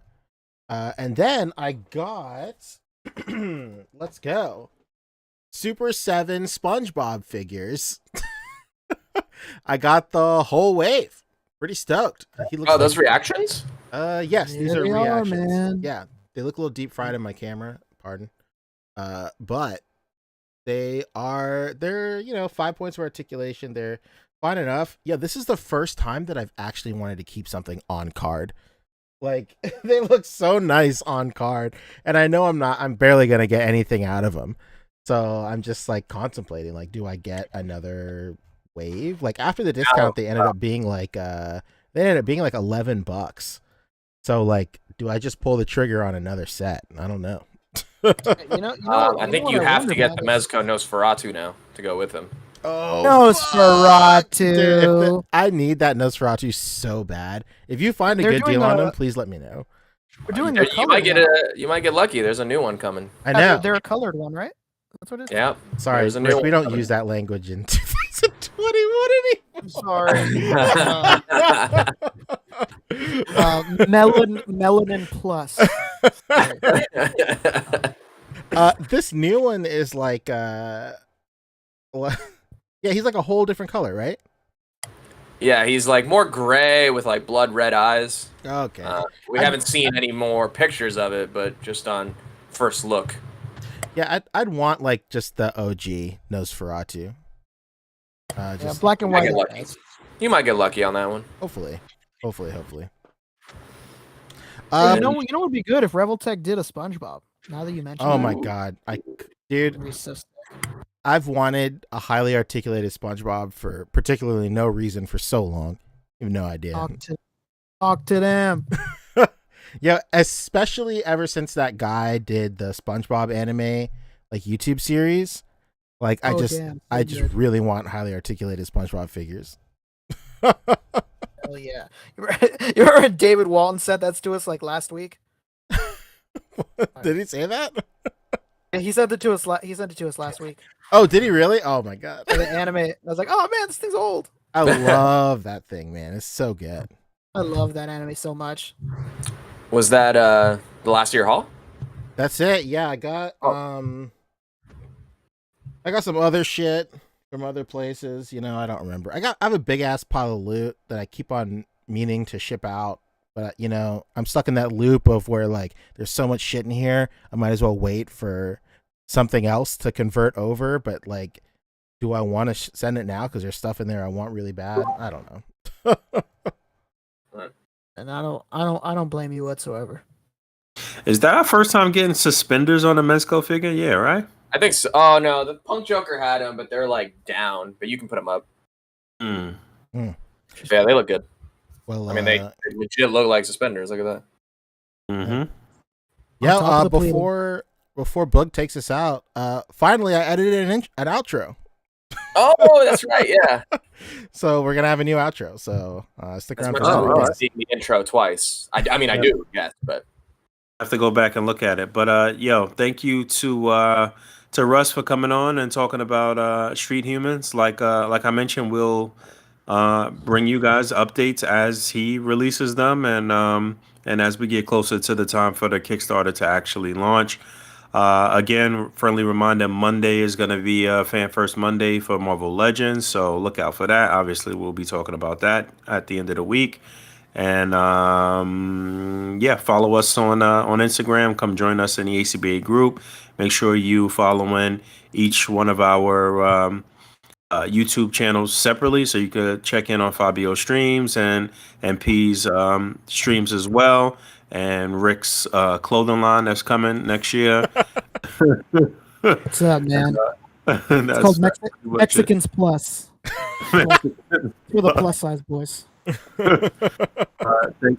Thanks to T for coming in. Oh, I totally forgot to mention this, but I guess we'll have an official announcement in the group, I guess, this week. But we did add quite a few new mods to the A.C.B.A group, and Trevor is actually one of our new mods. So we didn't even actually get to talk about that with him. But thanks for coming on, T, to talk Hot Toys. Hopefully, we can get you on for more Hot Toy segments when you're. Everything is syncing up right as far as the camera and the audio and all of that stuff. But we will be making an official announcement as far as the new mods and making some really big changes to the group soon. I don't know what the rollout is for that, but yeah, we'll talk about it. But yeah, thank you guys for hanging out. As always, rate, comment, and subscribe. Hit that bell down there. And until next time, peace. See this outro. I won't see it, but I'll see it later.